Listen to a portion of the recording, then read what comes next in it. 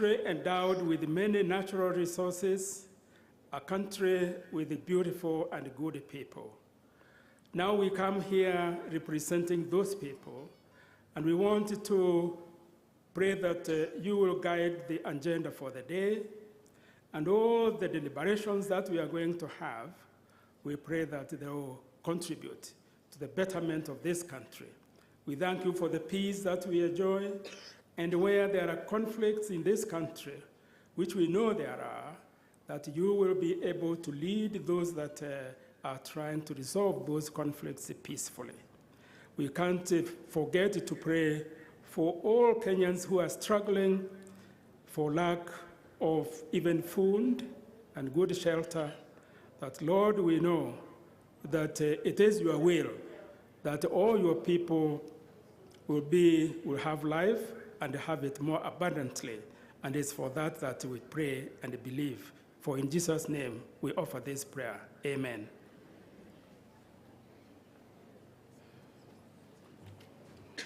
بسم الله الرحمن الرحيم إن الحمد لله نحمده ونصلي على رسول الله صلى الله عليه وسلم محمد ابن عبد الله بسم الله الرحمن الرحيم الحمد لله رب العالمين الرحمن الرحيم مالك يوم الدين إياك نعبد وإياك نستعين اهدنا الصراط المستقيم صراط الذين أنعمت عليهم غير المغضوب عليهم ولا الضالين آمين يا رب العالمين. O Allah, most merciful and most compassionate, we thank you for every favor, the infinite favors that you have continued to bless on each one of us. Continue to bless us as a nation and as a people of the Republic of Kenya. Lord, we thank you for the peace and stability and safety and security that we continue to enjoy, which has enabled us, each one of us, to go about their business, including all of us who have come here, congregated and assembled in this esteemed gathering of devolution. Lord, we thank you for the leaders you have given us. Continue to guide and bless them and protect them from all harm. Reconcile our nation, make it a nation that prospers and a nation that adheres to your will as the creator and sustainer of the universe. Lord, bless our president and all the leaders that are working with him, and give them the strength and fortitude to continue steering this nation into prosperity. Lord, bless those that are not in government in the other side of our democratic discourse. Bless them and guide them.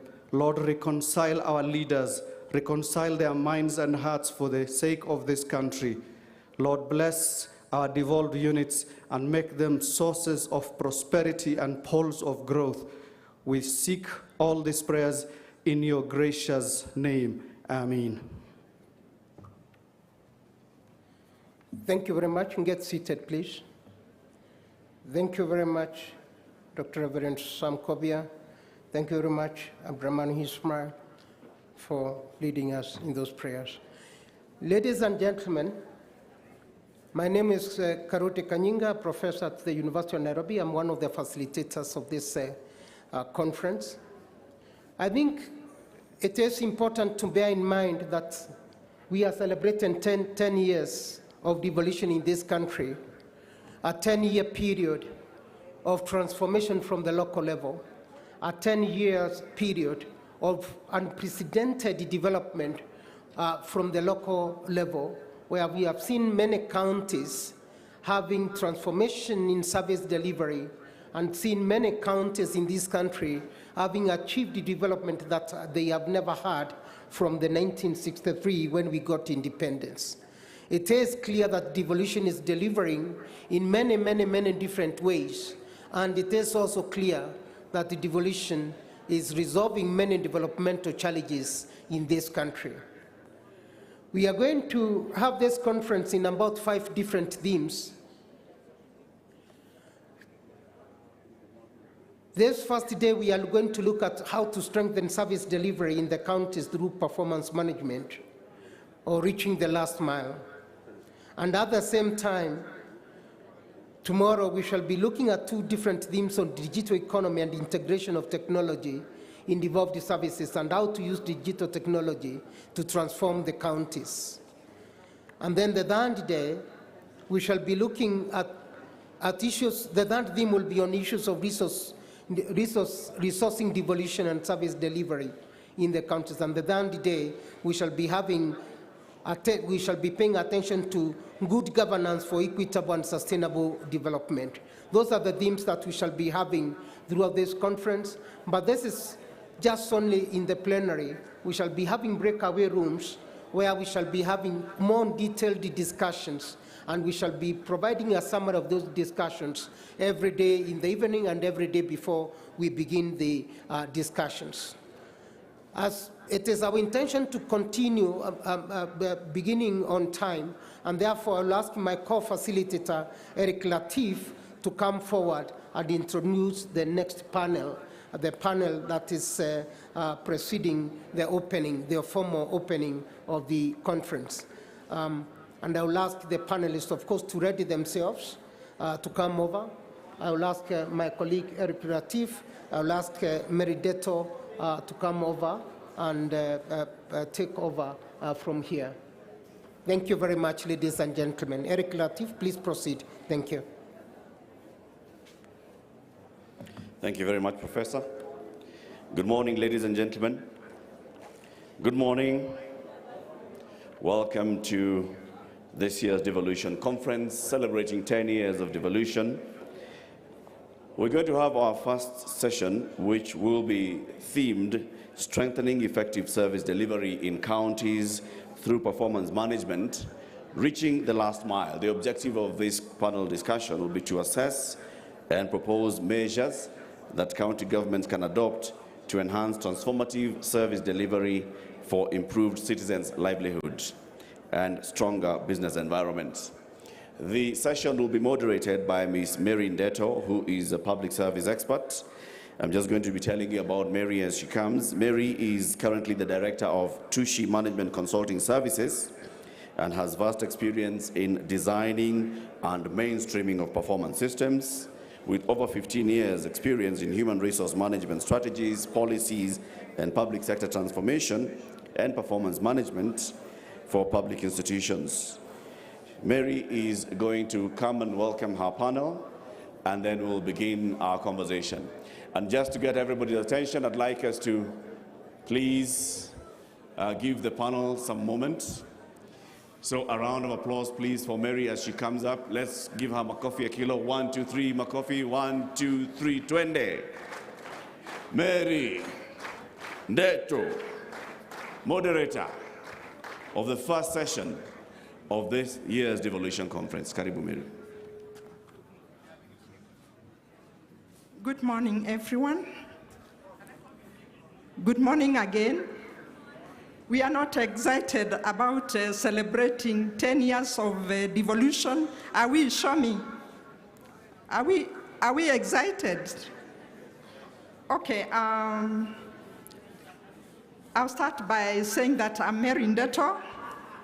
I will be moderating this session, which is on strengthening effective delivery in the counties through performance management, reaching the last mile. And the objective of this session is to assess and propose measures that counties could adopt to enhance transformative service delivery for improved citizen livelihood and stronger business environment. So we will start our session with a keynote address from Right Honorable Tony Blair, and this session is recorded.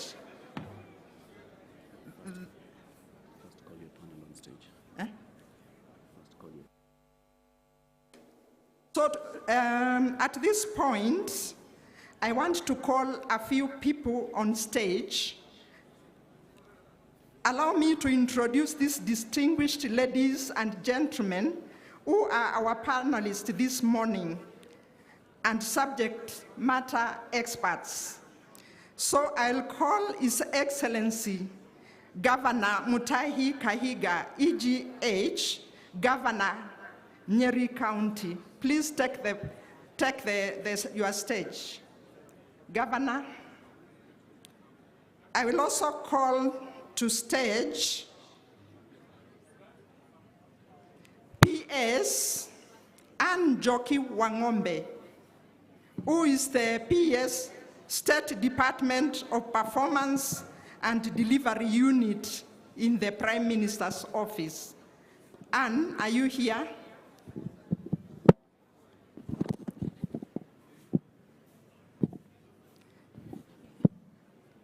So I will also call to stage Senator Recha Julius Murgo, the chairperson, Senate Standing Committee on Labor and Social Welfare. Are you there?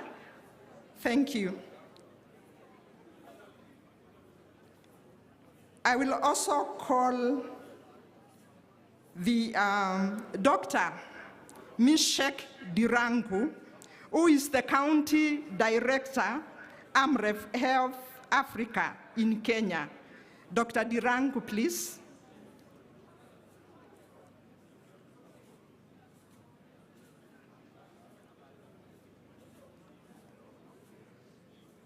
Are you there?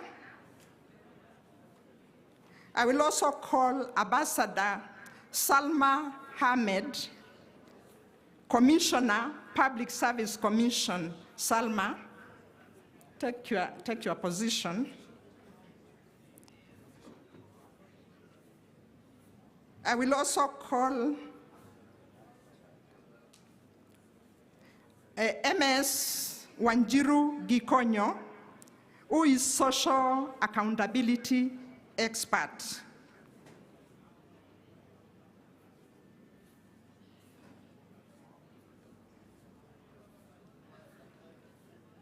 Last and not least, I'm going to call Honorable Philomen Kiplagat Sabulei, Chairperson, the County Assembly's Forum, and Speaker, County Assembly of Marakwet.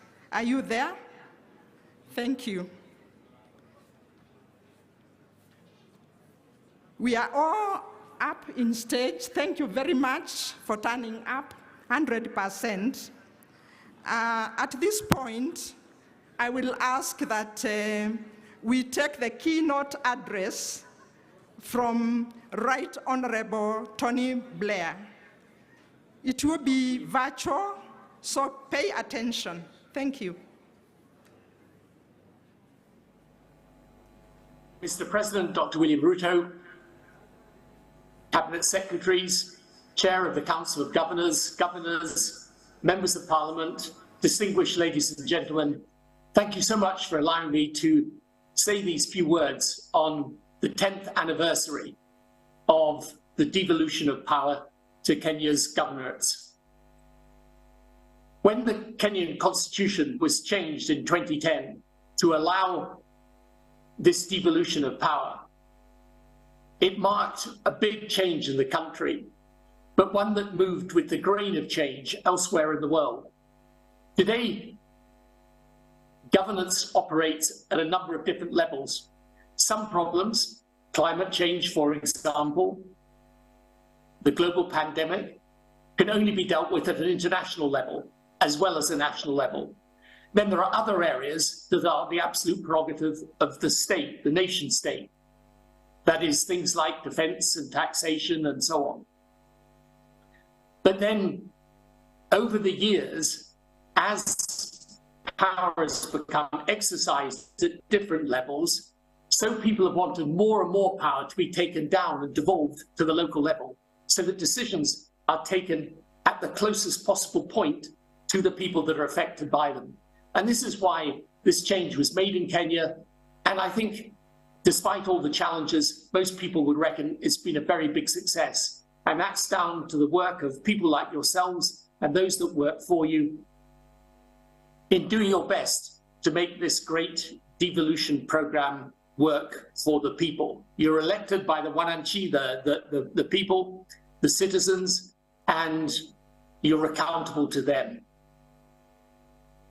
But the one thing that is clear, whatever level governance is exercised, is that the key challenge is always the same. It's delivery. It's getting things done. In my 10 years as Prime Minister of Britain, and then in the many years afterwards that I've spent helping governments around the world, I see very, very familiar challenges.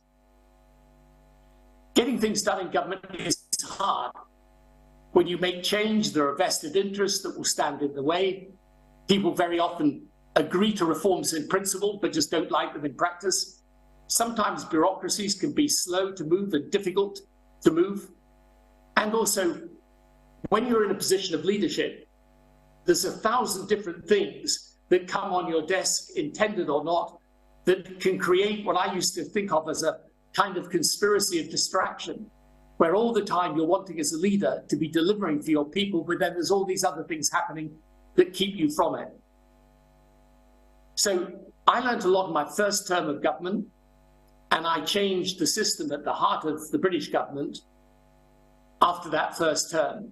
And the basic structure that I changed, which is to move from a situation where the purpose of the machine was simply to give advice to politicians, to a situation where the purpose of the machine was to deliver for the people. We constructed the first delivery unit, and these delivery units now proliferate all around the world, and they can operate at a national level and also, of course, at a regional or state level. But in doing so, I needed to refocus government and to change the way we operated. And I came to the conclusion that there were 4 elements, what I used to call the 4 Ps of good governance: prioritization, policy, personnel, performance management. And let me say a few words about each in turn. Prioritization is a very difficult thing to do in government. It's easy to say, but it's hard to do because, in a sense, everything you do is a priority. Everything matters. But in the end, if you're a leader and you know you've got a limited term in office, if you try to do everything, you'll likely end up doing nothing. So getting those key priorities, the 4 or 5 big things that you want to define your time as leader by, those are things that are absolutely essential to establish because they direct the system, they give it clarity, and they give it the command that it requires in order to work effectively. So prioritization is absolutely vital. Often I see reports, usually done by outsiders, which list hundreds of different things that need to happen in a country or in a region. The truth is, you'll never get all of them done, but you can, if you focus down on key priorities, get those at least done. The second thing is policy. And policy is tough. You know, I often speak with leaders and I ask them to describe their policy agenda, and they describe it, and I say to them, actually, what you've told me are ambitions. They're not policies. Now, ambitions are good things. We should all be ambitious, but it's not the same as a policy. A policy is a worked out, clear roadmap to deliver. In other words, it analyzes what the problem is, it organizes what the solution should be, and then it sets the stage for it to be delivered. But it's a tough thing to do, policy. The good news, though, is that around the world today, there are great examples of policy solutions that do work. People always think their own situation is unique. It really isn't. Someone, whatever problem you have, someone somewhere will be trying it and getting it right.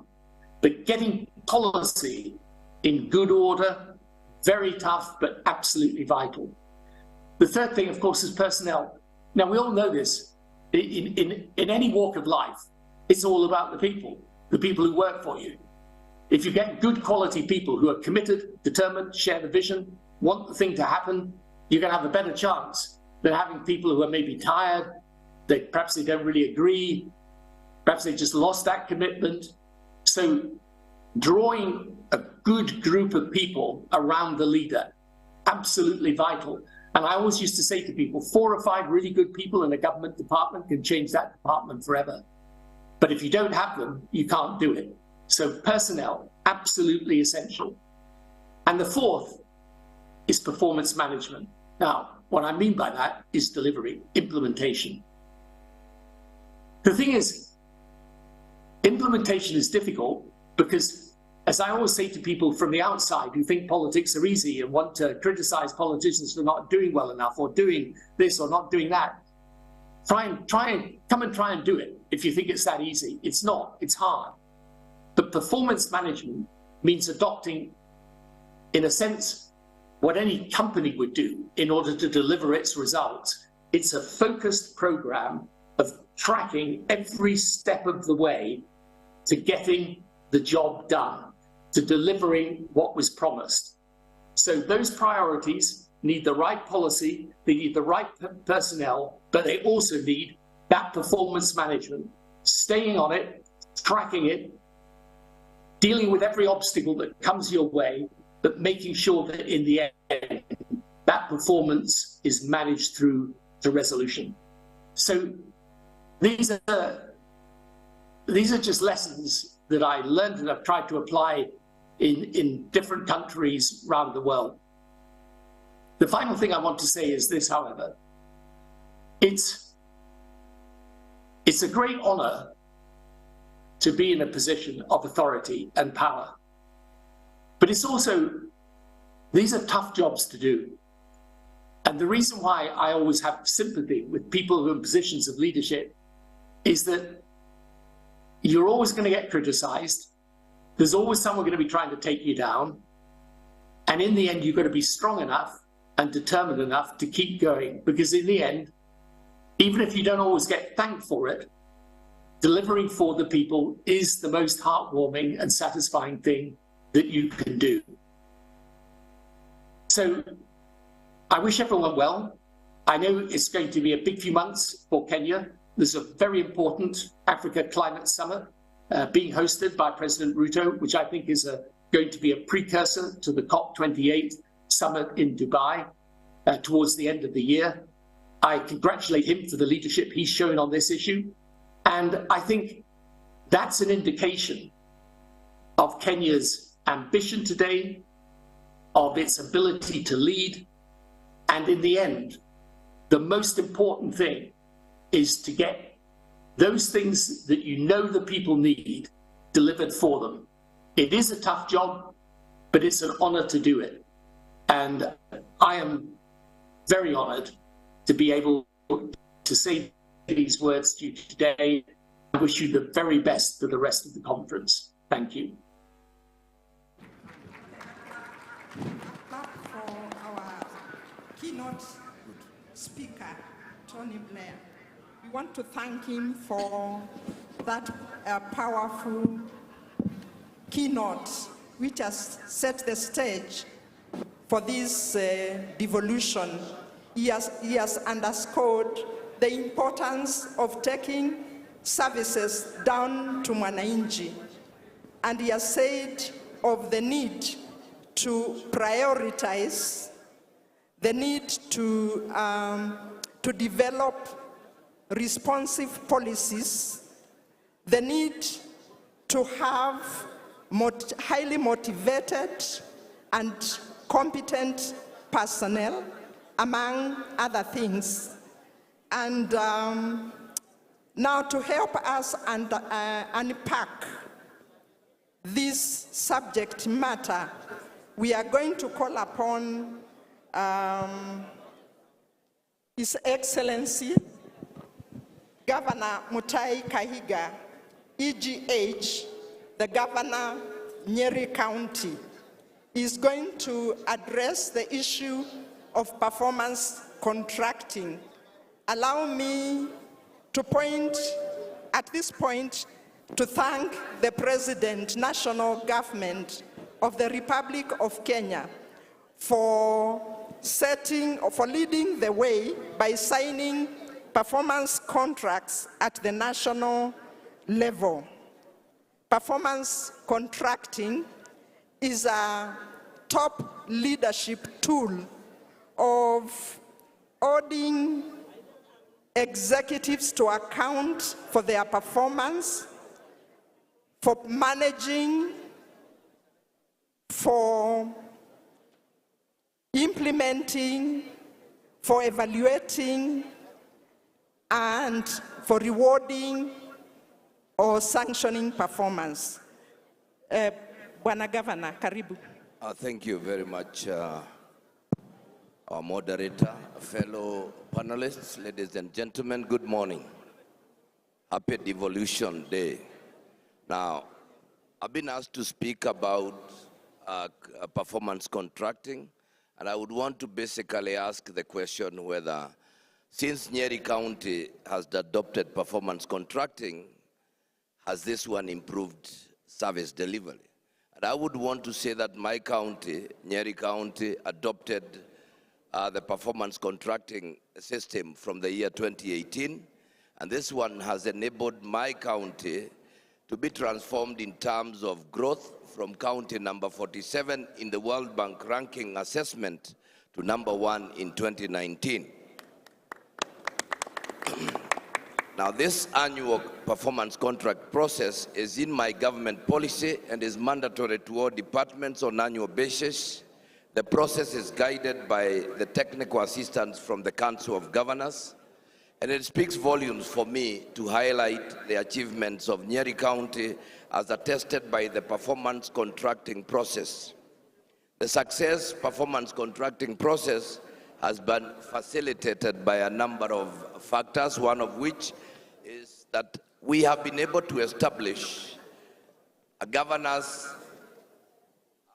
service delivery unit which monitors exactly what we are doing. And this unit has been headed by an expert in matters performance management who is among the pioneers of the performance-based management and measurement in Kenya. This unit supports in development of performance targets, negotiation and vetting of performance targets to ensure that performance indicators are aligned to our county integrated development plan, sustainable development goals, the SDGs, my manifesto, the sector performance standards, and the approved budget estimates for every financial year. Now, the unit ensures performance contracts are signed at the beginning of every financial year and cascaded to all levels, and supports the implementation of performance contracts through continuous capacity building, projects monitoring, and validation to ensure that what is reported is actually the situation, the correct situation on the ground. Let's hear from you, your experiences. Share with us your experiences and the lessons learned. Thank you very much. Just in 1 minute.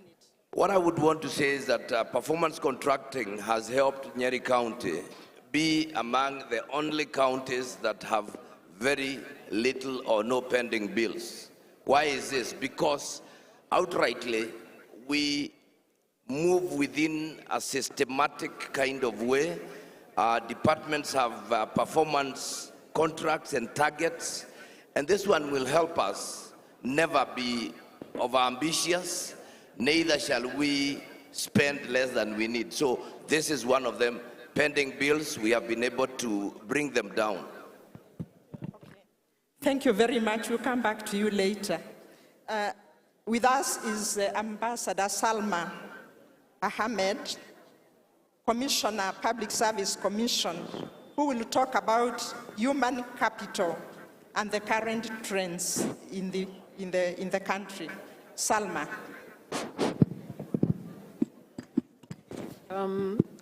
Thank you, Madam Moderator.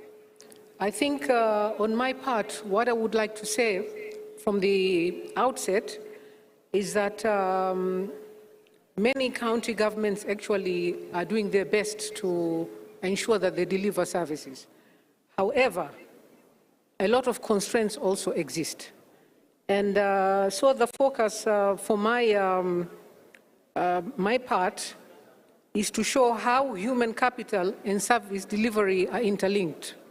And the question is, how can we leverage human capital to better serve the citizens? Because the citizen is always at the center of service delivery. So I will be addressing myself to that and talk about some of the challenges and the trends that exist today. Thank you. Okay, thank you very much, Ambassador Salma Ahmed. At this point, I'll call the PS, State Department of Performance Management,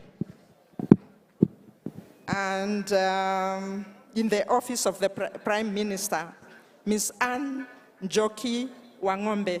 Karibu, Madam. Thank you very much.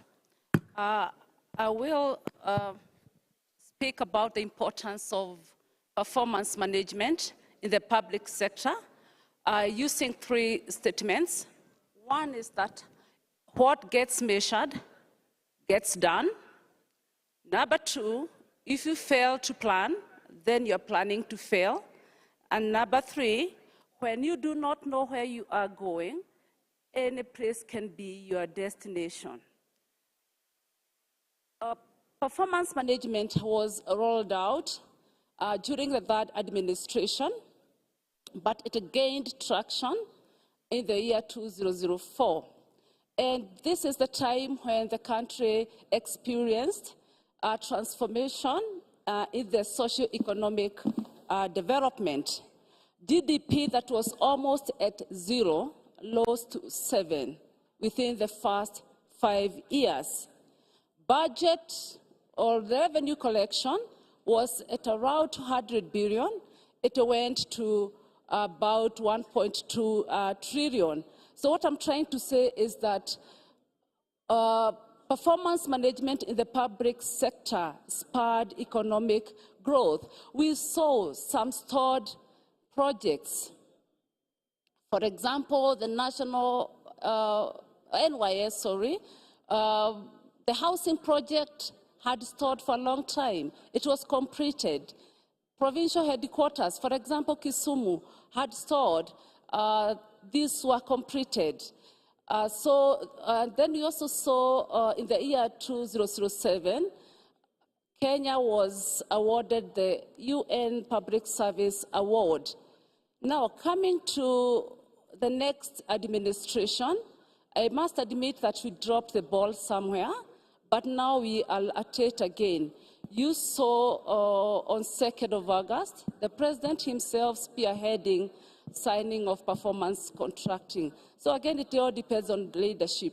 We are expecting that the economy is going to be spurred to great levels. Initially, some countries like US, India, and Singapore benchmarked with us. They came to learn from us. Now they are far ahead. But all is not lost. We are confident that we will get there. When we go to the counties, we can also see a lot of improvement as far as service delivery is concerned. However, a lot still needs to be done, and counties are determined to do a lot more to ensure that we have service delivery improved in the public sector. Okay, just before you leave the stage, can you tell us the strategies that your office is putting in place to cascade performance management to all counties in the country, given that the department has lean staffing? Thank you for your question. I must admit that we do not have a clear entry to the county governments. However, county governments have been contacting us, and we have been very, very helpful. We have been providing technical expertise, It's also good to mention that we are trying to find an entry point, and we are doing so by use of a bill that is, that is under preparation. And at the right time, we will go to the counties for your input because you are key stakeholders. I can also tell you that we are recruiting 50 experts in performance management, so that we will be able to give proper technical expertise to the counties. I can also confirm that we have automated system, performance management system, and the counties can plug into this performance system. Thank you. Thank you, PS. With us is the chairperson, the County Assembly's Forum, and speaker to the County Assembly of Elgeyo Marakwet. And we want to ask you, as an oversight organization, how are the county assemblies supporting counties in promoting effective, efficient, and sustainable service delivery? Honorable Kiplagat, please. So thank you so much, Madam Moderator, and my colleagues here as panelists, and everybody here today, good morning. I would like to look at the performance contracting, but most importantly on the service delivery and the role of the county assemblies. And first, I would want to make it very clear that the county assemblies, structured in the law and the constitutions, play a very integral role in the running of the county governments, the county governance, and all the services that are there in the county governments. I would say that county assemblies are the cornerstone and enablers of service delivery in the counties. And there are a number of ways in which the county assemblies as institutions have heavily played this role. One, on the part of legislative role, this is a tool in which the county governors and governments use to ensure that we direct and provide legal framework on how the resources and the programs of the counties are going to be run. You will agree with me that without the legal framework that guides the performance of the counties, there will be little to be done under the purview of the governance in the counties. Secondly, the county assemblies are placed as the oversight role and responsibility in the counties.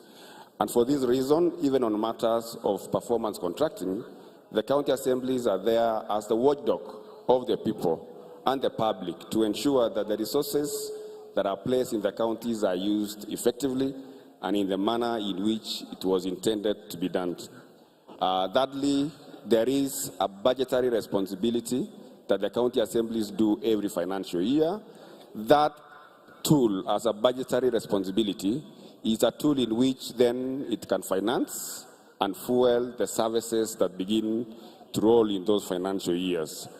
Finally, the passage of the planning policy documents in the counties, such as CIDP, ADP, spatial plans, are done by the county assemblies, which then gives the county government an opportunity to run those responsibilities under the guidance of those policy documents. So the county assemblies play a very integral role and are at the cornerstone of service delivery. And the challenges that faces the county assemblies under the current situation are things that the state and the legal framework should work on to ensure that we strengthen the performance of this very important institution. Thank you. Thank you very much, Chairman. We'll come back to you, time allowing. We want to come to Senator Recha Julius Murgo, who is the chairperson for Standing Committee on Labor and Social Welfare at the Senate. And we want to ask the Senate how Senate is ensuring that county governments' resources are disbursed in time for counties to implement programs and the projects. Senator, please, Murgo. Thank you very much, moderator, and good morning, everybody, including my fellow panelists. In this discussion that I'm presenting, I try to answer two questions or lingering questions that are in minds of people and maybe audience. That is, if Senate sees resource disbursement to counties translating into better service delivery to the people, and then secondly, how Senate tracks performance in services delivered to the counties. In trying to answer those questions, it is important that a county has performance management system in their organization or in their system. In this way, it enhances assurance of processes and efficiencies. And then also, secondly, is a service delivery that links the government, county government, and even national with the citizens. And so performance management has a strategy in organization that relates to the human resource, policies, culture, communication, and such systems that brings efficiency and effectiveness in delivering of the services. And then also in 2010 Constitution, it empowered counties to take charge of resources and deliveries at the lowest level in counties.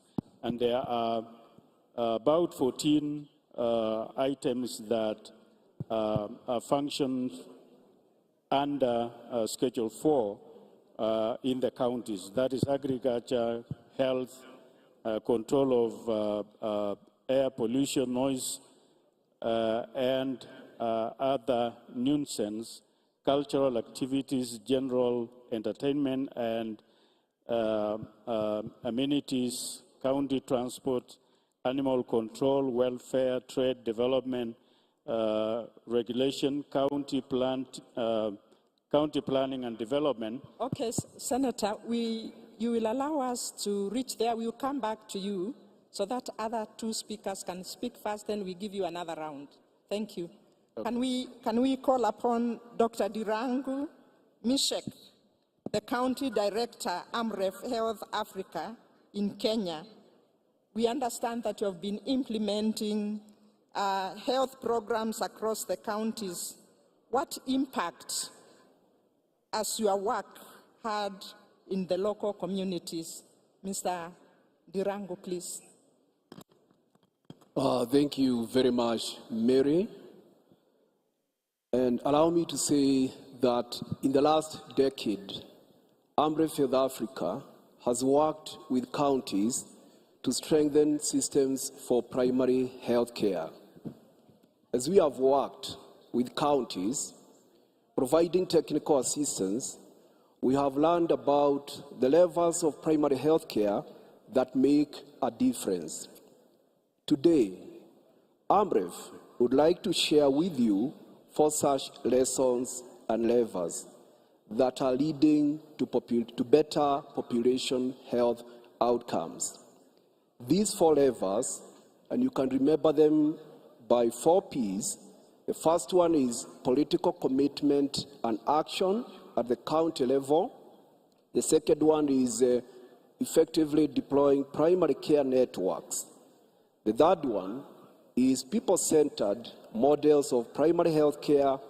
And the final one is precision public health premised on data science. And we would like to commend a number of counties that have made progress on all these 4. For Turkana County, they have demonstrated excellent political commitment and action through a better legislative environment, as well as budgeting and investing those funds in ways that have enabled the county bring down maternal mortality from more than 1,500 deaths per 100,000 live births to below 400. Would also like to commend Kwale County that has been a trailblazer with support from USAID and AMREF technical assistance in putting in place primary care networks. We have already seen very early results from the primary care networks there on reduction of number of maternal deaths. And our primary care networks becomes effective when we invest in 4 areas that also the national government is supporting. That is financing, human resources for health, data, as well as commodity security. On the third level, people-centered models of primary health care would like to commend counties like Meru County, Turkana County, and the 12 counties in western part of Kenya where malaria is endemic. They have brought out models like the Kimormol, One Health approach. Michelle, yeah. Half a minute. Like the Kimormol One Health approach, malaria testing at household level by community health promoters, as well as integration of non-communicable disease control into routine care. And finally, on the 4th level, precision public health, building on data, would like to commend counties like Vihiga and others that are working to eradicate neglected tropical diseases for deploying granular mapping surveys superimposed on geographic information systems to reach populations most affected by NTDs, and demonstrating that indeed we could end NTDs by 2030. Thank you. Thank you very much. At this point, I want to call upon Wanjiru Gikonyo, the social accountability expert, to tell us that one of the objectives of devolution in Article 174 is social economic development and provision of easily accessible services throughout Kenya. Let us know to what extent has the county governments adhered to this promise. Thank you. Thank you very much. Looking at a 2021 report by the World Bank, that's one of the most comprehensive reviews that have been done of service delivery under devolution. The findings show that despite the Big Bang devolution, which people feared would cause services to collapse, services did not collapse. And counties have been able to maintain the level of service delivery that was there pre-devolution. Further to that, they've been able to extend service delivery to areas that were not previously reached. However, there are still gaps. Some sectors have fared better than others. Health has fared better. Rural water, early childhood development, those sectors have fared better. Agriculture and urban services have not fared as well, and there are gaps. And some of these gaps hinge on an item that's being mentioned here, which is personnel. Lack of adequate personnel in the right place for the right purpose. So the balance between the technical, the frontline, and the administrative staff is not struck well. A lack of standards and sectoral policy is also undermining the ability of county staff to deliver and be monitored for their performance. the absence of an effective performance management framework, and especially the monitoring and evaluation, the data required to do performance monitoring is not available, or those systems are not set up and resourced and prioritized in most of the counties.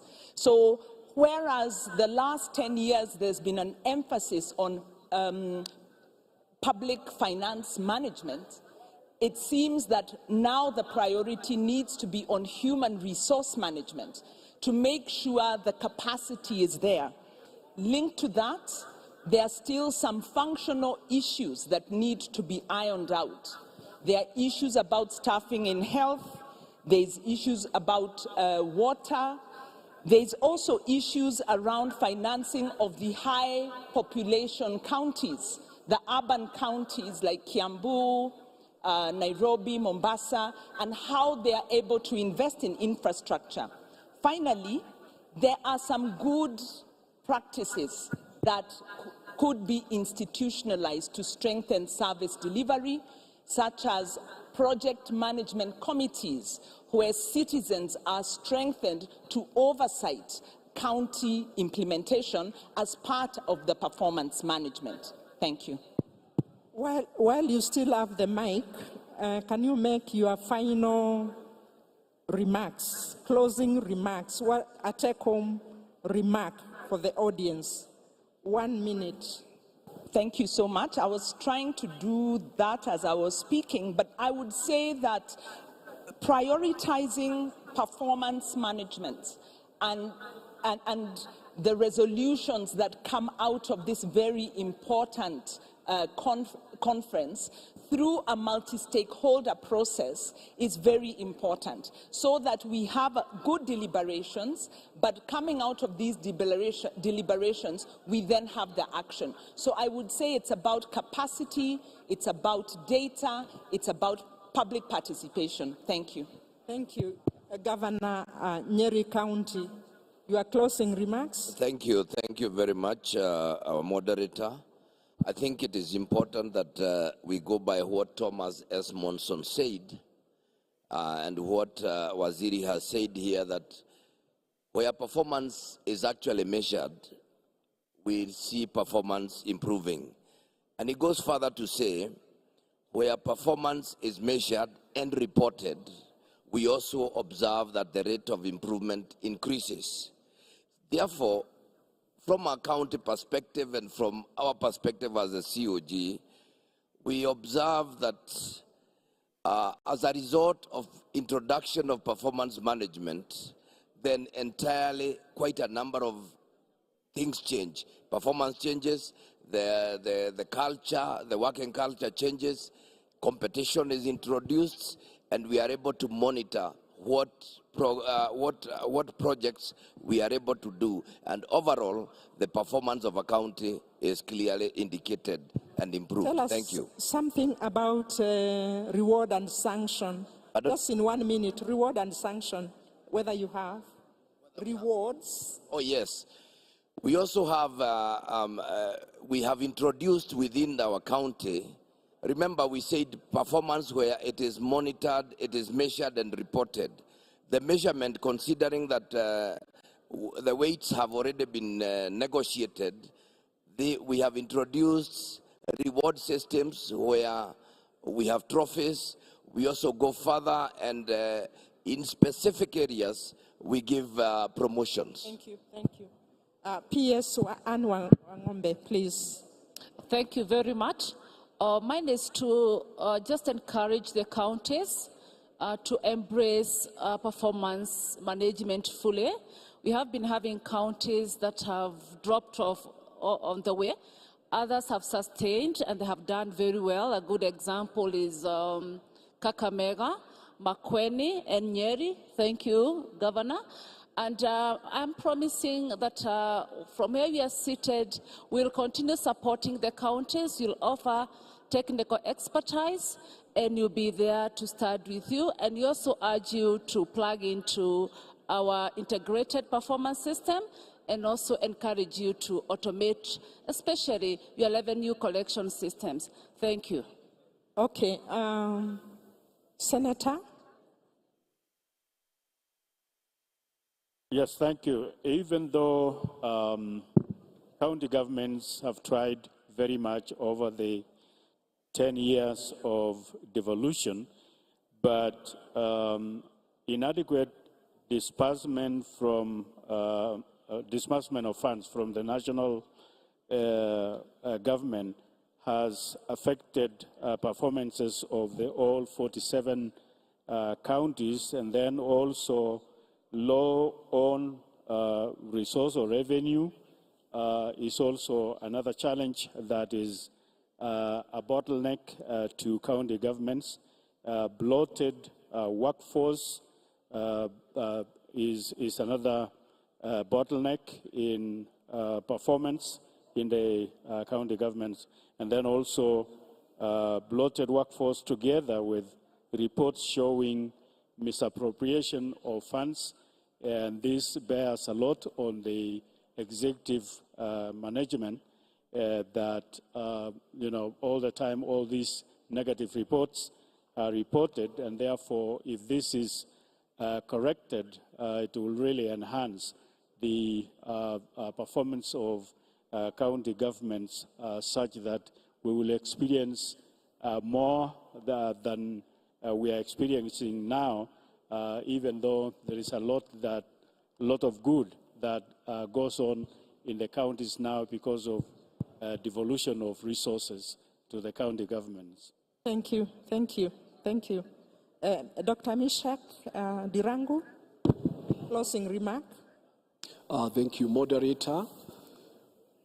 We congratulate Amref Africa, congratulates all the counties that have implemented effective levels of primary health care.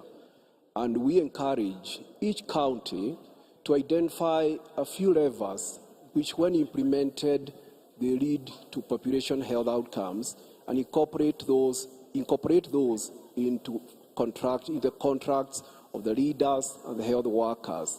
Such levels, as I said, include political commitment and action demonstrated by things like legislation and budgeting, precision public health, people-centered models of care like integration and very locally relevant primary care models, and resourcing primary care networks. If we do that as a country, we can achieve big bets by 2030. And such big bets include, number one, we could lower maternal deaths to below 100 maternal deaths per 100,000 live births. Number two, we could add certain diseases like malaria amidst the climate crisis before it becomes devastating. Number three, we could add selected neglected tropical diseases like schistosomiasis, lymphatic filariasis, and even intestinal worms. And number four, and finally, we can flatten the non-communicable disease curve before it cripples. The complications of those diseases cripple our health systems. What levers are those that each county needs to apply? Thank you. Okay, Salma. To address the human capital challenge, it is important for county public service boards and the national government too to ensure that they embrace uniform norms and standards. That currently is lacking. And without embracing uniform norms and standards, including the values and principles of governance and values and principles of public service, we cannot have a unified and harmonized and standardized HR management and processes. So I would urge that county public service boards perhaps can take advantage of the information that we have put on our portal that has stipulated all the legal HR instruments, and in that way, they would be able to strengthen HR at the county level. Thank you. Thank you very much, Speaker. Elgeyo Marakwet, yeah. My closing remarks will be that having underscored the role of the county assemblies as the cornerstone and enablers of service delivery in the counties, it is important we appreciate that fact and continually support the strengthening of the county assemblies and ensure that they are enablers and players in the devolution space. In an event such as this, members of county assemblies cannot just be merely participants, but should be players, and part of the discussion that shapes devolution in this country. Otherwise, in terms of service delivery, I think that most counties are on track, and we want to congratulate them being the oversight institutions, and we look forward to working very closely with governors and COG to ensure that our people in Mashinani get the services they deserve. Thank you so much. Okay, thank you very much. Now for closing remark, final for you. Any? Do you have any? We cut you short. Gikonyo. Yes. In looking through and reflecting on this human resource management gap, personnel gap, there is an opportunity for counties to work at the regional level with the regional blocks to build capacity there around policy making, around the technical expertise that is needed at the county but is too expensive for respective counties. So the next 10 years, we need to see more interdependence and cross-county mobility and sharing of human resource. So that's one idea that really came out strongly.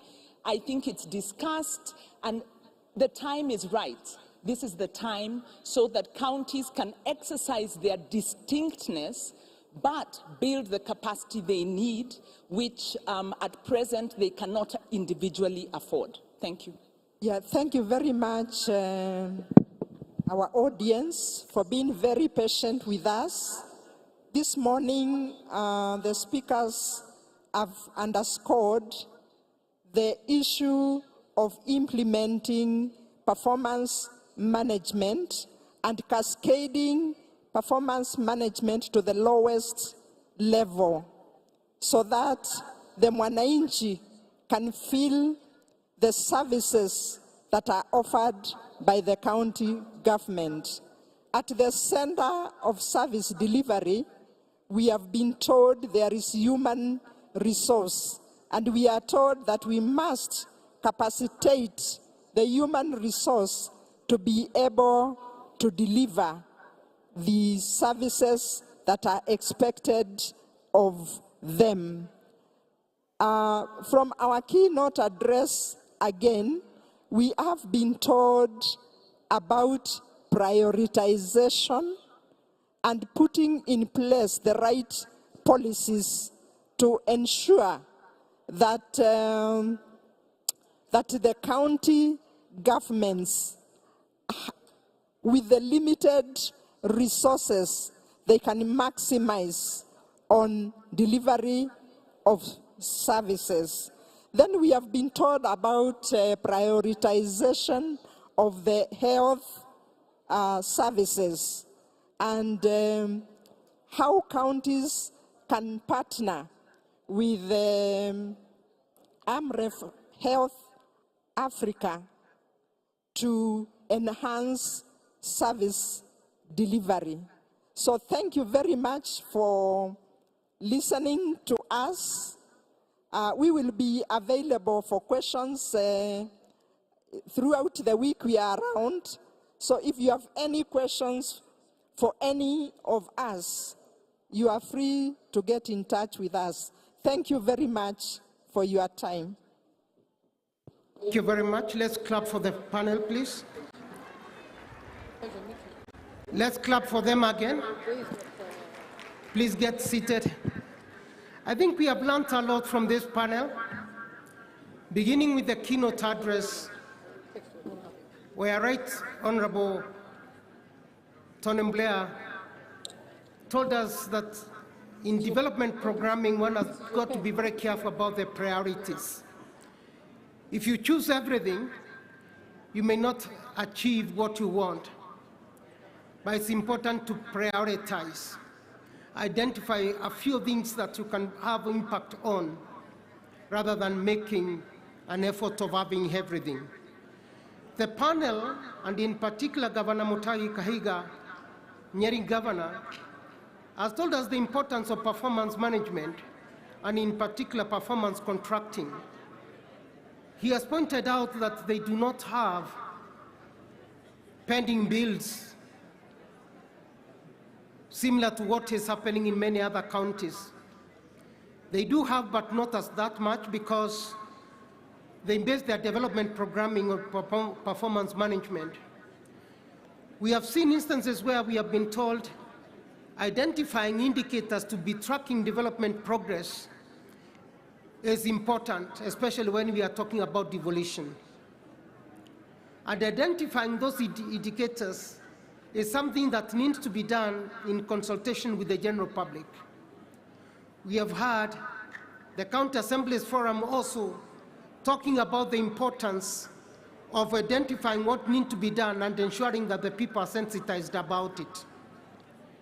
These are issues that we are going to be paying attention to later on during the course of these discussions from today to Friday.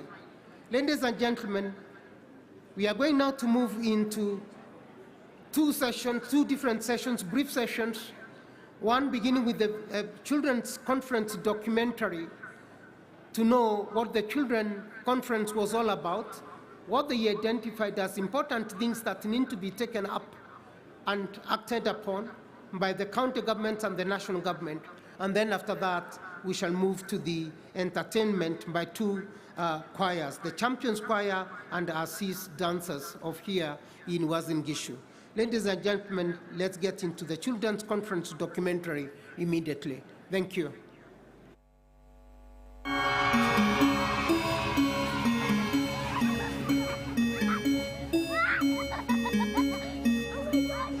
Hello, my name is Amanda. I am 10 years old as Devolution in Kenya. Before I was born, everything was being done in Nairobi. This made it difficult for children from other parts of the country to get services such as health, education, and clean water. But when making the 2010 Constitution, Kenyans, including children, said it is important to have services available to everyone and everywhere. So, the country was divided into, can you guess how many counties? Yes, 47 counties as shown on this map. In 2013, during the general elections, Kenyans voted for their first governors, deputies, and MCAs. So this year, all county governments are 10 years old, just like me. On health, counties have made it easy for us to get health care.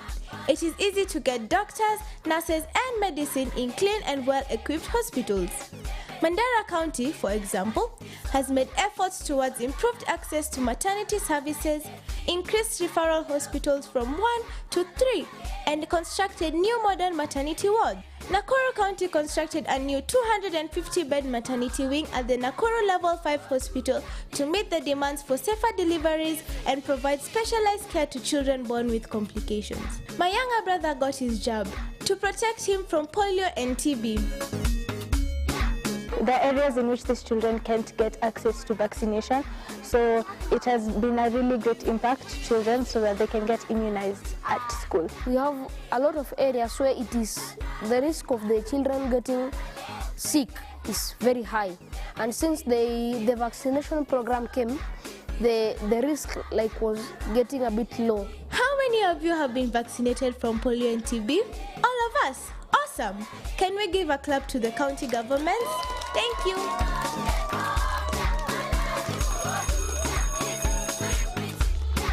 On education, talking of my younger brother, the county government has made sure he has a beautiful school with really good teachers and lots of toys and books. Tables, chairs, charts. It has helped in building ECD classes, employing the teachers of ECDE. In a girls' school, it has helped in giving the girls sanitary towels. 77% of children who are supposed to be in schools are enrolled in early learning centers. Also, The county works with the Ministry of Education to make sure those of us who don't have money are able to go to schools by providing scholarships. I'm a beneficiary of county. I'm being sponsored by county since I finished my class 8 KCP. Something awesome that counties have also done is to make sure all children go to school, even those who are differently abled. They have done this by improving the construction and renovation of schools, parks and recreational centers with features such as ramps, handrails and accessible toilets to ensure children with disabilities can navigate these spaces independently. Since devolution began, Kenyans have enjoyed essential services which have been brought near them. The digital space is our new reality. To ensure that we are prepared for this new world, county governments provide training programs to students including children in pre-primary, teachers and community members with the aim of enhancing their digital skills. The county government has improved service delivery by introduction of new learning materials which involve technology like the tablets we use in the resource room. We cannot learn if we are hungry. Our governors are very caring and so they have ensured that we have food in schools. For example, the Garissa County government gives children a meal every day. The county government of Nairobi has started a program called Dishi Poa for all children enrolled in public primary schools and public ECDE centers. Huku Garissa County government imesaidia watoto kulipia fees, pia imesaidia kuwapea chakula na inasaidia watoto wenye hawana wazazi mayatima. In agriculture, where does food come from?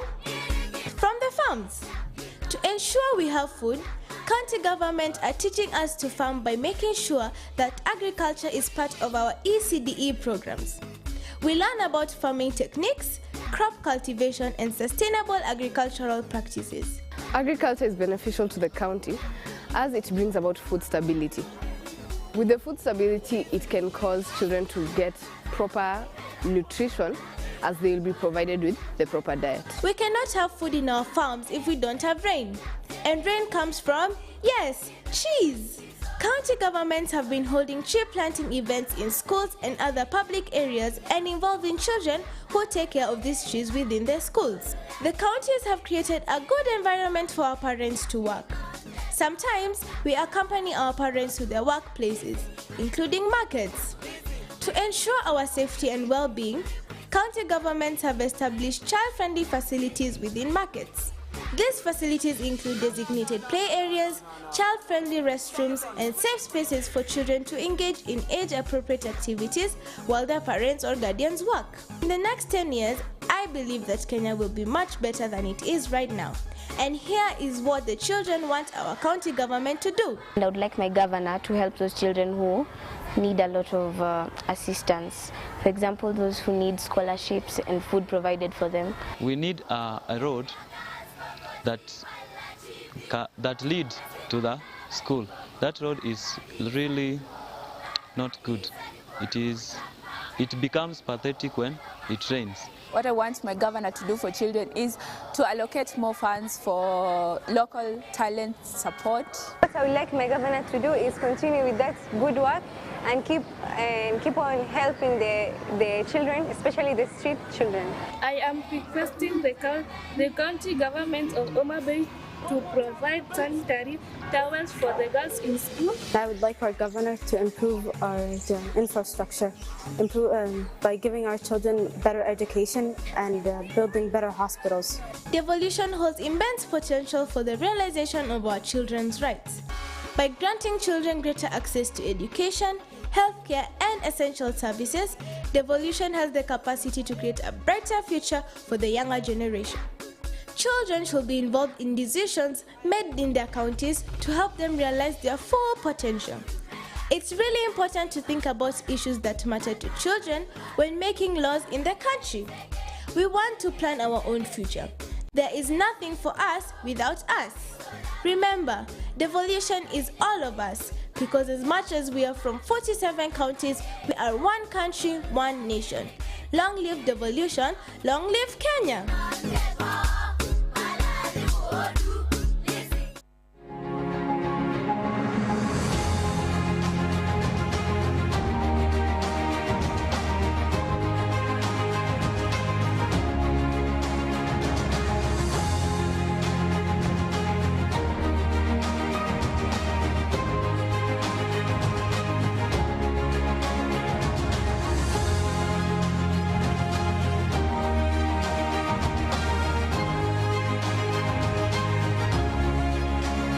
Utagatin tugul eng Eldoret City nebo Champions.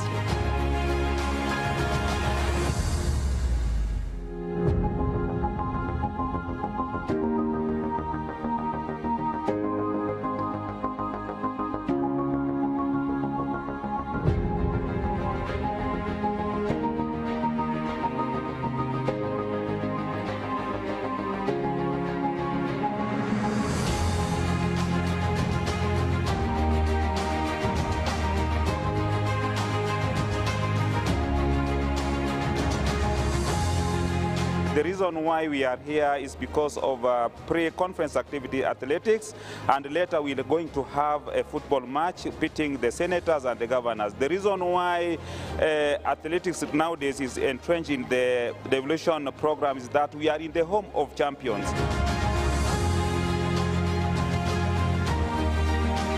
This race is going to be participated also by all the governors, all the senators who are present. Tumekuja hapa kwa hii mbio, nimeleta wazee na wazee huwa wakiwakilisha Kenya na watakimbia vizuri sana. Hata kuna wazee veterans ambao wanakimbia full marathon hapa, kuna wenye wanakimbia half marathon kama mimi, na kuna wenye wanakimbia 10 kilometers na track and field events. Nataka ning'ang'ane niingie top 10. Yeah. At least top 10 tapata something yani poa.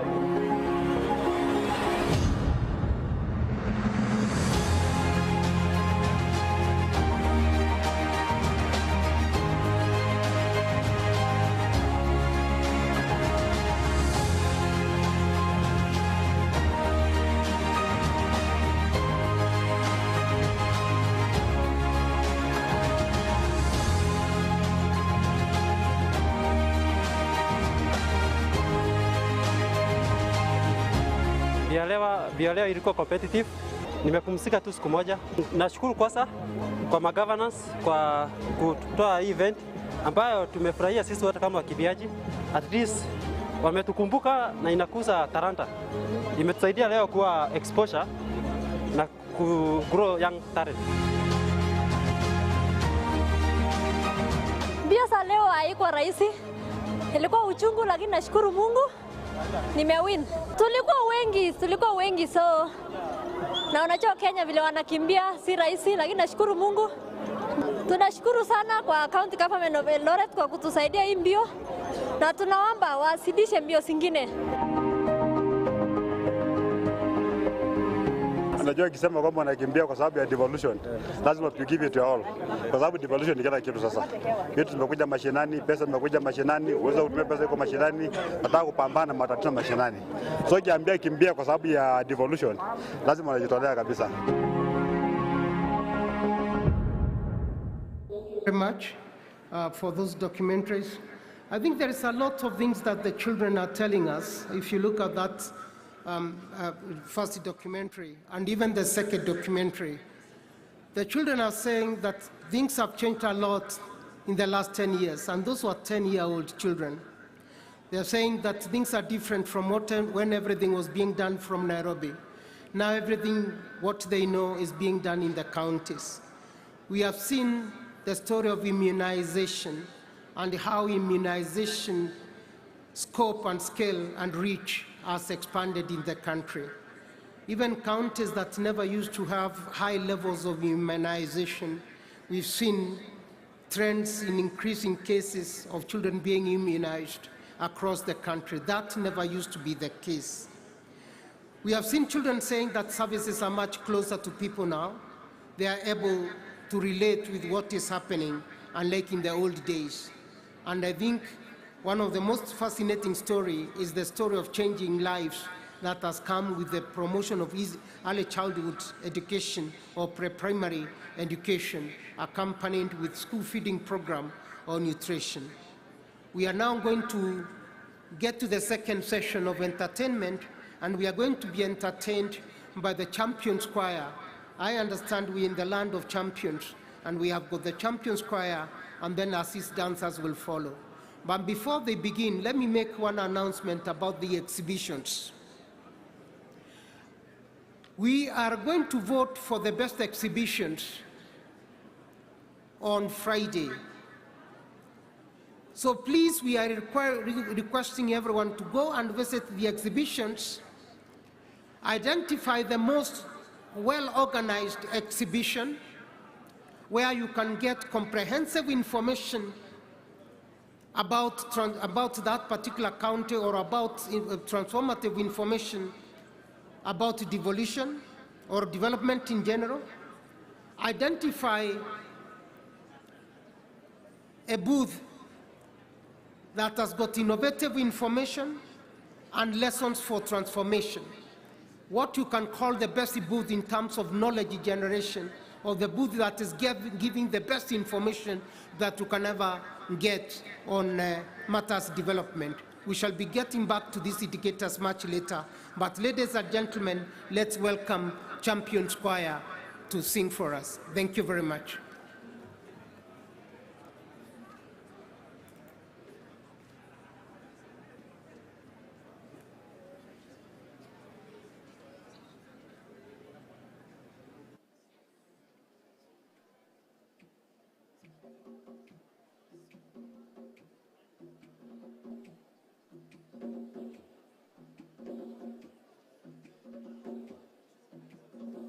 Ninaipenda nchi yangu Kenya, taifa langu kweli lavutia. Ni mzalendo kweli tailinda, taifa langu nchi yangu. Ninaipenda nchi yangu Kenya, oh lavutia. Ni mzalendo tailinda, taifa langu nchi yangu. Ninaipenda nchi yangu Kenya, oh lavutia. Ni mzalendo tailinda, taifa langu nchi yangu. Na madaraka tumeshalepata, tujitambua sisi tu wa Kenya. Uzalendo tutajivunia tukiishi kwa umoja. Na ugatuzi tumeuona, kimaendeleo tumepiga hatua, nafasi bora kwa jinsia zote, hatua nchini Kenya. Na ugatuzi tumeuona, kibiashara tuko mbele, uchumi wetu imarika, maisha bora kwa kizazi chetu. Yelele, yelele, yelele mama, yelele, yelele, yelele mama, yelele, yelele, yelele mama, yelele, yelele, yelele mama. Fanyeje kulinda Kenya, fanyeje kulinda Kenya, nchi nzuri iliyobarikiwa. Ungane kwa pamoja, tuijenge Kenya yetu, nchi nzuri iliyobarikiwa. Ukabila, ubinafsi, ufisadi, tukomeshe kweli kweli. Mtepote mchovu ashindwe.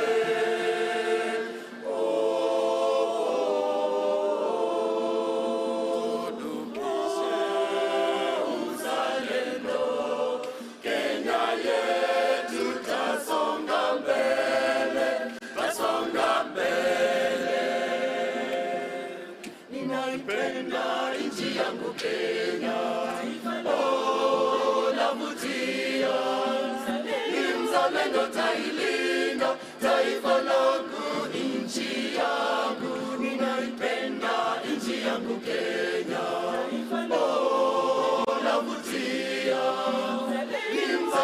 utailinda taifa langu, nchi yangu.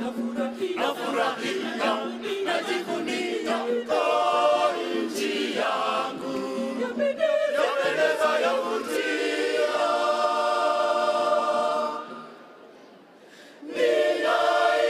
Ninaipenda nchi yangu.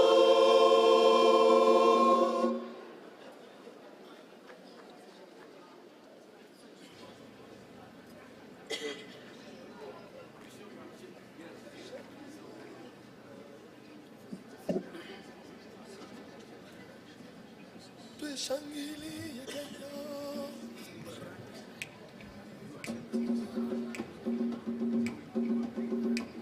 Tuishangilie Kenya, taifa letu tukufu, Kenya tunayoipenda. Tuishangilie Kenya, taifa letu tukufu, Kenya tunayoipenda. Kenya nchi tunayoipenda. Kenya nchi tunayoipenda. Tumekomboa Kenya, taifa letu tukufu, tumebadili mwendo. Hatutaki matata Kenya, hatutaki matata Kenya. Wenzangu, hatutaiacha milele. Wenzangu, Kenya kipenzi chetu, hatutaiacha milele. Oh, Kenya kipenzi chetu, wananchi wa Kenya, hatutaacha Kenya daima na milele. Kenya kipenzi chetu, hatutaiacha milele. Oh, wenzangu, Kenya kipenzi chetu, hatutaiacha milele. Oh, sitaiacha Kenya nchi yangu. Mimi ni mwana Kenya daima, na nikienda ng'ambo nitarudi. Mimi ni mwana Kenya daima, sitachochea kamwe ukabila. Mimi ni mwana Kenya daima, kweli na majirani wangu nitalinda. Mimi ni mwana Kenya daima. Wenzangu, Kenya kipenzi chetu, hatutaiacha milele. Oh, wenzangu, kipenzi chetu, hatutaiacha milele. Oh, tushangilie Kenya, taifa letu tukufu, Kenya tunayoipenda. Tushangilie Kenya, taifa letu tukufu, Kenya tunayoipenda daima.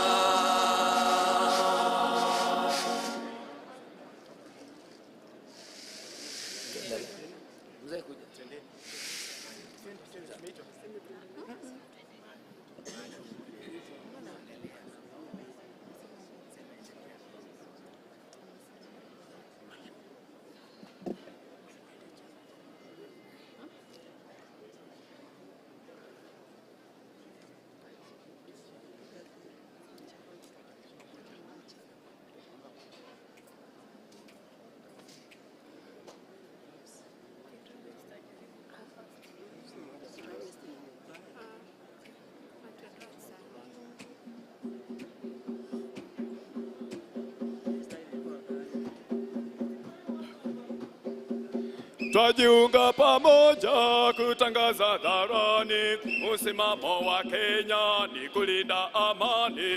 Twajiunga pamoja kutangaza hadharani msimamo msimamo wa Kenya ni kulinda amani. Twajiunga pamoja wananchi wa Kenya, msimamo wa Kenya ni kulinda amani. Twajiunga pamoja kutangaza hadharani, msimamo wa Kenya ni kulinda amani. Mzalendo kamili popote ulipo, tangaza amani kwa Mkenya mwenzako. Mzalendo kamili popote ulipo, tangaza amani kwa Mkenya mwenzako. Mzalendo kamili popote ulipo, tangaza amani kwa Mkenya mwenzako. Mzalendo kamili popote ulipo, tangaza amani kwa Mkenya mwenzako. Twajiunga pamoja kutangaza hadharani, msimamo wa Kenya ni kulinda amani. Twajiunga pamoja kutangaza hadharani, msimamo wa Kenya ni kulinda amani. Kenya yangu, nchi yangu, naipenda Kenya yangu. Kwa ukweli wazalendo tulinde amani Kenya. Kwa ukweli wazalendo tulinde amani Kenya. Kwa ukweli wazalendo tulinde amani Kenya. Kenya yangu, nchi yangu, naipenda Kenya yangu. Kwa ukweli wazalendo tulinde amani Kenya. Kwa ukweli wazalendo tulinde amani Kenya. Kwa ukweli wazalendo tulinde amani Kenya. Kenya yangu, Kenya, Kenya tulinde amani, amani Kenya. Kenya, Kenya tulinde amani. Mwana Kenya kumbuka, tangu tuwe uhuru, nchi yetu ina sifa ya uongozi wa amani. Nchi yetu ina sifa ya uongozi wa amani. Amani mwana Kenya kumbuka, tangu tuwe uhuru, nchi yetu ina sifa ya uongozi wa amani. Nchi yetu ina sifa ya uongozi wa amani. Nchi yetu ina sifa ya uongozi wa amani. Kenya yangu, Kenya, Kenya tulinde amani, amani Kenya. Kenya, Kenya tulinde amani. Ukienda pwani kwetu, omba amani, watu wa pwani tatangaza amani. Ukienda pwani kwetu, omba amani, watu wa pwani tatangaza amani. Ukienda Nairobi, omba amani, watu wa Nairobi tatangaza amani. Kati mwa Kenya kule, omba amani, watu wa Kenya tatangaza amani. Kati mwa Kenya kote, omba amani, watu wa Kenya tatangaza amani. Rudi mashariki kwetu, omba amani, watu mashariki tatangaza amani. Nenda magharibi kwetu, omba amani,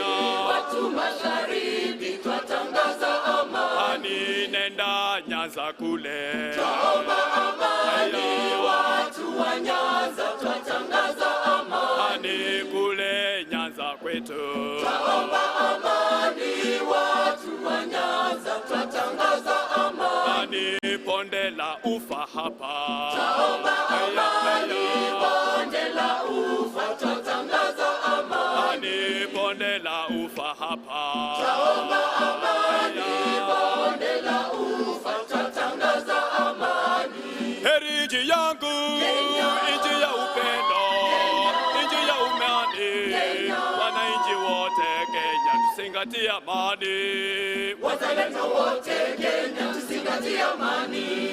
Wazalendo wote Kenya tuzingatie amani. Kenya imesitawi, Kenya imesitawi, Kenya imesitawi kwa mwito wa amani. Kenya imesitawi, Kenya imesitawi, Kenya imesitawi kwa mwito wa amani. Haya, heri nchi yangu, nchi ya amani, nchi ya upendo. Wazalendo wote Kenya tuzingatie tuzingatie amani. Wazalendo wote Kenya tuzingatie amani. Wazalendo wote Kenya tuzingatie amani. Tushangilie Kenya, taifa letu tukufu, Kenya tunayoipenda. Tushangilie Kenya, taifa letu tukufu, Kenya tunayoipenda. Kenya nchi tunayoipenda. Kenya nchi tunayoipenda. Tumekomboa Kenya, taifa letu tukufu, tumebadili mwendo. Hatutaki matata Kenya. Hatutaki matata Kenya. Anayependa Kenya ajitengane na mambo yenye kuvunja amani. Hatutaki matata Kenya. Hatutaki matata Kenya. Wenzangu, wenzangu, Kenya kipenzi chetu, hatutaiacha milele daima. Oh, wenzangu, Kenya kipenzi chetu, hatutaiacha milele daima. oh, Kenya ni mama yangu, Kenya ni baba yangu, na nitabaki Mkenya daima na milele. Kenya kipenzi chetu, hatutaiacha milele daima. Oh, wenzangu, kipenzi chetu, hatutaiacha milele daima. oh, sitaiacha Kenya nchi yangu. Mimi ni mwana Kenya daima. Na nikienda ng'ambo nitarudi. Mimi ni mwana Kenya daima. Mimi sitapotoshwa tena na wabaya. Mimi ni mwana Kenya daima. Na ujirani mwema nitatunza. Mimi ni mwana Kenya daima. nitapokea wote nao wema. Mimi ni mwana Kenya daima. Na ushirikiano nitatunza. Mimi ni mwana Kenya daima. Wenzangu, Kenya kipenzi chetu, hatutaiacha milele. Oh, wenzangu, kipenzi chetu, hatutaiacha milele. oh, tushangilie Kenya, taifa letu tukufu, Kenya tunayoipenda. Tushangilie Kenya, taifa letu tukufu, Kenya tunayoipenda. Daima.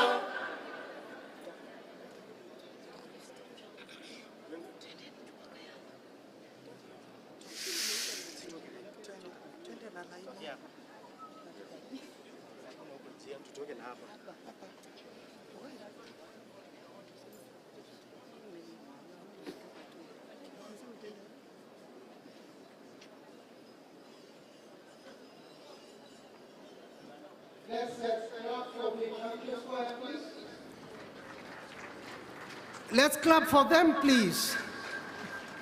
Thank you very much. The next group that is coming on stage is ASIS dancers from here in Uasin Gishu. ASIS choir, ASIS dancers from here in Uasin Gishu. Please come in. ASIS dancers, come in.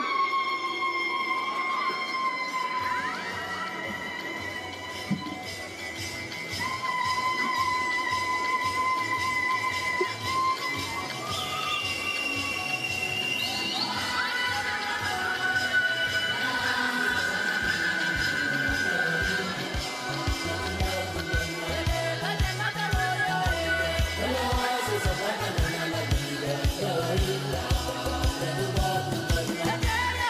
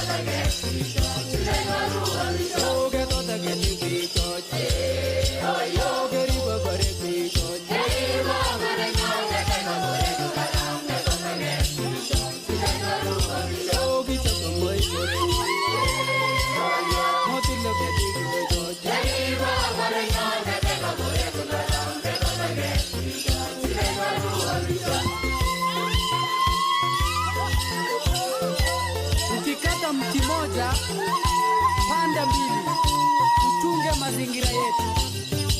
One mi gore su gore nyon, mi to gurjo i gore nyon.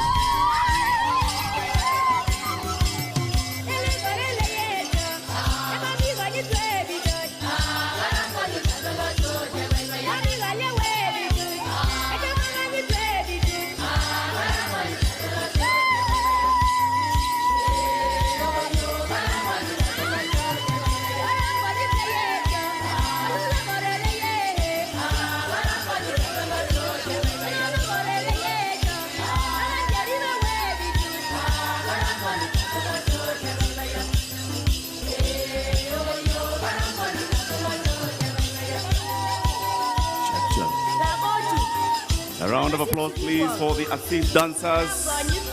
Applause for the assist dancers, please. Recognize them. Ladies and gentlemen, what you're seeing on the screen is the president at the commemoration of the tree growing initiative. After that, dancers, you don't have to leave. You'll still play one more. Assist dancers, you'll still play one more for us. When the president leaves the tree planting and the tree growing initiative, he will come and tour our exhibitions, and then he will join us here at the plenary. So ladies and gentlemen, just hold on. Our program will begin shortly. His Excellency the President is now departing the tree growing initiative, where he's planted trees and commemorated our tree growing initiative for the country. Shortly, he'll be arriving at these grounds, where he will first tour the exhibition stands and see the various exhibitors, and we'll also encourage all of you, please, visit the exhibition stands. There are very many counties and other partners who are exhibiting. Visit those stands and see what they have to offer. And then we'll kindly ask you to vote for what you consider to be the best exhibition at this year's Devolution Conference. The winners will get something. They'll be rewarded with something. So ladies and gentlemen, again, let's now welcome back on stage the champions, who will be coming to give us one or two numbers as we wait for the president's arrival. Champions, welcome. Oh, the assist dancers are still on stage, yes. And the assist dancers are asking, if you're feeling that you like to dance, please feel free to join them and dance. Assist dancers, one more time.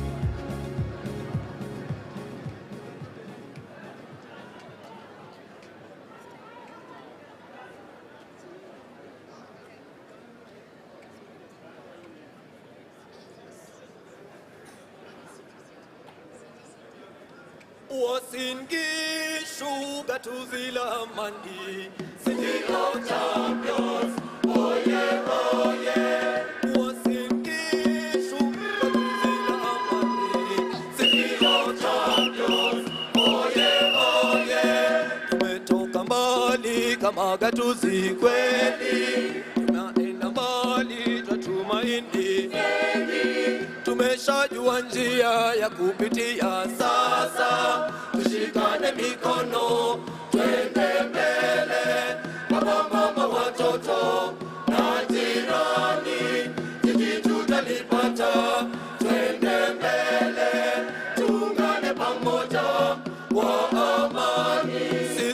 sote sasa tushikane mikono twende mbele, baba mama watoto na jirani, jiji tutalipata, twende mbele tuungane pamoja kwa amani.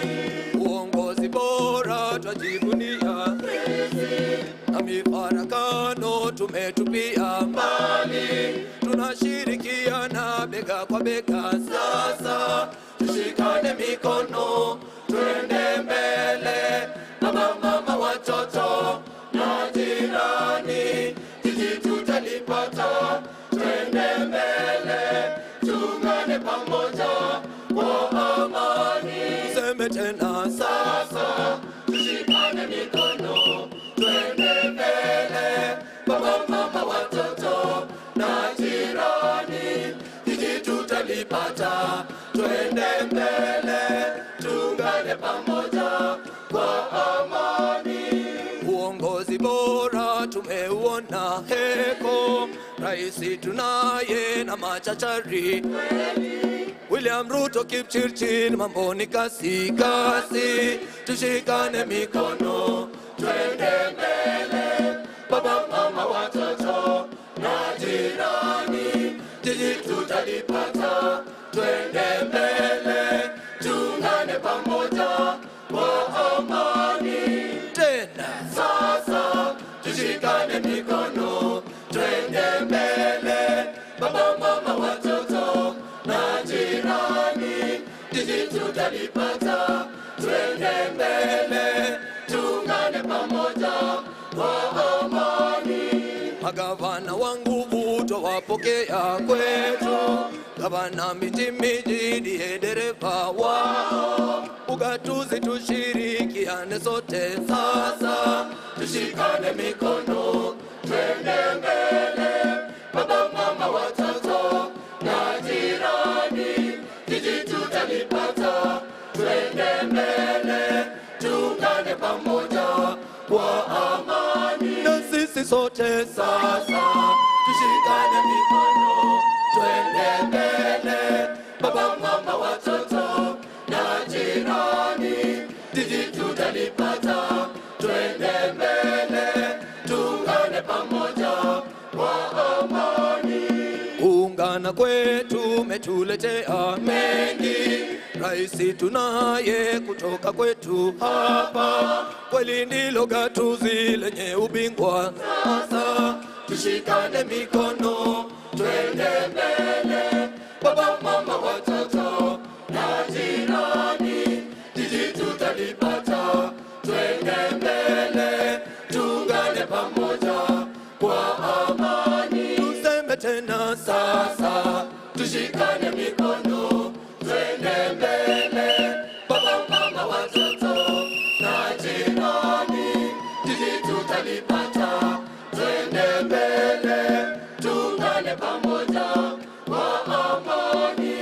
Tunatamba kote uhaibuni kweli, riadha, muziki, hata michezo, tutasema nini ila shukurani sasa, tushikane mikono twende mbele, baba mama watoto na jirani, jiji tutalipata, twende mbele tuungane pamoja kwa amani. Nasi sote sasa tushikane mikono twende mbele, baba mama watoto na jirani, jiji tutalipata, twende mbele tuungane pamoja kwa amani.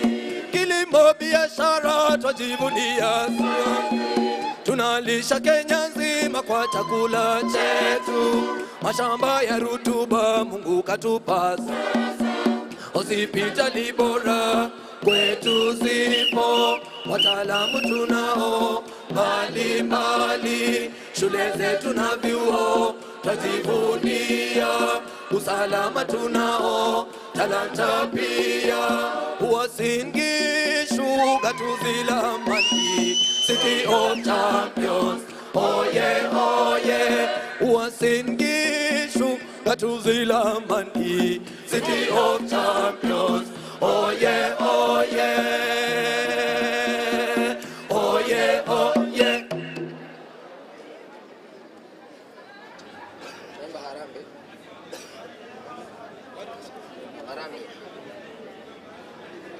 Harambe, harambe.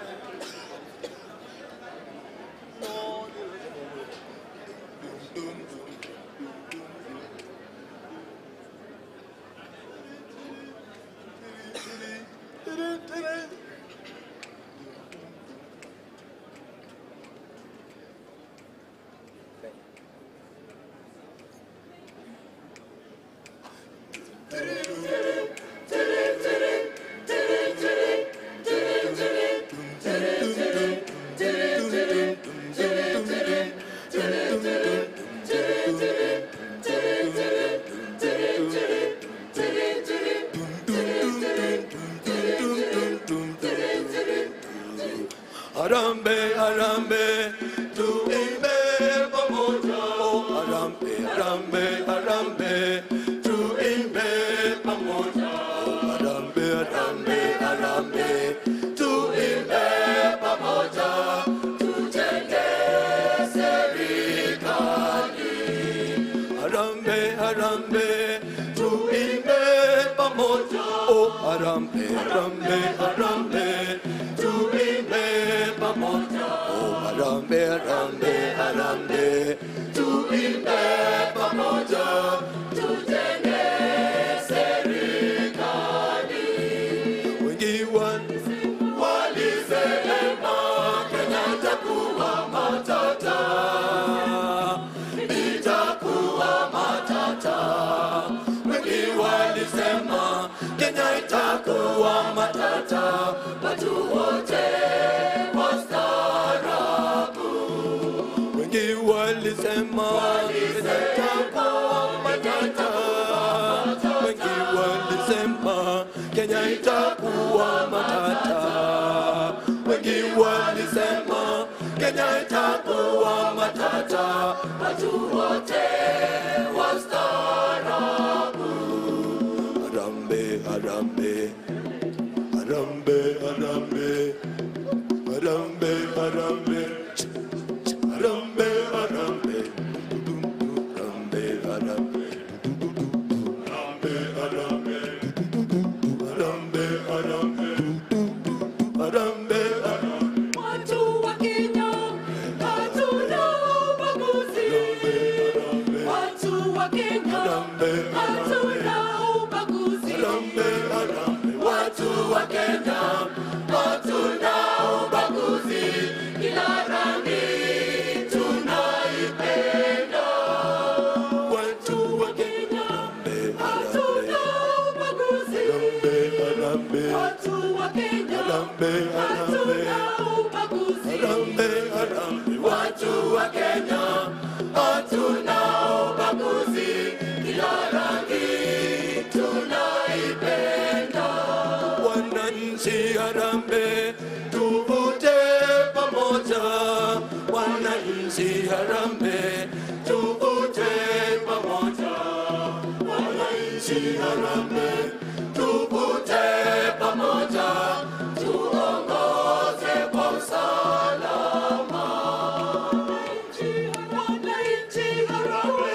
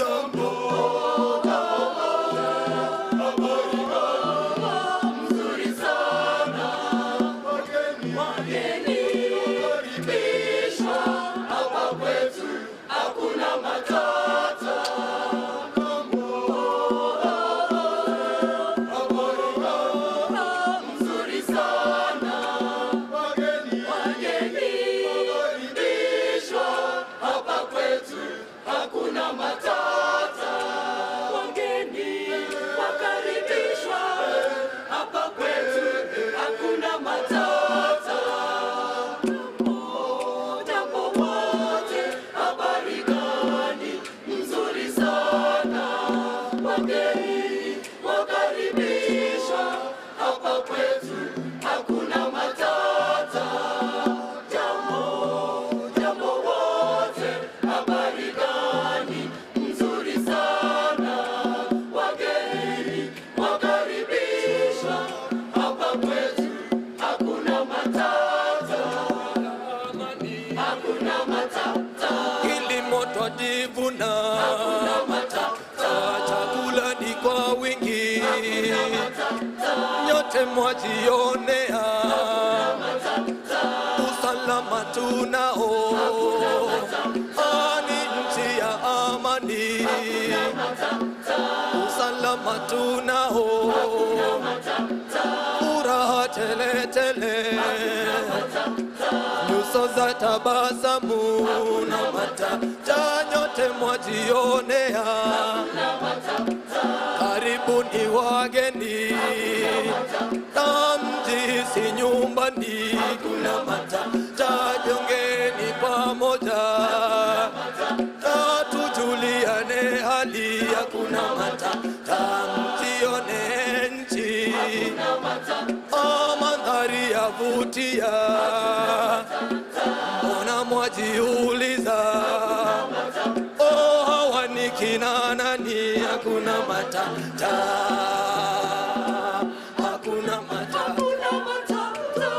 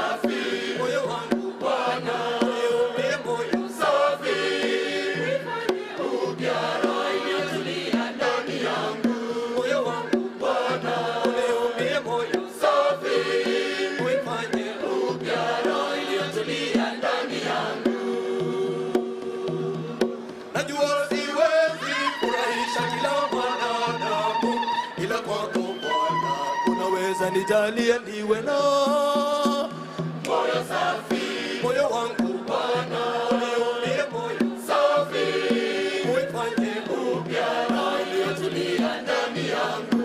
moyo wangu Bwana uniumbie moyo safi, uifanye upya roho iliyotulia ndani yangu.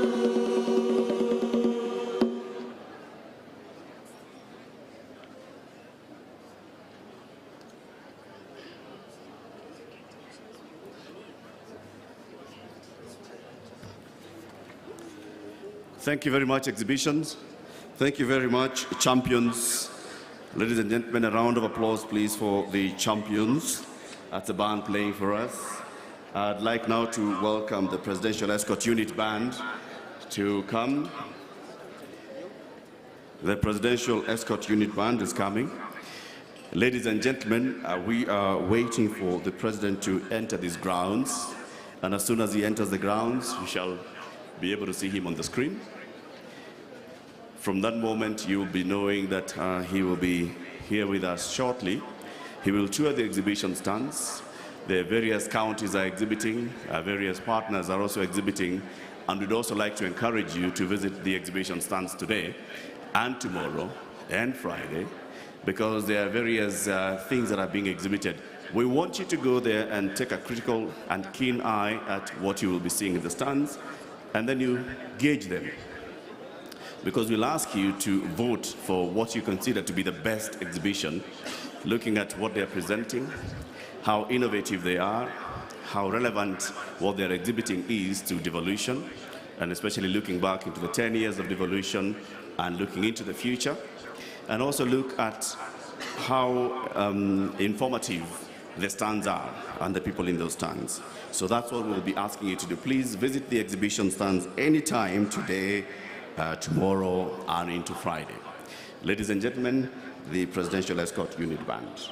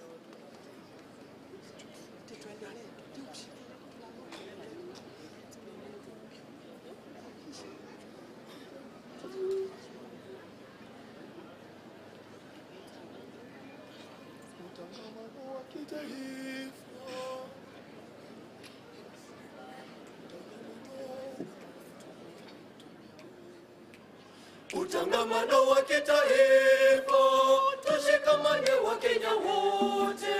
Mawasiliano yenye nguvu, utawala bora wa taifa. Utangamano wa kitaifa, tushikamane wa Kenya wote. Mawasiliano yenye nguvu, utawala bora wa taifa. Mawasiliano yenye nguvu, utawala bora wa taifa. Mwingiliano wa maana, utawala bora wa taifa. Tupe nguvu swala la gatuzi, ndilo nguzo la maendeleo. Pamoja tuzuie matatizo, kazi tukaze mazingira, usafi tuweke, nguvu wairutibishe vyote. Tupigane na vita vya njaa, tuzitupende mazingira, wairutibishe vyote. Tupigane na vita vya njaa. Tupendane Kenya, tupendane Kenya, tupendane Kenya, tupendane, tupendane Kenya, tupendane Kenya, tupendane Kenya, tupendane,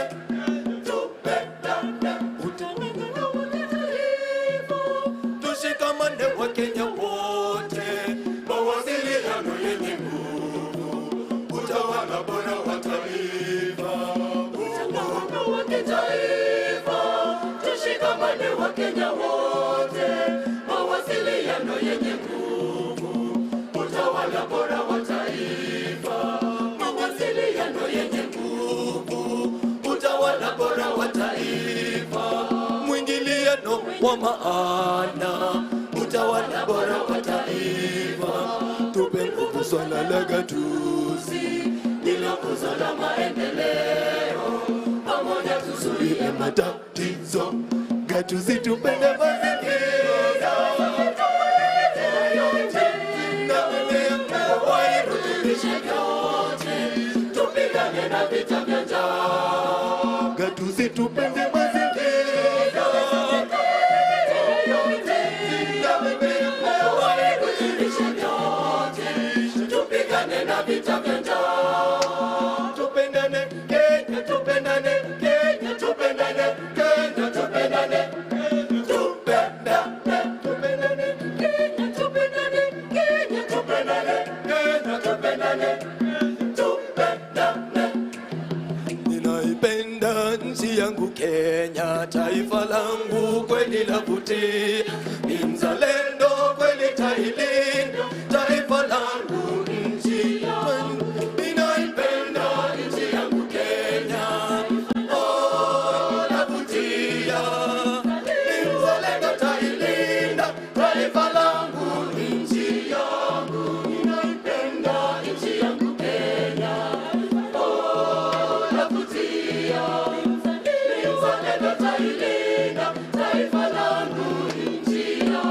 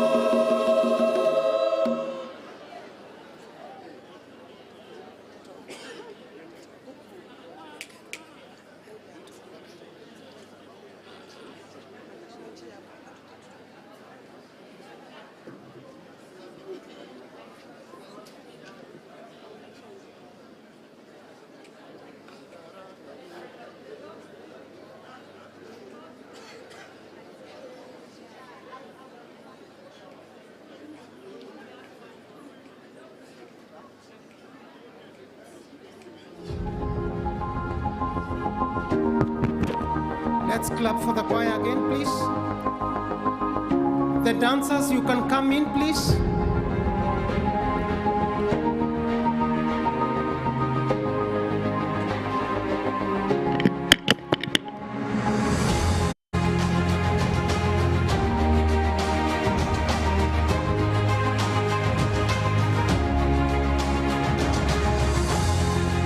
The reason why we are here is because of pre-conference activity athletics, and later we are going to have a football match pitting the senators and the governors. The reason why athletics nowadays is entrenched in the Devolution program is that we are in the home of champions.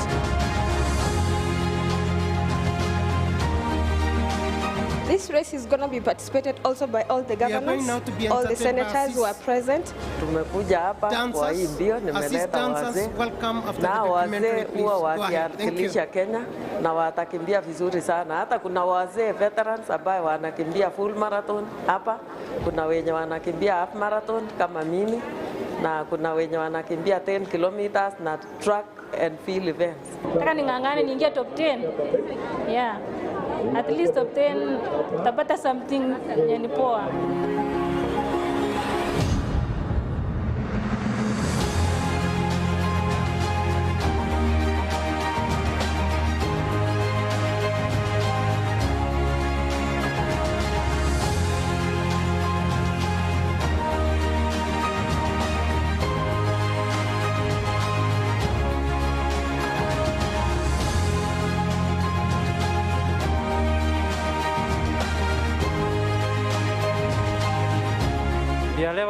Leo ilikuwa competitive. Nimepumzika tu siku moja. Nashukuru kwanza kwa magovernance kwa kutoa hii event ambayo tumefurahia sisi wote kama wakimbiaji. At least wametukumbuka na inakuza talanta. Imetusaidia leo kuwa exposure na ku grow young talent.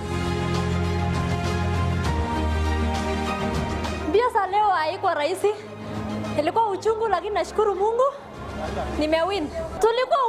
Tulikuwa wengi so na unajua Kenya vile wanakimbia si rahisi, lakini nashukuru Mungu.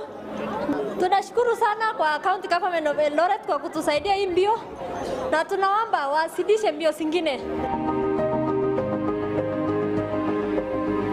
Unajua kisema kwamba wanakimbia kwa sababu ya devolution, lazima tu give it all. Kwa sababu devolution ni kila kitu sasa. Vitu tumekuja mashinani, pesa zimekuja mashinani, uwezo kutumia pesa iko mashinani, nataka kupambana na matatizo mashinani. So kiambia kimbia kwa sababu ya devolution, lazima wanajitolea kabisa.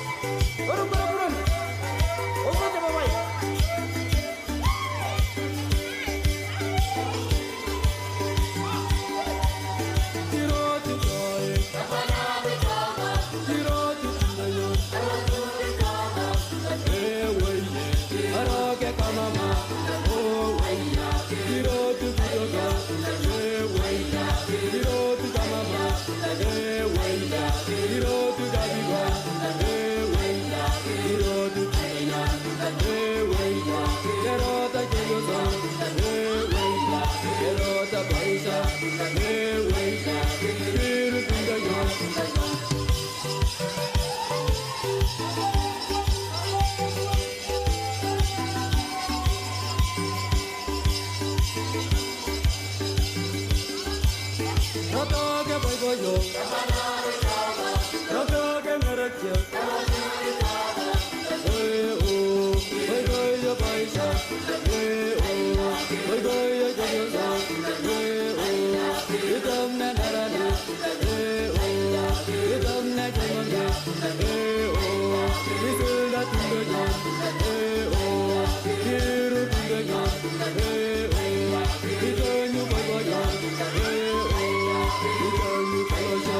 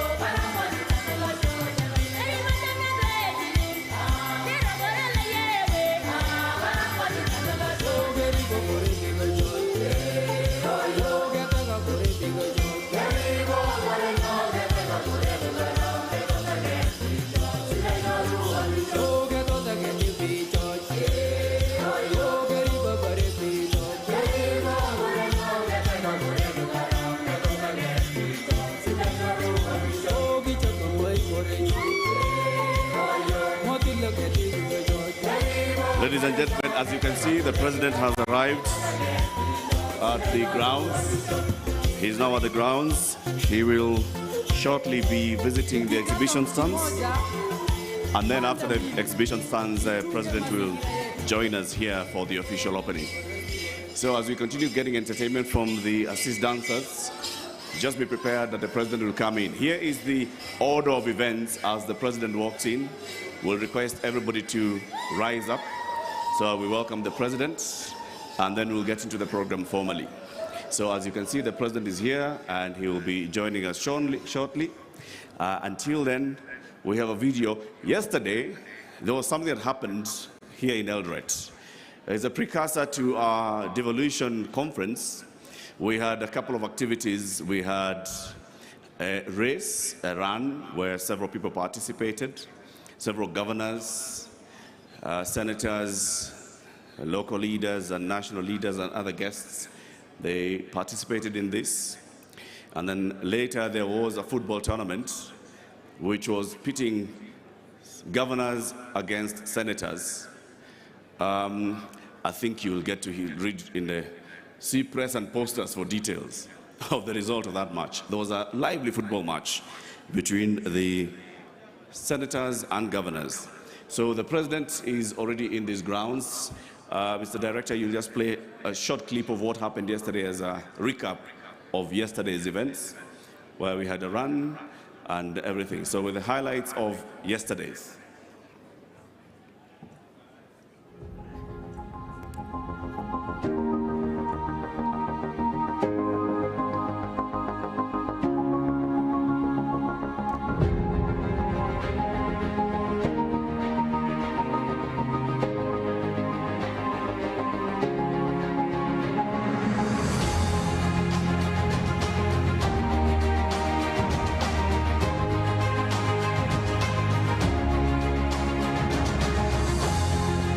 The reason why we are here is because of pre-conference activity athletics, and later we are going to have a football match pitting the senators and the governors. The reason why athletics nowadays is entrenched in the Devolution program is that we are in the home of champions.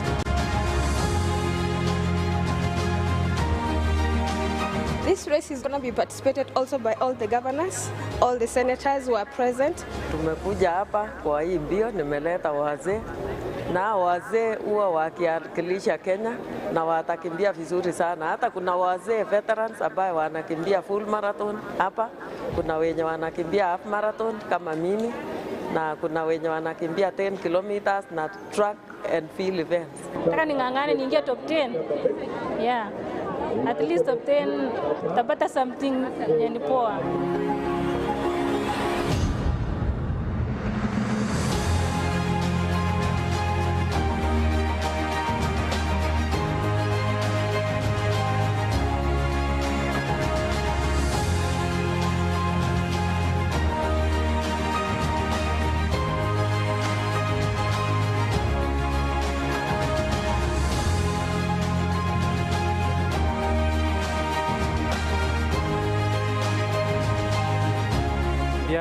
Bia leo ilikuwa competitive. Nimepumzika tu siku moja. Nashukuru kwanza kwa magovernance kwa kutoa hii event ambayo tumefurahia sisi wote kama wakimbiaji. At least wametukumbuka na inakuza talanta. Imetusaidia leo kuwa exposure na grow young talent. Mbio za leo haikuwa rahisi. Ilikuwa uchungu, lakini nashukuru Mungu nimewin.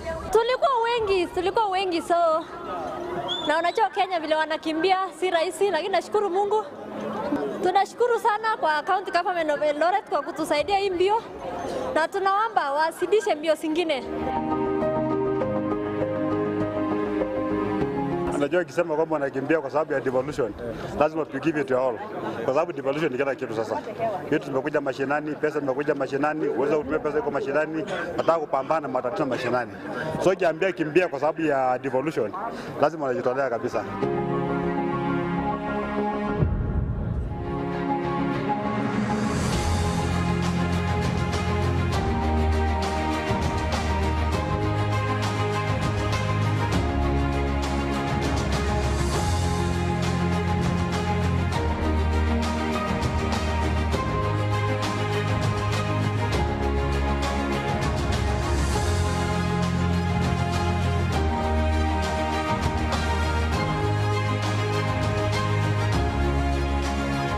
takatin tugul eng Eldoret city nebo Champions.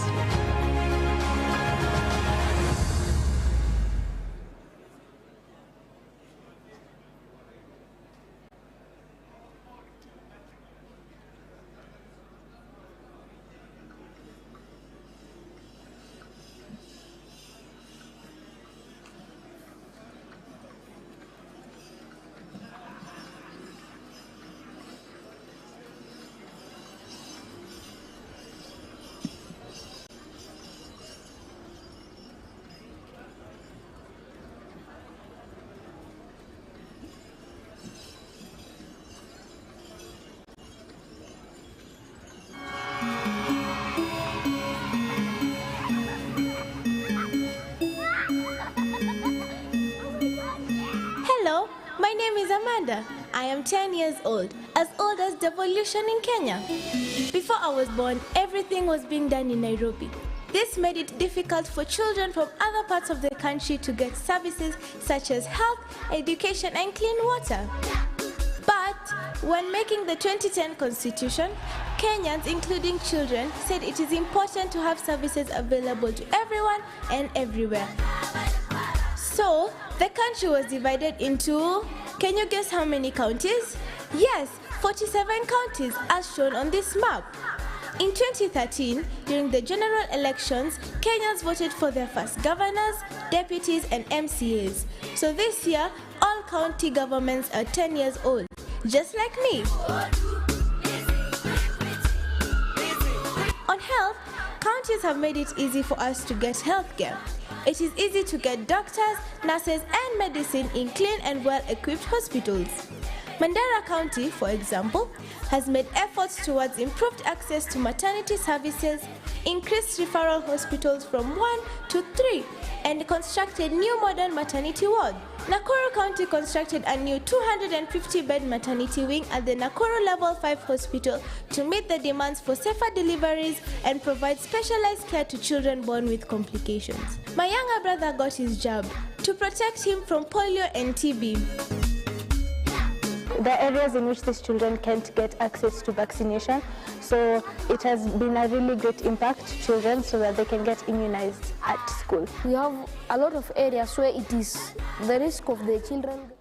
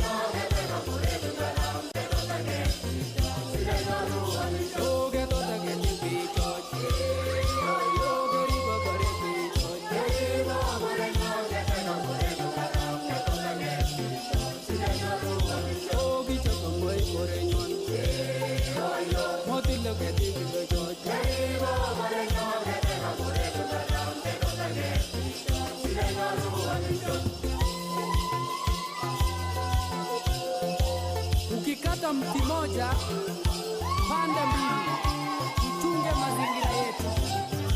One mi baresi gorenyon, mito burjoi gorenyon.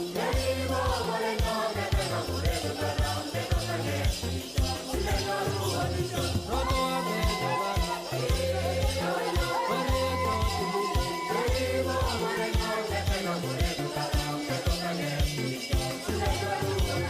tembo bukoresti, korebo korevalo.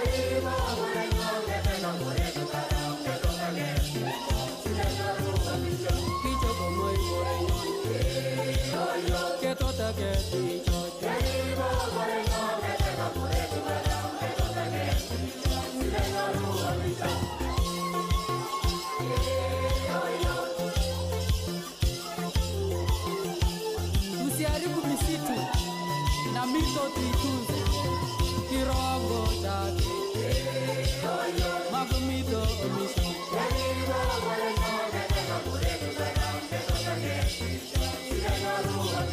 Chengete bicho, yaribo gorenyon.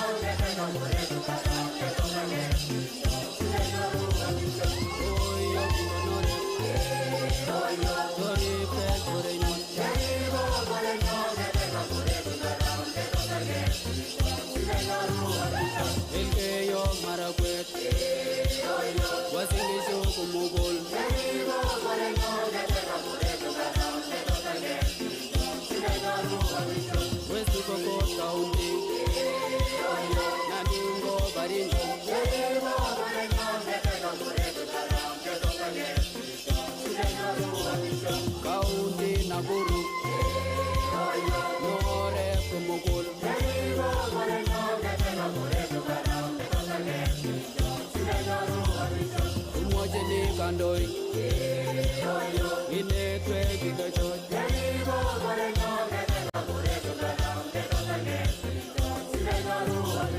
ngaleva conservation yeneta bichote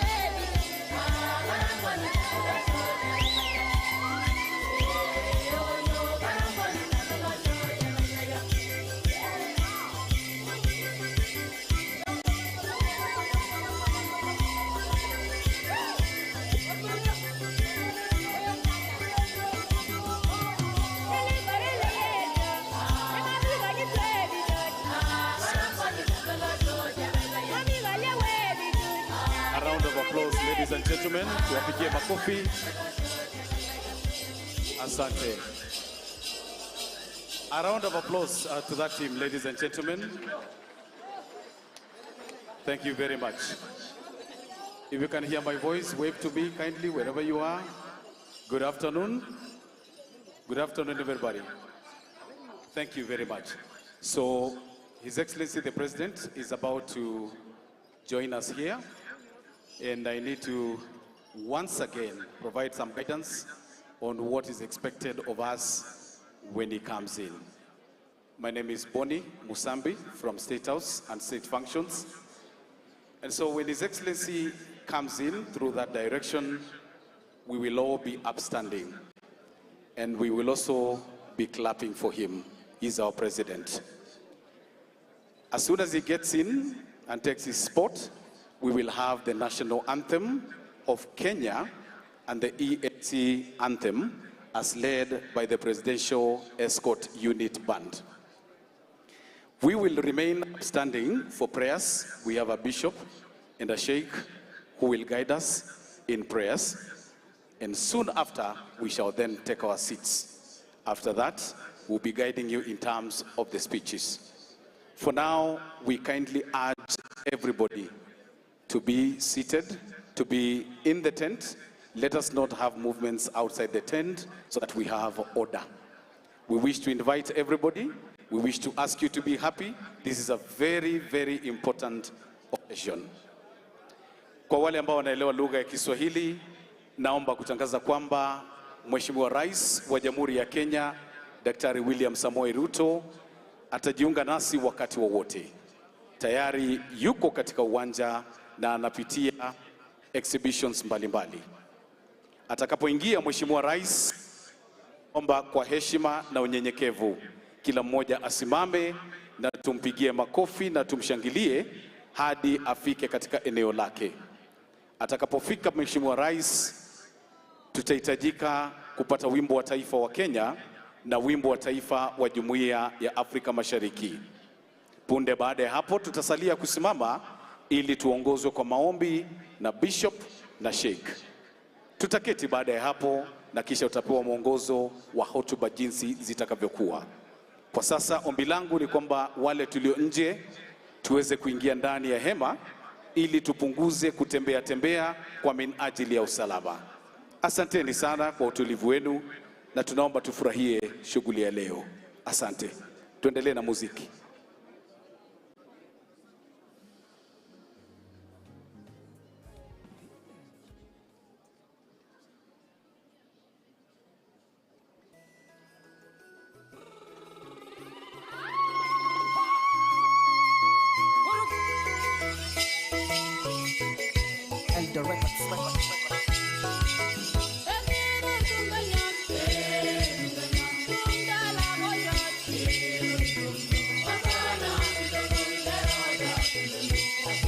Thank you.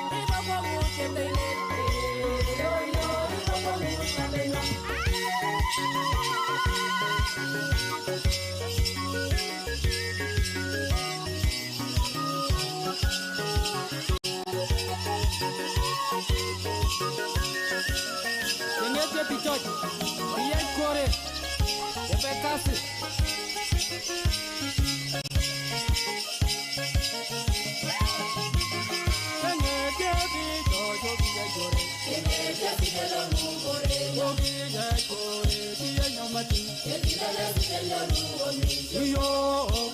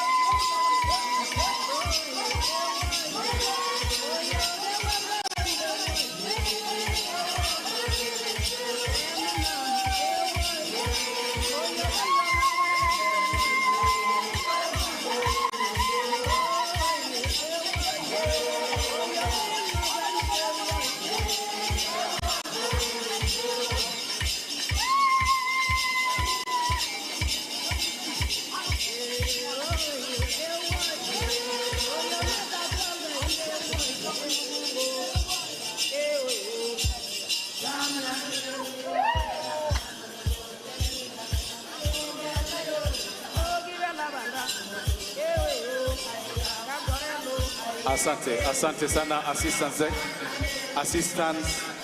dancers. Asante sana. Tuwapigie makofi. Let us clap for them. We now welcome Teo Band in preparation to receive His Excellency President William Samoei Ruto. At the same time, I now invite Michael Gitonga to take over the program. You're welcome.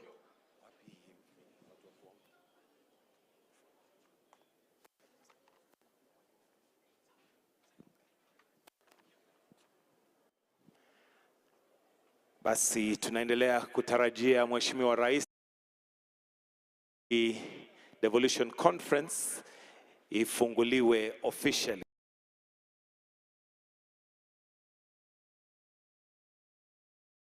Ili kwa heshima tumkaribishe Mheshimiwa Rais. Kama ilivyo desturi, tutaanza na wimbo wa taifa tukifuatia wimbo wa Jumuiya la Mataifa kabla tuendelee na rotba ambayo imepangwa siku ya leo.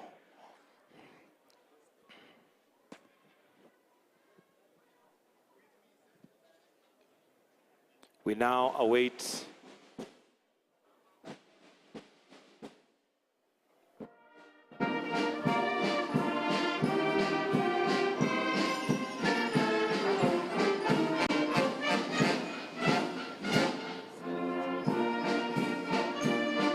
all rise.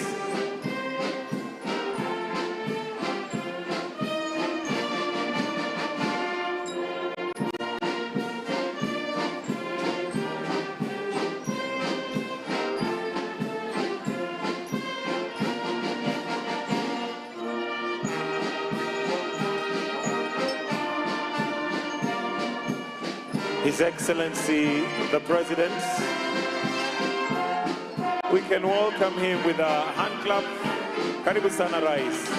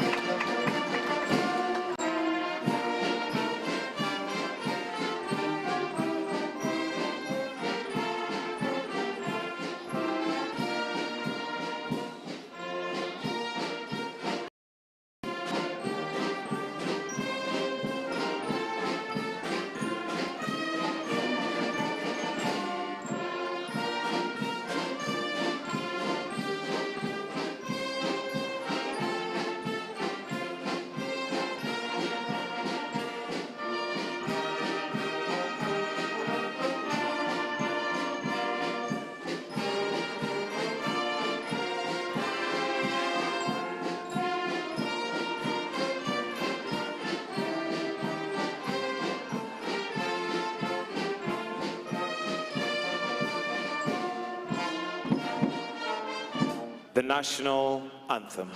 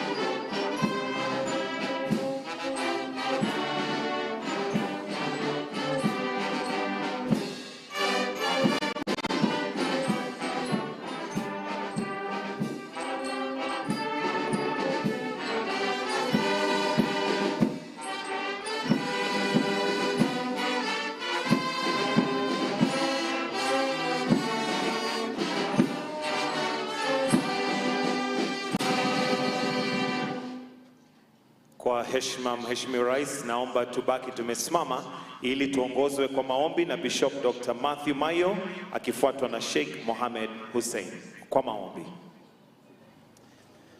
Baba Mungu, katika jina la Yesu Kristo, twaja mbele zako mjana wa leo katika kikao hiki cha conference ya Devolution.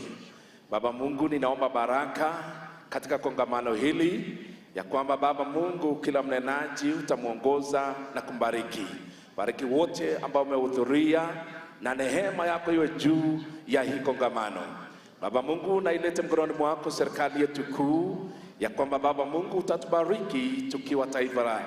Baba Mungu, naombea baraka kaunti zote 47, ya kwamba Mungu mkono wako wa ajabu iwe juu ya taifa hili.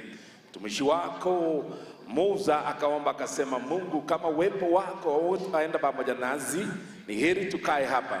Tuomba Mungu ya kwamba tukiwa taifa, uwepo wako uende pamoja nasi.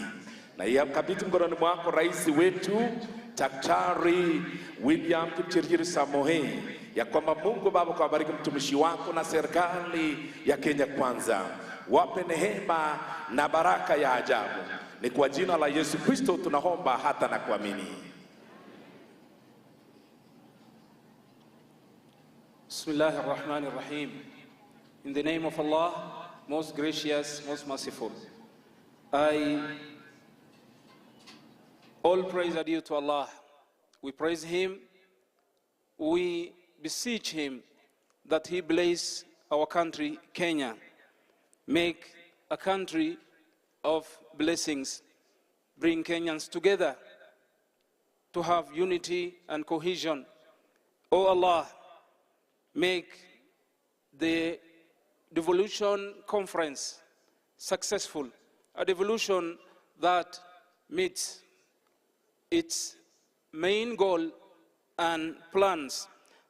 Give them the strength and wisdom to achieve their goals in improving public services for the areas. We pray for the government of Kenya and the county of Uasin Gishu and all the counties in general. May Allah bless our country, Kenya. Bring peace and prosperity to our country. Bring unity and cohesion among Kenyans. Bless the county government of Uasin Gishu. Bless its governor, Bwana Jonathan B., and his deputy governor, and all other county governments and their governors and their deputy governors. We also pray for our President William Samoei Ruto. May Allah give him health and the strength to be able to serve the nation. Give him wisdom to bring all Kenyans on board. Grant him success in his plans and make this country a great country. And finally, as envisaged in our national anthem, may we dwell in unity, peace and liberty, plenty be found within our borders. Na tukae na undugu, amani na uhuru, raha tupate na ustawi. Amin. Excellency, the President of this great nation, Dr. William Samoei Ruto, the Prime Cabinet Secretary, His Excellency Musalia Mudavadi, the Speaker of the Senate, Honorable Amason Kingi, the COG Chair, Madam Anne Waiguru, the Host Governor, His Excellency Jonathan B., all governors present, deputy governors, CSs, PSs, ambassadors and members of the diplomatic corps, partners, development partners, sponsors, and all distinguished guests present. Your Excellency, sir, with your permission, allow me to now call the host governor, Governor of Uasin Gishu County, Governor Jonathan B., to make his welcoming remarks. Tumkaribishe kwa makofi, Honorable His Excellency Jonathan B. Karibu.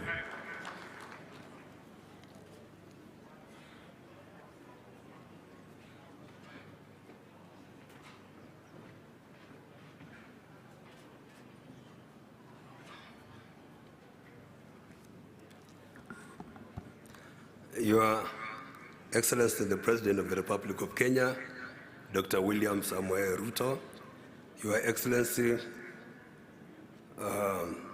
Speaker of Senate, Amason Kingi, Honorable Dr. Moses Wetangula, Speaker of the National Assembly, Excellency Governors, Prime Cabinet Secretary, Musalia Mudavadi, honorable members of Senate and National Assembly, representatives of the Constitutional Commission and independent officers, leaders of Uasin Gishu County and the greater region, ambassadors and high commissioners, principal secretaries, members of the County Assembly, all national government and county government representatives, private sector and civil society representatives and development partners, international delegates, distinguished guests, ladies and gentlemen. I wish to extend a warm welcome to Uasin Gishu County, affectionately known as the Champions, where the spirit of devolution pulsates with unmatched vigor.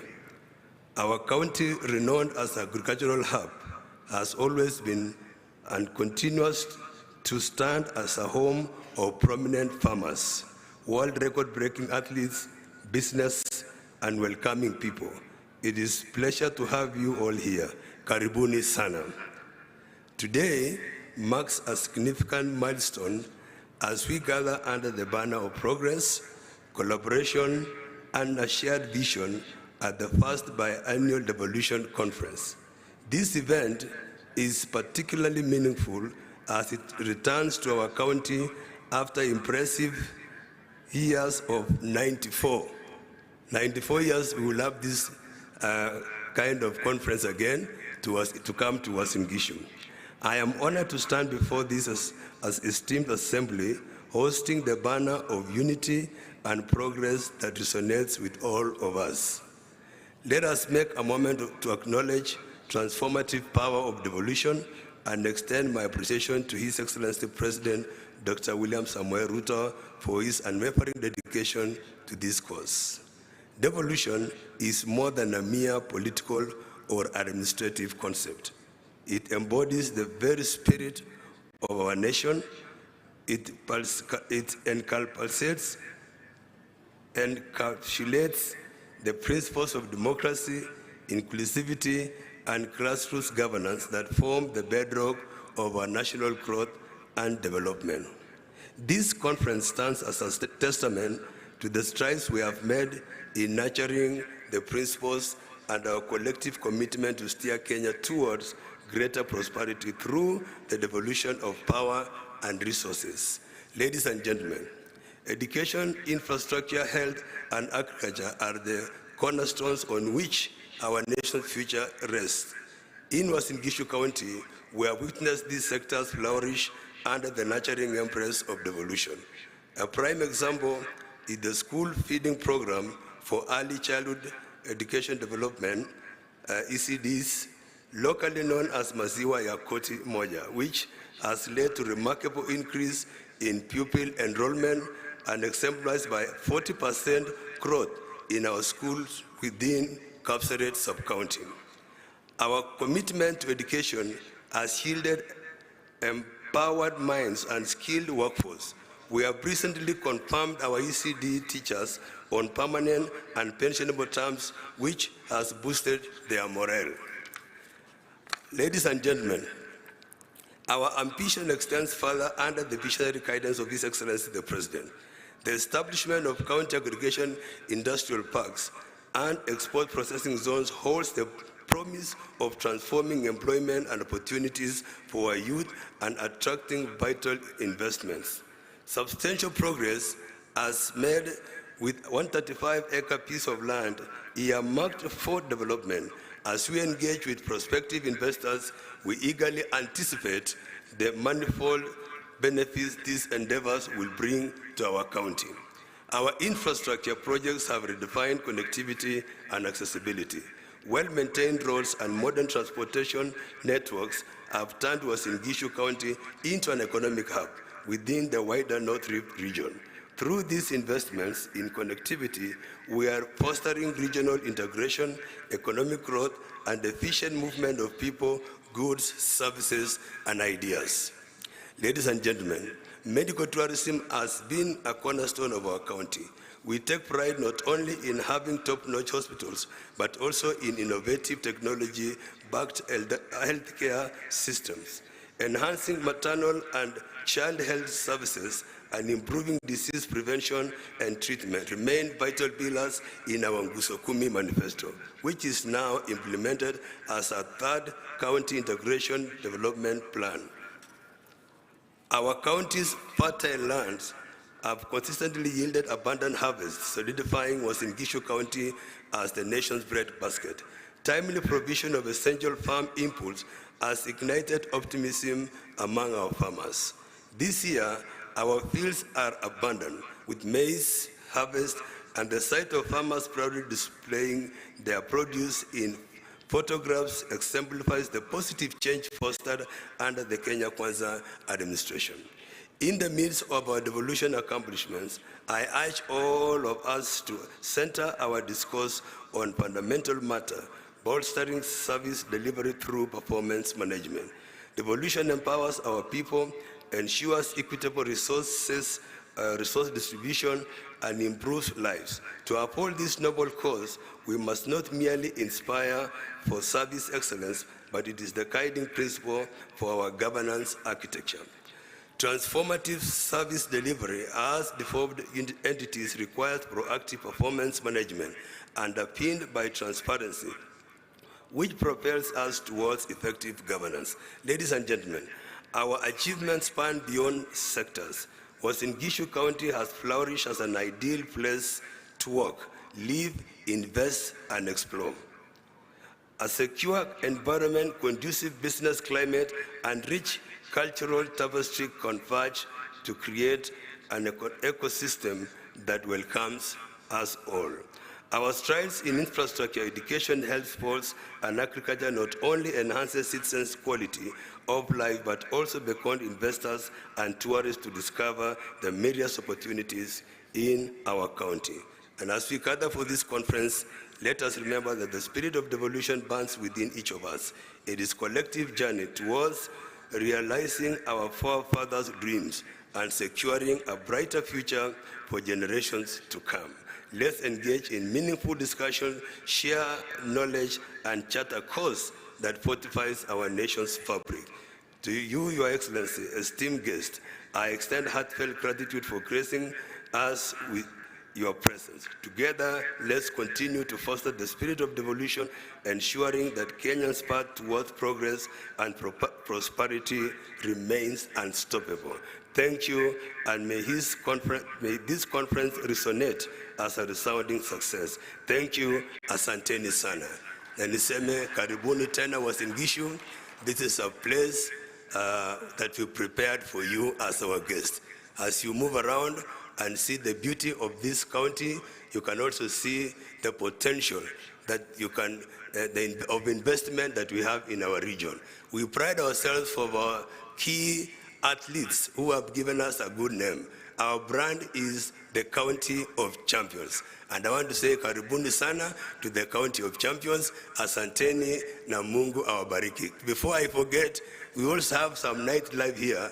We have more nightlife than day life. So I want to say when you move around, just feel good, you are secure. Asanteni na Mungu awabariki.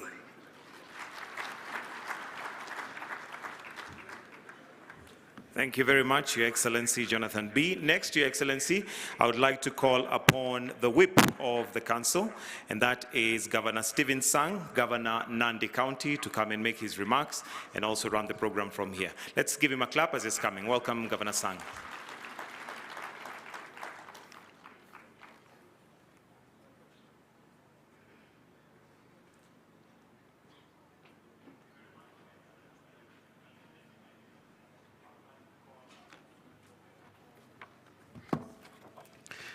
Asante sana, MC. God is good and all the time. Asanteni sana. Kwanza, Your Excellency, the President of the Republic of Kenya, we as Council of Governors and the Devolution family are excited that you have joined us today in the official opening of today's Devolution Conference. Your Excellency, yesterday, we had planned some pre-devolution activities. One of them was a football match between the Senate and the Council of Governors. As agreed, Your Excellency, and by the tradition, this is always not a serious match, it's a fun match. And Your Excellency, this is, and to confirm that this is a fun match, we know football we do 90 minutes in a football match. Ours was about 50 minutes, which means 25 minutes, 25 minutes.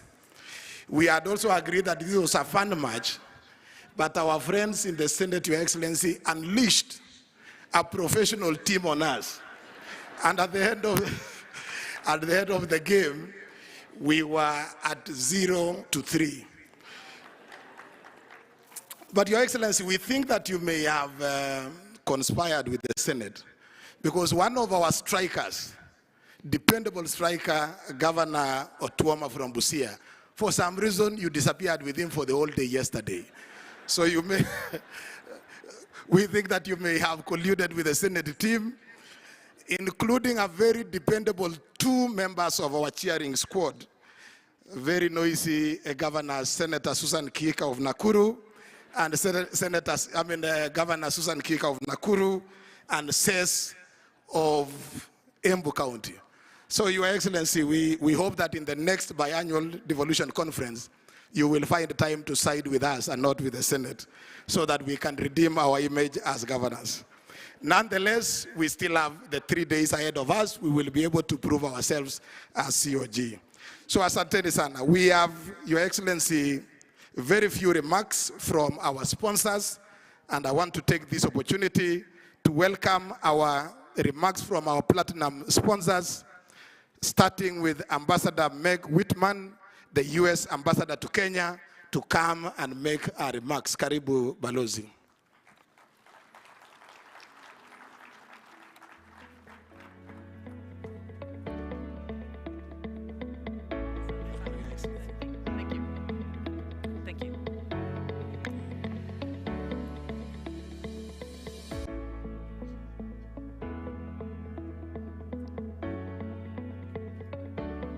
Thank you very much. Abare Saleo, good afternoon.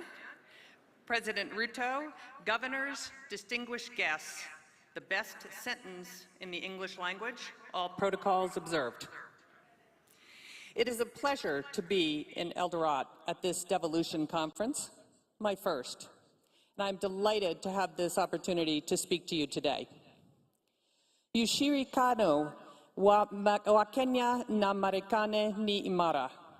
Umajengwa kwa miaka 60 ya maadili na maslahi ya pamoja.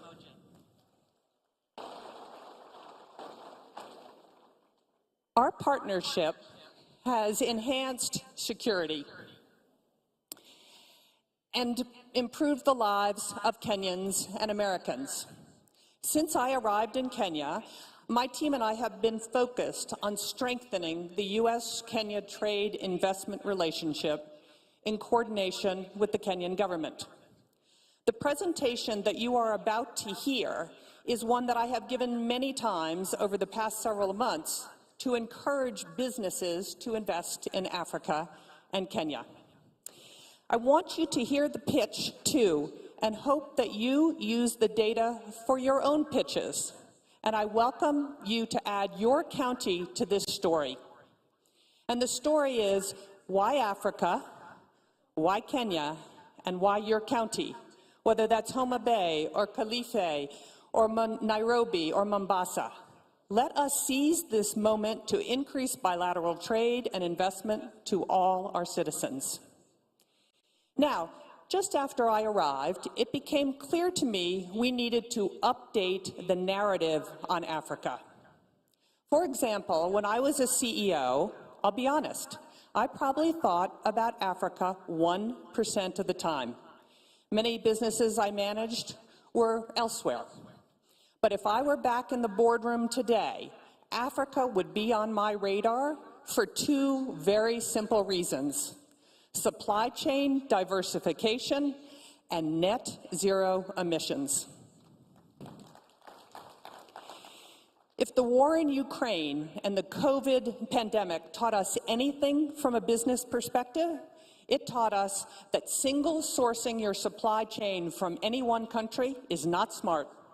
Single sourcing is a recipe for supply chain disruption and shortage. Today, every company is looking for new places to diversify their supply chain.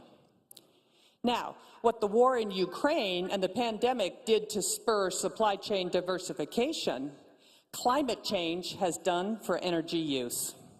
Businesses are pushing for net zero emissions to meet their climate change mitigation goals. And Kenya, as you know, generates 93% of its electricity from renewable sources, and this percentage is only going to go up with geothermal, solar, and wind investments. And to further emphasize this point, ponder these words from a CEO of a major consumer tech company who I hope to bring to Kenya. He said, "Supply chain diversification is now an essential element of our business, and so is the need to be totally green. In that sense, Kenya seems to offer us a 1-2 punch for success." Now, at the embassy, we've been doing a lot of trade and investment data analysis since my arrival. And what I have learned has been surprising and paints a far more dynamic business outlook for Africa than most Americans understand. And here are some data points that I found particularly interesting and ones that I share often with American businesses. Why Africa is the first question American businesses have. By 2015, 1 in 4 humans, a quarter of the world's population, will live on the African continent, and 1/3 of the working age people will live on the African continent. It's the youngest population on the world. 60% of the population is under 25. And in my view, Africa is the last and largest emerging market and offers the last big supply chain and consumer prospects, much like the opportunities we saw in Southeast Asia 20 years ago. Now, that's how I'm talking about Africa to U.S. businesses. Let's zoom in on how I'm talking about why Kenya should be everyone's destination in Africa. Kenya is the most stable democracy in Africa. Kenya is the gateway to the East African market of almost 500 million consumers. Kenya is the regional logistics hub.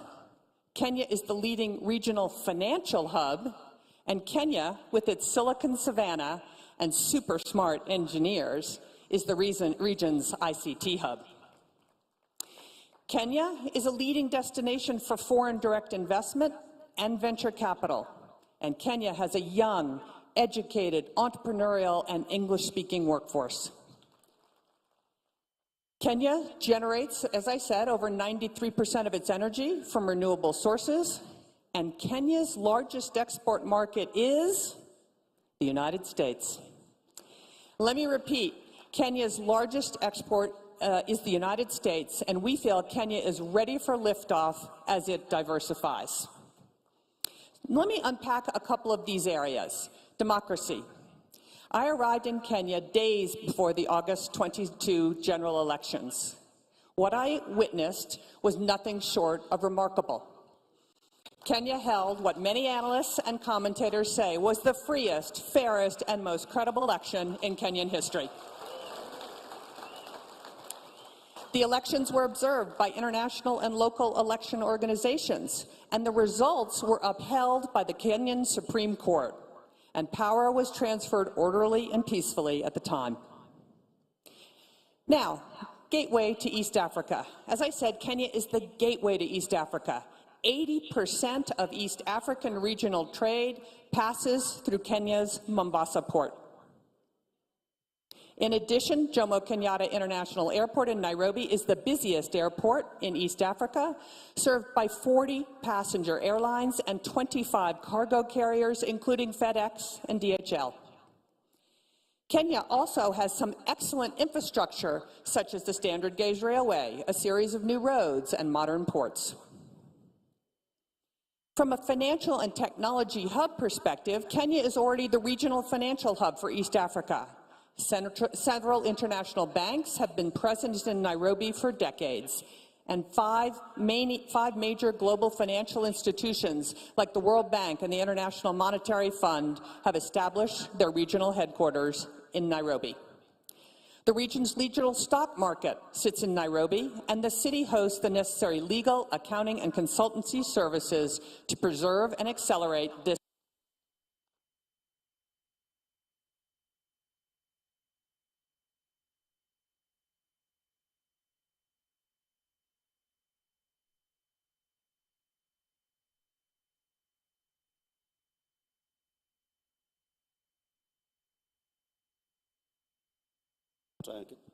There we go. Okay, great. Thank you. Nairobi also has a very vibrant technology community known as Silicon Savannah, and the Kenyan government is committed to establishing Kenya as the premier destination for tech sector investment and innovation in Africa. Many leading U.S. companies are already in Kenya, including the names that you see on the screen. Emerging, but also hugely impactful, having a little trouble there. Emerging, but also hugely impactful Kenyan tech companies like Copia Global, Semiconductor Limited, Twiga Foods, Market Force, Power Financial Wellness, and others are here in Kenya. I've met these companies, I've visited their operations, and what I see happening here has many of the critical components that make Silicon Savannah an even bigger success. Now, at the nexus of finance and technology sits one of the most impressive companies I have ever seen, M-Pesa. M-Pesa has annual revenues of over $1 billion US, $360 billion of gross market value flowed through the platform last year. And it has an open API of over 60,000 developers. M-Pesa has over 50 million customers in 7 countries and is involved in over 70% of Kenyan transactions, powers over 5 million businesses, and 60% of Kenya's annual GDP flows through it. Let me say that again. 60% of Kenya's GDP flows through M-Pesa. And let me tell you, I know a little something about this industry, having bought and owned PayPal at eBay, and I assure you, M-Pesa is extraordinary.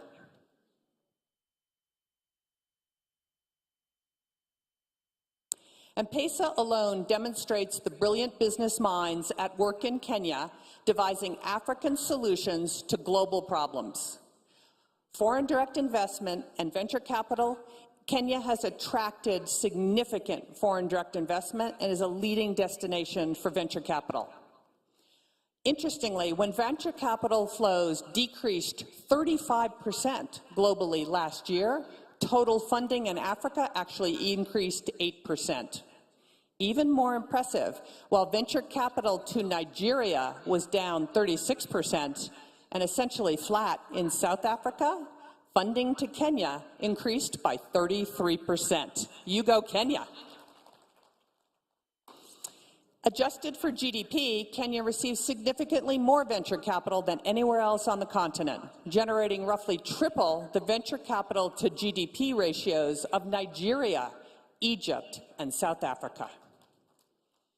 Unlike its continental competitors who attract predominantly fintech-led investments, Kenya venture capital flows are more diverse, led by e-commerce and clean tech, followed by fintech, agritech, and enterprise investments. And what's even more unique for Kenya, in 2022, Kenyan women-founded startups raised $146 million in equity, more than any other country on the entire continent. As I said, more than 90% of Kenya's on-grid electricity is currently generated from renewable sources, primarily geothermal, wind, and solar. A great example is Kapeto in Kajiado County. It's the second largest wind farm in Kenya, proudly supported by the U.S. International Development Finance Corp and Power Africa. And it is phenomenal that Kenya has committed to reaching 100% renewable energy by 2030 and is already close to achieving that goal. From a workforce perspective, Kenya is English-speaking, has high literacy rates, and strong primary, secondary, and tertiary education systems. And every firm that I have spoken to about the quality of Kenyan workforce says this: the Kenyan workforce is their best workforce in the world. As I mentioned, in 2022, the United States became Kenya's largest export market, edging ahead of neighboring Uganda. In total, Kenya exported $890 million in goods to the United States last year, and in addition, the United States exported around $600 million in goods to Kenya. So $1.5 billion in total U.S.-Kenya trade. It's fairly balanced, and it's expected to increase as the United States and Kenya negotiate a first-of-its-kind bilateral trade agreement that we hope will be done by the end of this year. And we hope this agreement will be a model for the rest of the continent once signed. So now you know why I am so enthusiastic about the Kenyan prospects and the Kenyan investment climate. But when I talk to American investors, they have some questions, and there are room for improvement. The Ruto administration has made great strides and is committed to building a business-friendly environment. But if it is to accomplish the goal, the government's going to have to address a few issues. And the first is taxes. Kenya must have a consistent, transparent, and fairly administered national tax policy to attract and retain foreign direct investment and accelerate economic development. The tax rates don't need to be the lowest. They need to be the most consistent. And all of you know, some work still needs to be done, but the recent finance bill had many changes that will make Kenya's tax policy more consistent and therefore more bankable by foreign direct investment. Without a doubt, corruption is a critical issue and one that must be addressed for Kenya to reach its full potential in all areas of development. Everyone knows corruption leads to misuse of public resources, slows economic growth and job creation, and damages the investment climate, as well as undermining equal participation in the prosperity of this country. However, while corruption does remain a challenge in Kenya, as in other developing markets, third-party measures of corruption indicate positive trends and some progress in recent years. According to the United States Millennium Challenge Corporation's country scorecard for 2023, Kenya's score for control of corruption was 0.28, representing its third passing score in a row and its highest score to date. But to put this number in perspective, Kenya's 0.28 was superior to India's 0.18 and Vietnam's 0.19. And what I can tell you is Americans don't give it a second thought to invest in India. In addition, President Ruto has cracked down on corruption, calling out government agencies that engage in unscrupulous practices and firing government officials involved. Now, I also get a lot of questions about Kenya's debt. Kenya, like many developing countries, is burdened with high debt, limiting its ability to fund public services and infrastructure in line with its ambitions. According to the IMF, Kenya's debt-to-GDP ratio is 69%, but this number is not an outlier amongst regional averages. For comparison, Malaysia's debt-to-GDP stood at 69% in 2021, while India's ratio was 83% in 2022. Another area I get a ton of questions on is cargo clearance. Now, despite improving logistics, the delivered cost of a container to Kenya remains significantly higher than the container shipments landing in Europe or Asia. So there is room for improvement on cost, but here's a great fact. Back in 2010, it took over 11 days to clear a container at the port of Mombasa. Today, it takes 3.5 days. And this reduction has occurred despite cargo increasing over the past 5 years from 27 million metric tons in 2016 to nearly 35 million metric tons in 2021. So this is an important thing for Americans. This is an excellent opportunity, I think, to put to rest the argument that Kenya is not a manufacturing country. True, Kenya has room to grow in this sector, but manufacturing is happening here. And let me give you a few examples of Kenya's manufacturing prowess. Gearbox in Nairobi County, a high-mix, low-flow electronics manufacturer, runs a state-of-the-art, what we call a surface mount assembly line, and in November of 2022 began manufacturing Raspberry Pi's Pico product for the African market. Gearbox's production quality, catch this, meets or exceeds that of Raspberry Pi's other production sites in Wales and Japan, producing a first-pass yield of 99.6%. Semiconductor Technologies, a U.S.-owned semiconductor manufacturing and nanotechnology company in Nyeri County, is growing rapidly and has hired more than 80 Kenyan engineers in the last 12 months. Kenya's Revital Healthcare in Kilifi County is one of the largest manufacturers of medical products in Africa, producing 48 devices and exporting to 28 countries.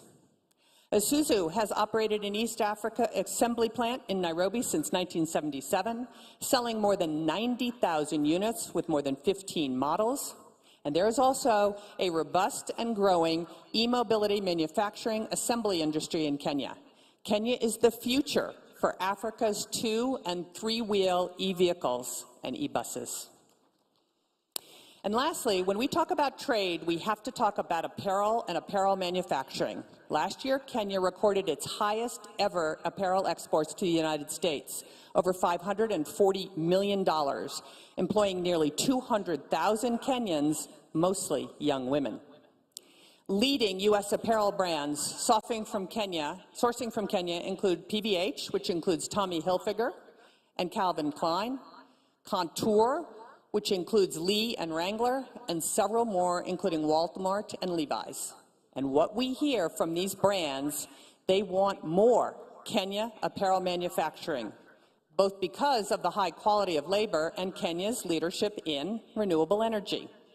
Brands are steadily moving production operations to Kenya from Sri Lanka, Bangladesh, Ethiopia, and China because of what you have to offer. And more of this is on the way. I think apparel manufacturing may be the biggest near-term employment opportunity in all of Kenya. So clearly, there is something happening here. It's abundantly clear to me, and every day I try to make abundantly clear to the international audience that Kenya is open for business. Over the past year, the Kenyan government has been implementing real measures to improve economic conditions and create a business-friendly investment climate throughout the country. Following months of deliberation and consultations with the political and the business community, President Ruto announced the following reforms at the March American Chamber of Commerce Business Summit.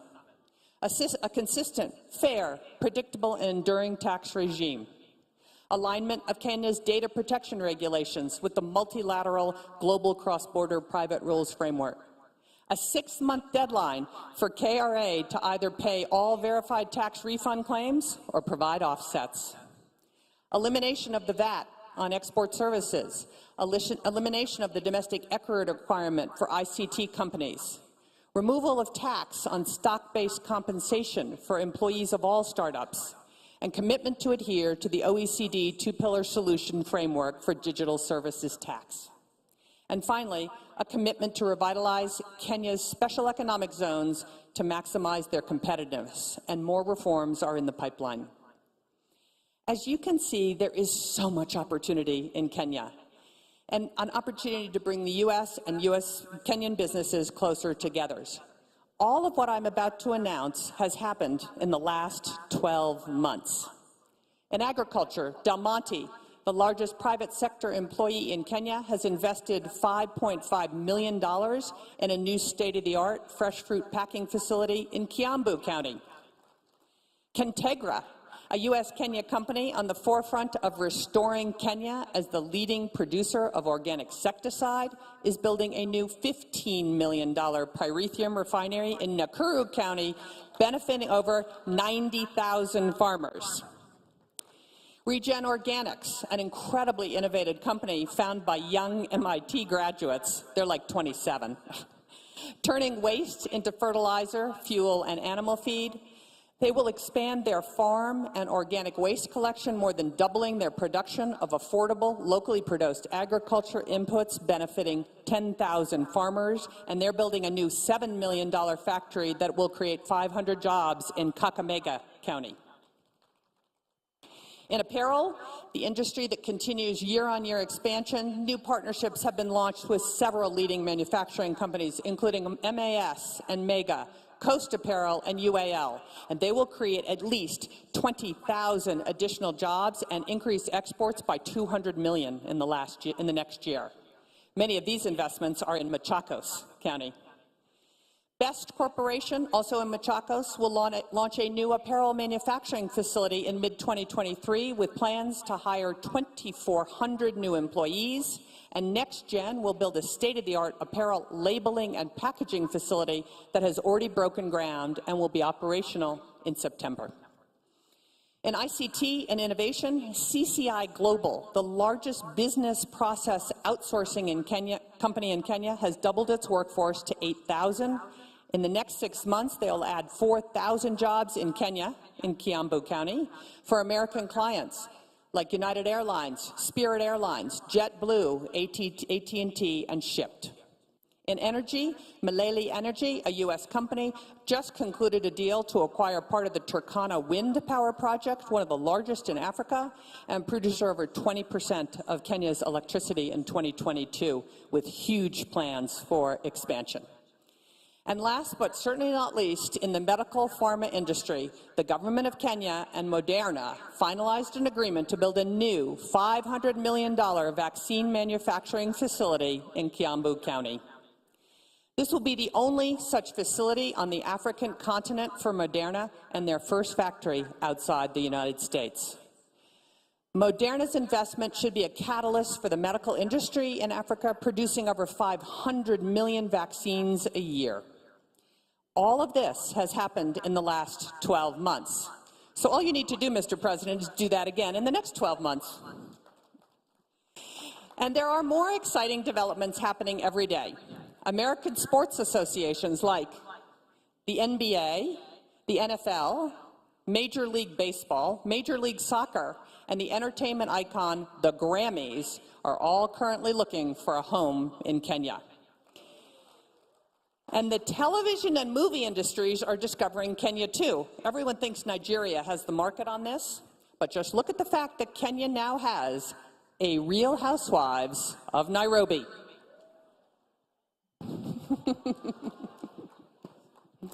So, there are many reasons why global businesses are considering or should consider Africa, and specifically Kenya and your counties, for trade and investment opportunity. This is your opportunity. What are your priorities? What is your sales pitch? And as I said at the beginning of this presentation, when I was the CEO of HP, I only thought of doing business in Africa about 1% of the time.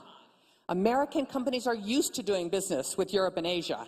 How will you convince them to make doing business in Kenya just as routine? I encourage you to take this presentation. There's no trademark on this presentation. Take this presentation and tell the story of why Africa, why Kenya, and why your county. Why Garissa? Why Mombasa? Why Isiolo? Why Nakuru? Why any county in the country? You should be able to answer the question, why Africa, why Kenya, and why your county? So to conclude, the United States and Kenya are open for business.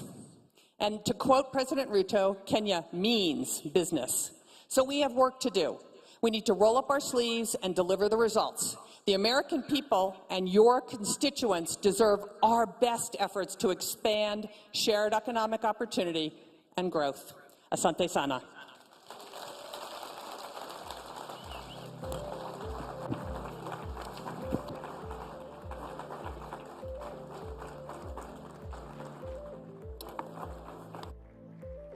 You will all agree.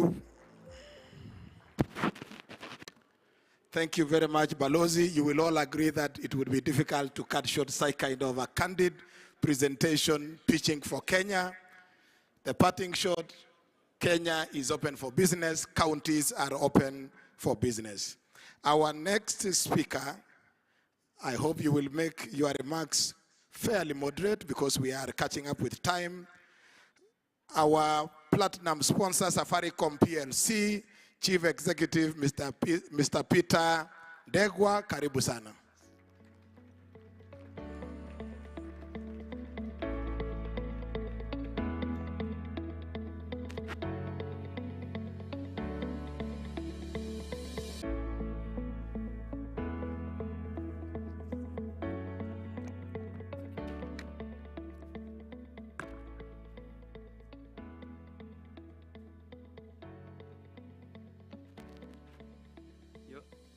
Your Excellency, how do I follow that kind of presentation? But before I start, Your Excellency, I wanted to say to Governor Sang of Nandi, in terms of the issue of being beaten by the Senate in the football. Last night when we had the governor's evening dinner, I offered to give him a few people from Safaricom next year to play in the governor's corner so that you can win against the Senate. So, Your Excellency, Dr. William Samoei Ruto, President of the Republic of Kenya and Commander-in-Chief of the Kenya Defense Forces, the Honorable Governor Anne Waiguru, Chairperson of the Council of Governors, the Speaker, National Assembly, and also the Senate, Prime Cabinet Secretary, Cabinet Secretaries, Your Excellencies, Governors, Honorable Members of Senate and National Assembly, Ambassadors and High Commissioners, all protocols observed. Ladies and gentlemen, good afternoon. Good afternoon. It gives me great pleasure to join you at this Devolution conference as representing Safaricom, and I thank the ambassador for becoming a chief marketing officer, especially for M-Pesa. It is true that we transact about $1 billion Kenya shillings through $1 billion through the M-Pesa platform, so it is a significant part. But I'm happy to be here in the home of champions, as Safaricom, which has been a major partner for devolution, but also digitization. But I'm also happy to be here as one of the platinum sponsors for this conference. This year's conference marks the 10th anniversary of devolution, a feat we should all be proud of. As Safaricom, we feel privileged to have worked with the national and county governments in the devolution journey every step of the way. We are a purpose-led, Kenyan-born company that uses transformative power of technology to enable Kenyans live better lives. It is about combining the power of innovation and technology to improve lives of people. We empower individuals, micro, small, and medium, and large businesses, as well as the government, both on the national and also county level, by connecting people to opportunities, and people to information. Your Excellency, ladies and gentlemen, our DNA is Kenyan. But beyond our borders, you have heard, we fly the Kenyan flag, driving financial inclusion across Africa through our innovative solution, M-Pesa, that has been recognized globally as one of the top 10 most influential financial inclusion projects in the last 50 years. We've also expanded our footprint across the border to Ethiopia, where we've started commercial operations since last year. Our Ethiopia business has started off well and is growing every day. We are past the 5 million customer in terms of customers recruited, and also close to 2,000 sites that we've set up so far.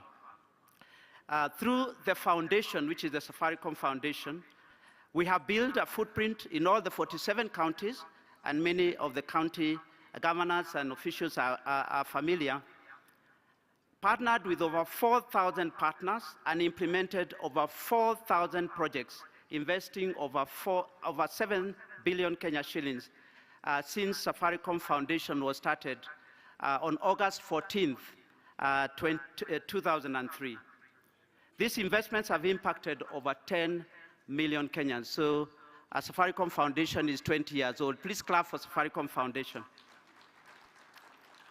As we celebrate the 20 years of impacting lives positively, we hope to inspire hope for a brighter future through sustained community engagement, both through Safaricom Foundation, through the M-Pesa Foundation, but also through our commercial operations, which many people in this room are familiar with. Your Excellency, ladies and gentlemen, it's for this same passion for our people that I find myself here today. We are your partner for digitization or digital transformation and your technology enablers in ensuring that Mwananchi receives government services efficiently and conveniently. Specifically, we are working with both the national and county governments to provide secure connectivity. Secure is important in the cyber world. Infrastructure development such as cloud and fiber and financial technology and affordable smartphones. I know this is your favorite topic, Your Excellency. Recently, His Excellency President Ruto said that it was our collective duty to deploy the best innovations and technologies to make Kenya efficient, competitive, and prosperous.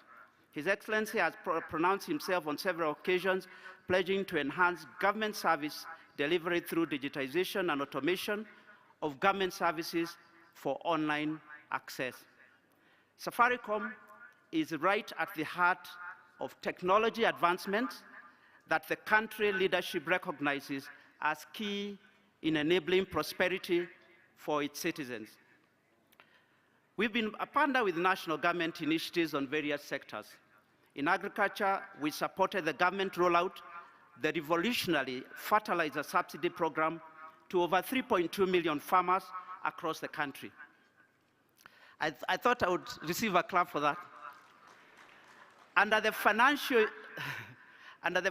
inclusion program, over 22 million Kenyans have benefited from the Hustler and Women Enterprise Funds, which we disburse on behalf of government. We have provided infrastructure, including our agents' network and payment services, that have enabled digitization of these services. I wanted to say that when the President launched Hustler Fund on the day of launch, we got 5 million attempts trying to get onto the Hustler Fund platform. And only platforms like M-Pesa can be able to handle that kind of traffic and be able to operate and deliver the rest of services across the board. This project will not only provide employment, but will also enable access to I just wanted to read that again. Together with others, we are currently finalizing the development of the first ever smartphone device assembly in Kenya. I know this is your favorite, Your Excellency. This project will not only provide employment, but will also enable access to affordable smartphones to as many Kenyans as possible. We are also working with various ministries and county governments to develop digital products and processes for enhanced service delivery to Kenyans. Ladies and gentlemen, as we celebrate 10 years of devolution, we remain committed to support Kenyans realize its digital and technology potential. We've identified key areas such as driving connectivity across counties. We are actively enabling the county governments enhance service delivery to Kenyans through a platform that we are calling My County App.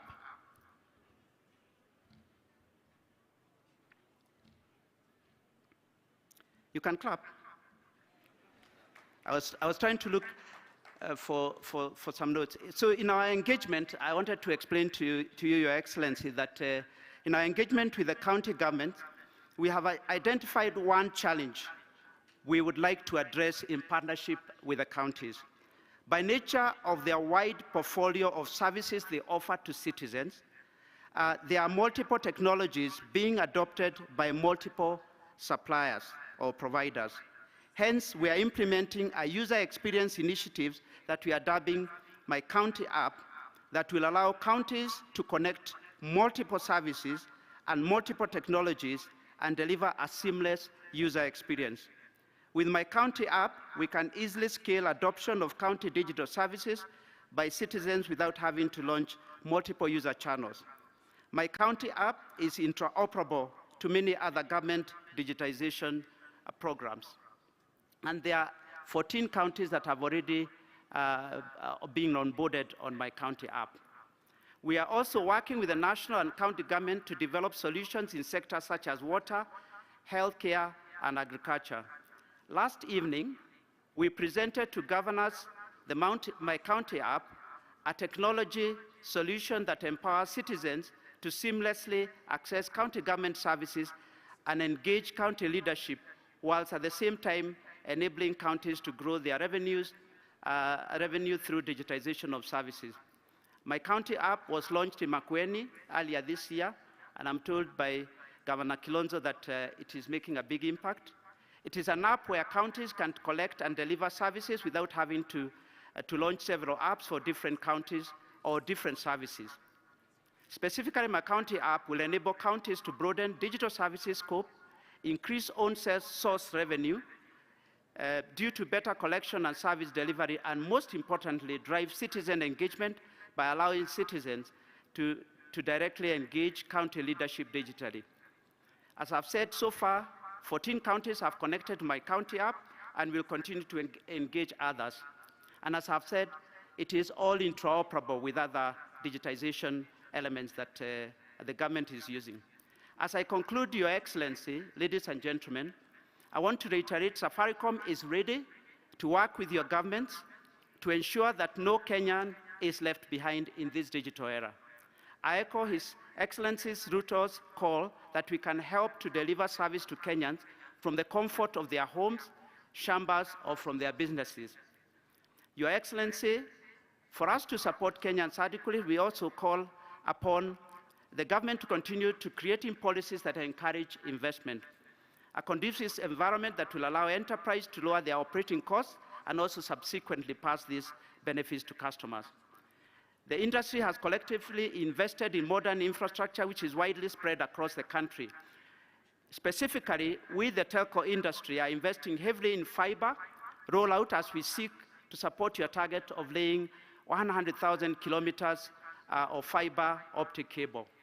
I call upon the county and national governments to harmonize on the different levy charges and rates that are charged by counties and other government organizations to enable fiber to be seamlessly delivered. In addition, we ask that the government classifies telecommunication, in particular fiber infrastructure, as critical infrastructure, because today, when roads are being constructed, fiber is cut, and there is no consequence of cutting fiber, unlike power or water.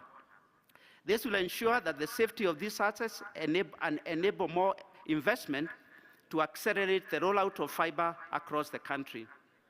We remain committed to making a difference by supporting the economy through job creation, meaningful partnerships, and remain steadfast in paying duties and taxes to the government. Safaricom recognizes that technology has tremendous potential to unlock Kenya's economic growth, solve customer and societal challenges, and deepen digital and financial inclusion. We will collaborate with the government towards projects and initiatives that seek to transform the lives of Kenyans. With these remarks, I thank you, and I wish you all a very successful 2023 Devolution Conference. We are ready to be your partner of choice in digitization, and we are ready to partner to make the future of Kenyans brighter. Thank you very much.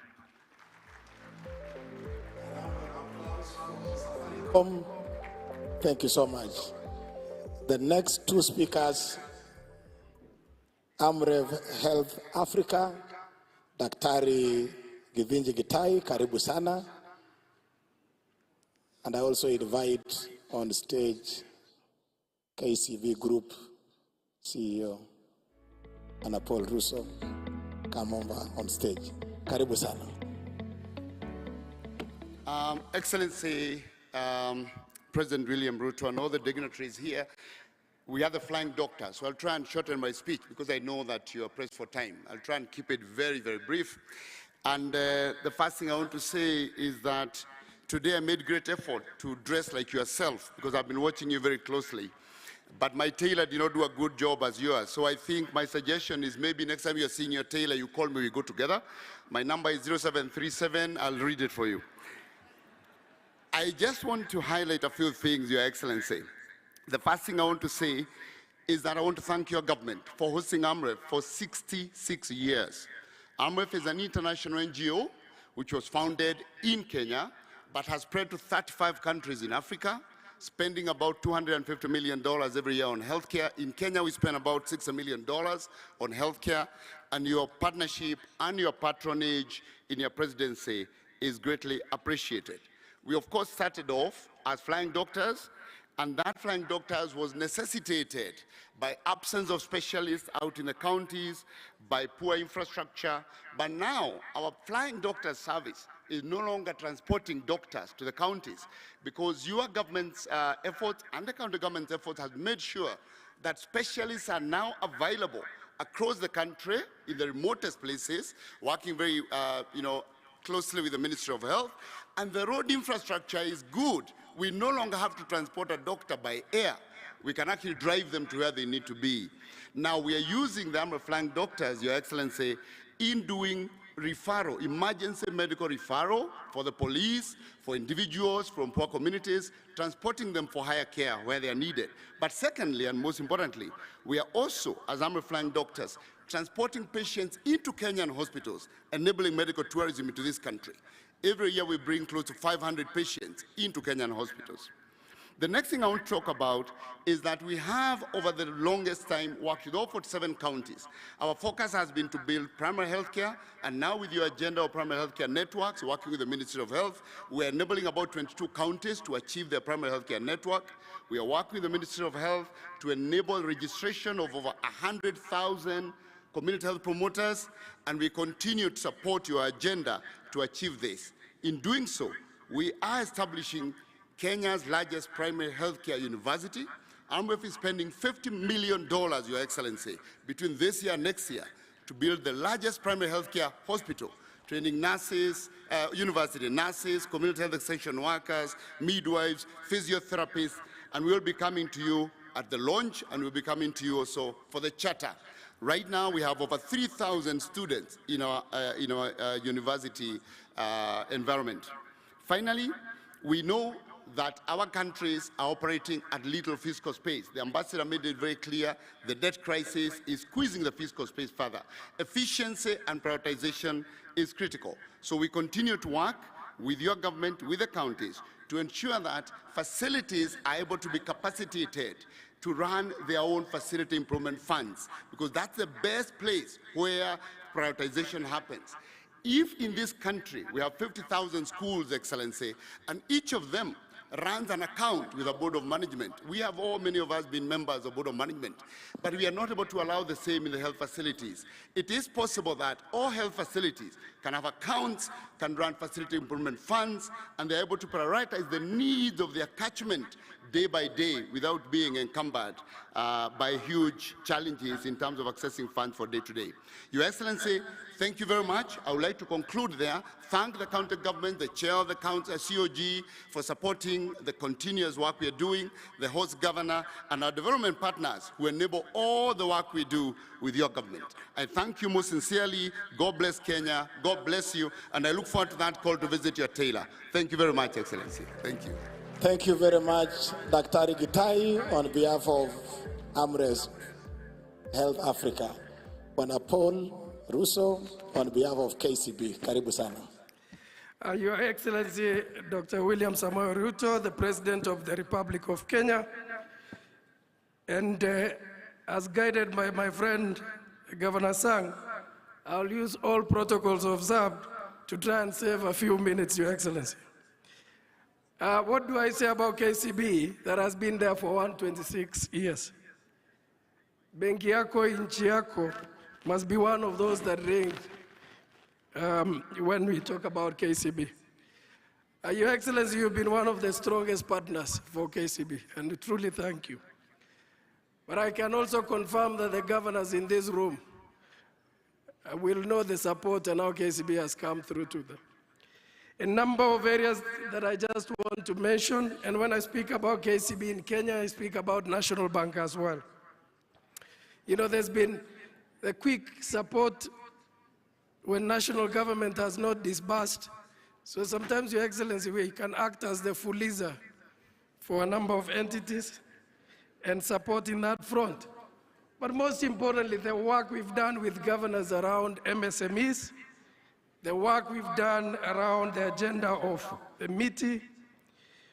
Your Excellency, I think it's very important for me to point out that KCB at the forefront through to Jiajiri program to deliver youth empowerment. And I'm glad that this Friday, Your Excellency, you've agreed to come in to officiate the graduation of 5,000 of our people. We will continue to work with the various ministries and work with county government to deliver transformational partnership. I think, Your Excellency, and thank you to the government owning 30% of KCB, we're not short of capital to support business. I think our single obligor limit is 23 billion. You can imagine what you can do with that allocation. Finally, Your Excellency, in September, we are leading to bring venture capitalists from the US to Kenya to point on to opportunities for investments. One single thing I'll ask governors to support, particularly those who come from the area I come from, is to try and fast-track opportunities for title deeds, Your Excellency, so that those with allotment letters and running businesses can get better funding. I submit, Your Excellency, and I know I have opportunity to speak tomorrow. Thank you so much. God bless you. Thank you very much, CEO, Group CEO of KCB. The next speaker, Your Excellency, is a friend of Kenya, a friend of the Devolution family, the outgoing ambassador, Denmark's ambassador to Kenya, and the chair of the Devolution Donor Working Group, Ambassador Ole Thonke. Karibu sana.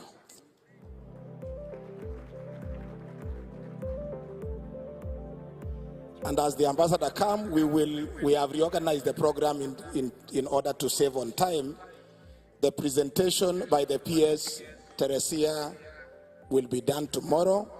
The presentation by Ahmed Abdullahi on the resolutions of the 7th Devolution Conference will be done tomorrow. Also, the presentation of the resolutions of the Children's Conference will be done tomorrow. So those 3 items are off the program for now. Karibu Balozi.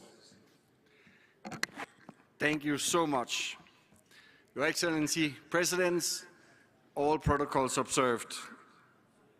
I looked at the list of speakers, and now I understand it's shortened a little bit, but then it reminded me of my favorite band making music here in Kenya, Sauti Sol, and one of their greatest songs is called Short and Sweet. I will try to do that today. Listening to my American colleague and her presentation, I also thought of changing the title of my presentation today. Instead of Why Africa, Why Kenya, mine will be Why Kenya, Why Devolution. First of all, it's a great honor for me to speak on behalf of development partners. I've learned from the host governor, Jonathan B., that this is the county of champions. But if I was to name a country of champions in terms of devolution, that would be Kenya. You have in 10 years built up a huge devolved administration from scratch, which is for me really a remarkable achievement. And what I have witnessed working with devolution right from the beginning is that very, very soon there was this spirit of family in terms of devolution. Everybody came together, worked together despite political differences, finding solutions and really trying to move forward services to the people in the different counties. Furthermore, I also noted when I was present at the elections in 2012, a lot of politicians, they wanted to become senators. They thought that was the thing at that time, whereas not as many were that interested in becoming a governor. That is very different today. Not that senators are not important, but I think the interest and the competition to become a governor nowadays, for me, really is a signal of how devolution has transformed also politically Kenya.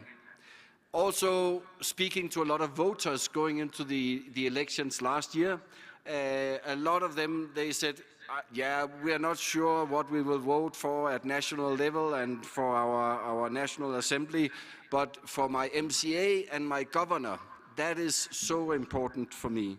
So for me, that's part of the story of the success of devolution in Kenya, bringing the resources and the decisions closer to the people that are affected by that. And we have seen amazing results, I believe. We have seen much more equal development all over Kenya. We have seen citizens' participation, which is crucial. We have seen huge investments in the health sector, in water, agriculture, roads, etc. And I also witnessed during the drought due to the climate change the last couple of years, the way that a lot of the county governments really engaged in climate change, for me, is a clear signal that the notion that climate mitigation, you need to deal with that at a global level, but climate adaptation, you need to deal with that at a local level. So for me, devolution in Kenya has really been a game changer. And that's why we as development partners are so keen to engage even more with all counties and the devolved organizations of Kenya. There's a couple of things to move forward devolution even further in Kenya. First one, we have discussed so many times that if the counties do not get the money, the resources in time to spend them before the financial year ends, nothing will happen. And I'm so happy to learn that this year, the new government and you, Mr. President, that you were able to actually send the money already the 10th of July to the counties to make sure that those monies start working immediately. For us development partners, unfortunately, our funding needs to go through the annual county additional allocation grants, and that needs to be passed by both Senate and the National Assembly, and that process somehow is cumbersome. We've discussed at length. I really hope that you will be inspired by the executive and get those money out working very, very soon. We are actually talking about development partners funding of around 33 billion shillings. Secondly, we must ensure that corruption does not happen at county level. That has always been the argument against devolution, that this will just devolve corruption in Kenya. And that will be deceiving the citizens and the local communities around. And also for us development partners, we will run away as fast as we can when we observe that. I also noted that one of the first things Your Excellency did and announced after the elections was that this government wants to transfer the remaining functions according to the Constitution to the counties. I understand a lot of work is going on because it is not an easy task and it involves a lot of resources, but it's underway and we are all really looking forward to that happening. To end, I urge all to recognize that the glass of devolution is actually more than half full in Kenya. Both central and devolved level needs to work together, and they are, to fill that glass even further. And when I was walking through the stands before coming here, I have witnessed so many, both civil society, private sector, organizations that are that are really keen and willing to work with everybody and all the counties to move devolution forward here in Kenya. And I can assure that we as development partners, with these things, we are also ready to pour in a bit of extra water in the glass of devolution. This will be actually my last public speech in my tenure here in Kenya. I really want to thank everybody that I've worked with around devolution. It has really been an honor and a privilege for me, and I wish you all the best of luck. I will follow what's happening in Kenya from a distance. Thank you so much. Thank you very much, Balozi. Next, Your Excellency, is a very short video on 10 years of devolution, just capturing the moments. Kenya has recorded remarkable transformation since the inception of the devolved system of governance in 2013. Devolution has ensured development across all counties, and citizens have embraced this system of governance. It is in this context that the Devolution Conference 2023 is taking place. The theme, 10 Years of Devolution, the Present and Future, reflects on the last 10 years of devolution, provides a platform to showcase achievements and share experiences, discuss challenges, explore opportunities, consolidate the gains, and chart a course for the realization of the aspirations of Kenyans in the next decade. County governments have invested heavily in local infrastructural projects, including roads and streetlights, pre-primary schools, healthcare facilities, and water supply systems, which have significantly improved the quality of life for Kenyans. Tunaona sasa ni vizuri juu hii mradi imetusaidia, imetuletea maji. Na sasa wakati wenye kuna kuanga mvua, hii mvua tunatumianga kwa wakati huo. Lakini wakati wa kiangazi ikiingia, tunatumia hii ya mradi. Tulikuwa tunatafuta maji mbali. Tulikuwa tunafuta majerikani kwa barabara. Tunashukuru Mungu wa juu. Hata kama ni kidogo, mifugo pia inakunya kidogo, binadamu tena wanakunya kidogo. To boost access to affordable and quality health services, county governments have a remarkable 125,400 health workforce, representing 66% of the total core health workforce of 190,000 in public and private facilities. Tunashukuru serikali because hii ugonjwa iko very expensive.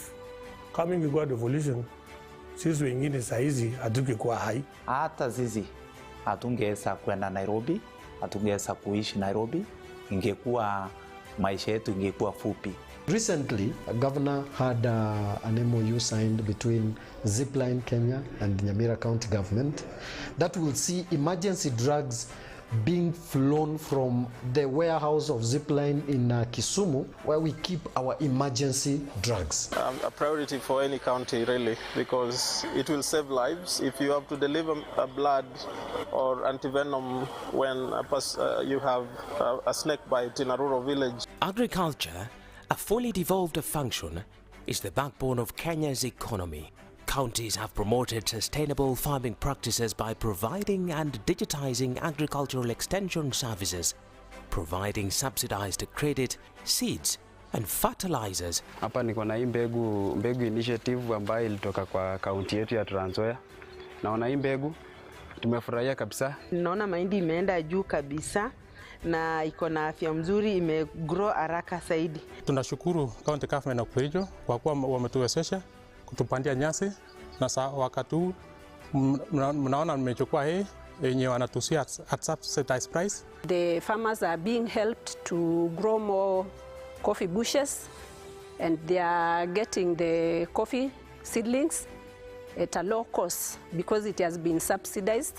Tuko na miaka mbili nianze nilime hii sweet potatoes. Hii ametusaidia sana kwa kusomesha watoto wetu, kulisha.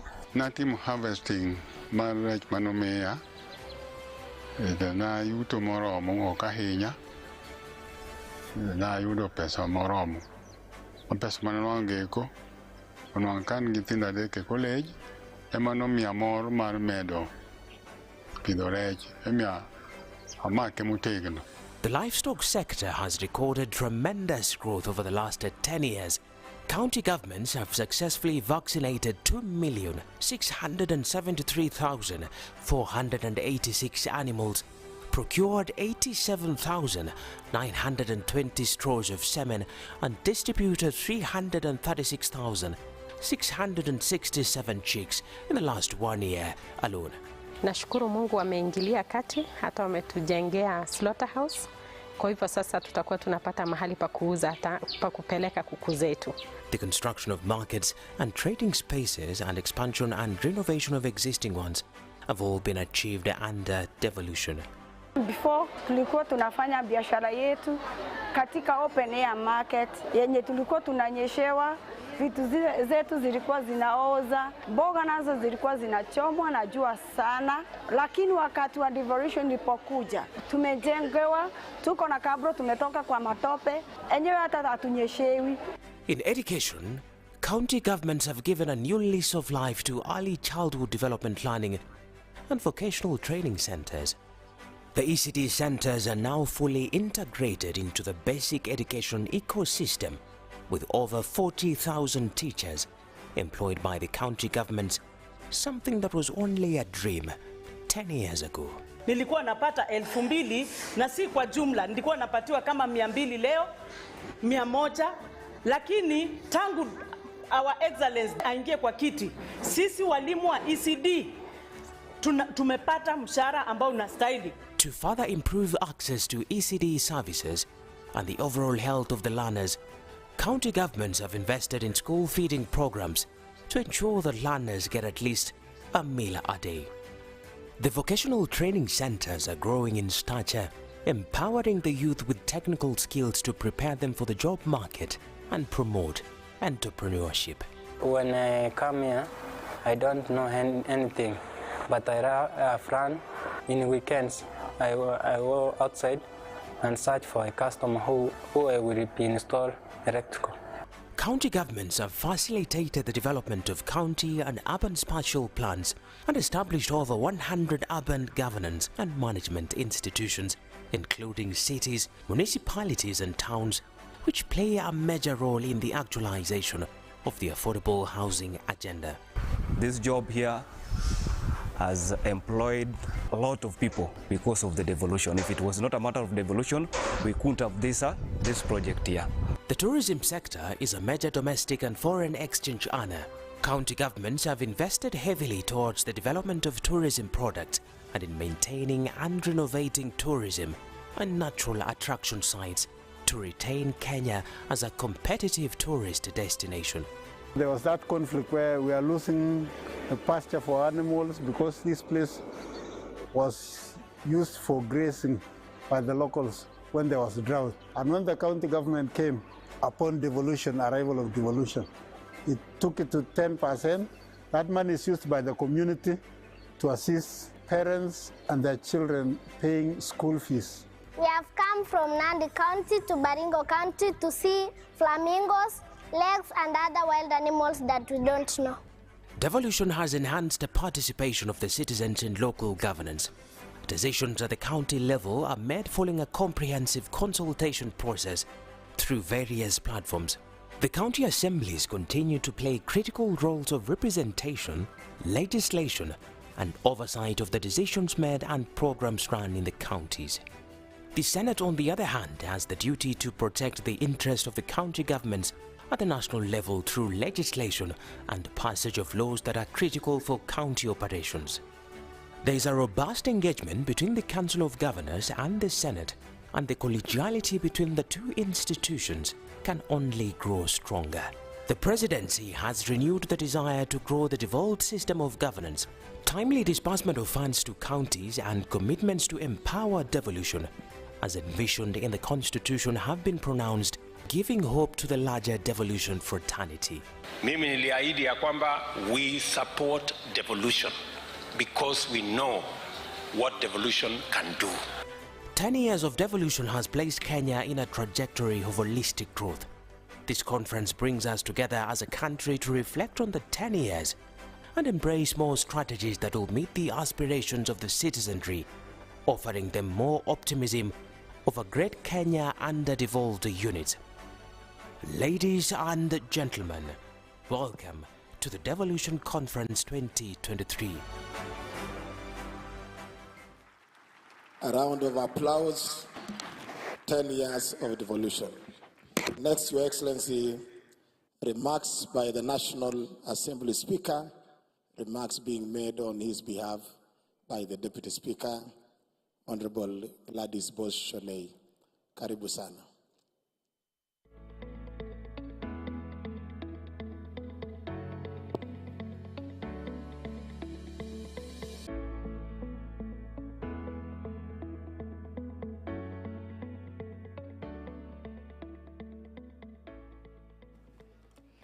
Your Excellency, with your permission, allow me to adopt the protocols that have already been established.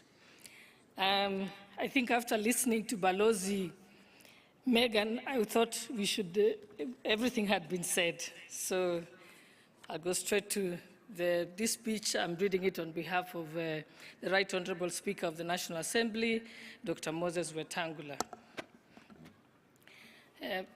It goes like this. He says, I'm honored to stand before you today on this momentous occasion as we gather here in Uasin Gishu County to celebrate the decade of remarkable progress in the journey of devolution.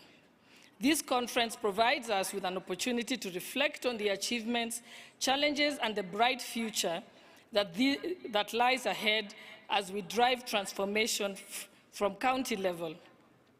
This conference serves as a testament to our commitment to county governance and economic development. And it is an honor to have His Excellency the President gracing this occasion. Your Excellency, your presence today not only adds prestige to the event, but also underscores the significance of our collective efforts and national government commitment to the devolution process. Your unwavering dedication to the principles of devolution are your vision for an empowered citizenry that has pivotal in driving Kenya's progress. Your leadership and vision have been instrumental in guiding our nation. Distinguished guests, ladies and gentlemen, under the theme, 10 years of devolution, the present and the future, we celebrate the strides that we have made in empowering counties to become centers of economic development. We celebrate the success achieved and the potential that lies ahead. The concept of devolution has led to numerous positive changes that have positively impacted the lives of citizens. We have witnessed the improved healthcare services, better infrastructure, enhanced education, and increased citizen participation in the governance of others. As we gather here today, one of the most notable patterns within the intricate design is the close and symbiotic collaboration between our county governments and the esteemed National Assembly. Your Excellency, our shared vision of cooperation has enabled us to work hand in hand to address the needs of our citizens. The National Assembly, Your Excellency, will continue to assist the county governments in their daily operations by passing legislation that enables effective delivery and equitable distribution of resources. As we navigate the path of devolution, it is worth acknowledging the intricate interplay between the two tiers of government. Much like the symphony, where an instrument contributes to the harmony as a whole, the collaboration between county governments and the National Assembly has been created and is harmonious. Your Excellency, the National Assembly is committed to deal with the healthcare laws that are pending, the laws relating to the roads and infrastructure, the laws relating to food and feed safety, and other matters of better quality education. Ladies and gentlemen, Your Excellency, allow me to reiterate the 2010 Constitution, which was a turning point in our history. It is where the county governments were born. Your Excellency, given also the trajectory, and according to the UN Women Africa report of 2022, devolution has increased the opportunities for women and other marginalized groups and has allowed them to participate and engage in county-level planning, budgeting, and implementation. This has been great opportunities. And Your Excellency, allow me to end by quoting the Nobel Peace Prize winner, the late Professor Wangari Maathai, who said, "In Kenya, women are the first victims of environmental degradation because they are the ones who have to walk for hours looking for water, to fetch firewood, and to provide food for their families. Given this, I'm confident that the woman today is now has emancipated the degradation courtesy of, the women today have been emancipated from degradation courtesy of devolution programs. And with that, we thank you and wish you fruitful deliberation, signed by Dr. Moses Wetangula, Speaker of the National Assembly. Thank you. A round of applause for the Speaker of the National Assembly. Next on stage, Your Excellency, is His Excellency Musalia Mudavadi, the Prime Cabinet Secretary, to come and make his remarks. Karibu, Your Excellency Musalia Mudavadi.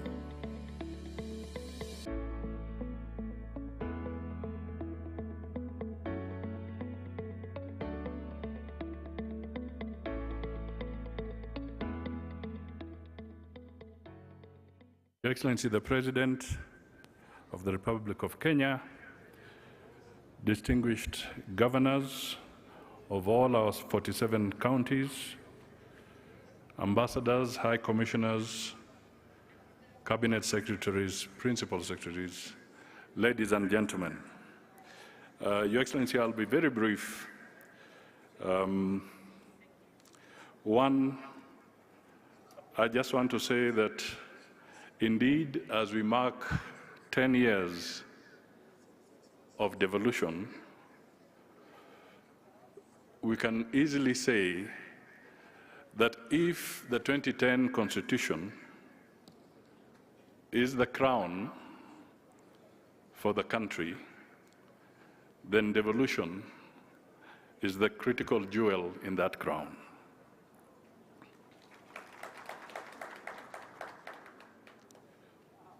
Your Excellency, as I listened to the various presentations, but more so from the US Ambassador, I can only say thank you for pitching for Kenya.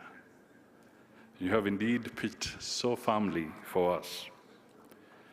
And in her conversation, a couple of things arise which could be regarded as rhetorical questions.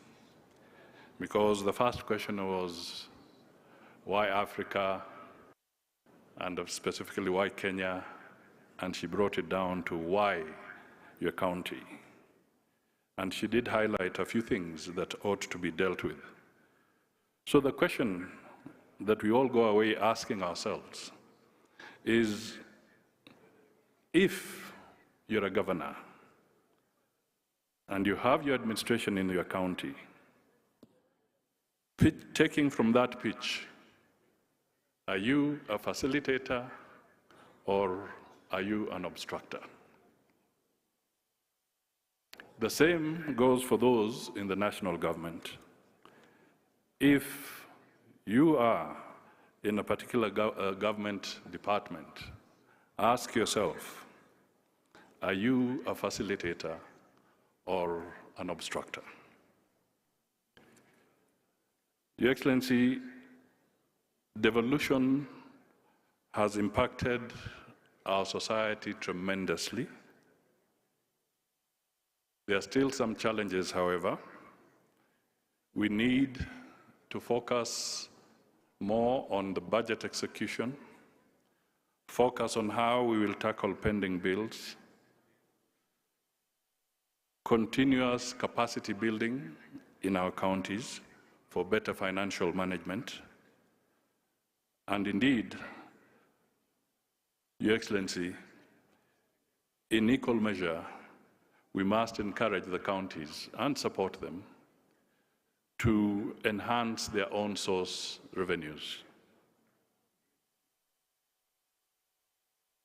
Finally, Your Excellency, because this is your day, let me just acknowledge that your being here has signaled total commitment and unwavering support for devolution.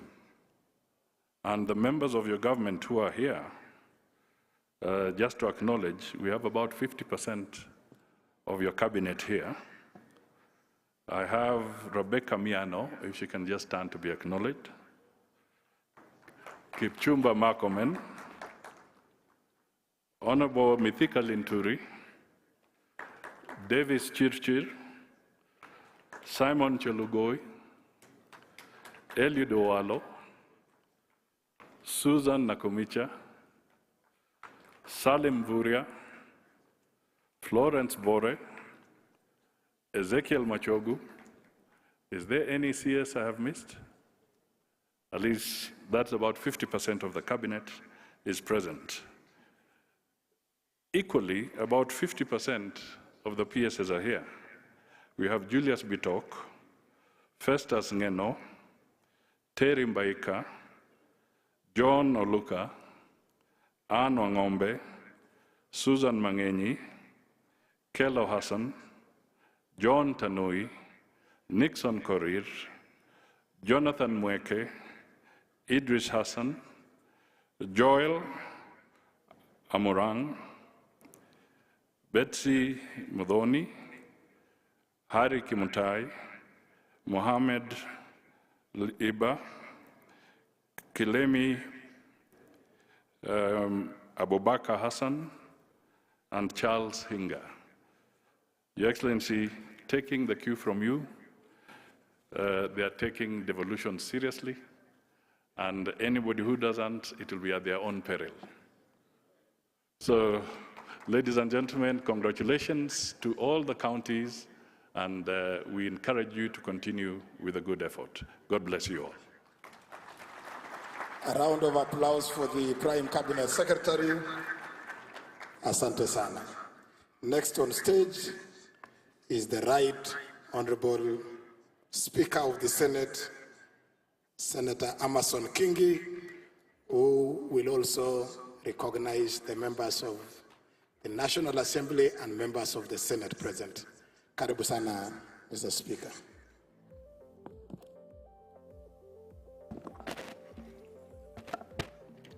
Your Excellency, the President of the Republic of Kenya, Dr. William Ruto, allow me to adopt the protocols as cited by the speakers who spoke before me.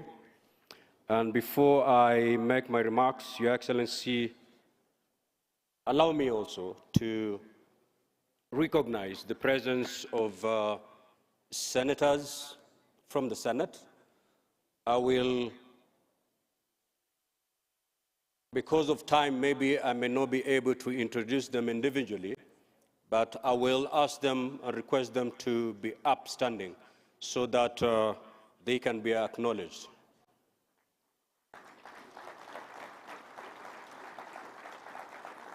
There are pretty few, so allow me to mention the names. We have the Majority Leader, Senator Cheriot. We have the Deputy Speaker, Senator Gathuri. We have Senator Chirankei, Senator Methu, Senator Abbas, Senator Karungo, Senator Lelegwe, Senator Cheptumo, Senator Kinyua, Senator Kipsang, Senator Seki, Senator Maruma, Senator Nyutu, Senator Veronica, Senator Kavindu, Senator Muma, Senator Tobiko Perez, Senator Manzo, Senator Wakili Sigei, Senator Hamida, Senator Professor Tomo Jenda, Senator Margaret Kamar, Senator Lominen, Senator Murgo, Senator Mofire, Senator Miraj, Senator Montet, Senator of Lamu Kamau, Senator Wakili kutoka Kwale, Chimera, Senator Boy, Senator Faki, Senator Mbugwa, Senator, the chairman of Park Moses Kajwang, Senator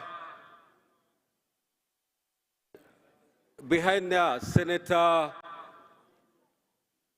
of Busia. Yes.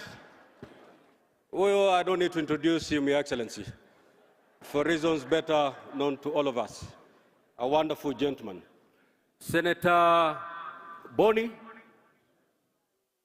you know, my specs are letting me down. Senator Boni, yeah. Senator Obur, the youth leader in the Senate.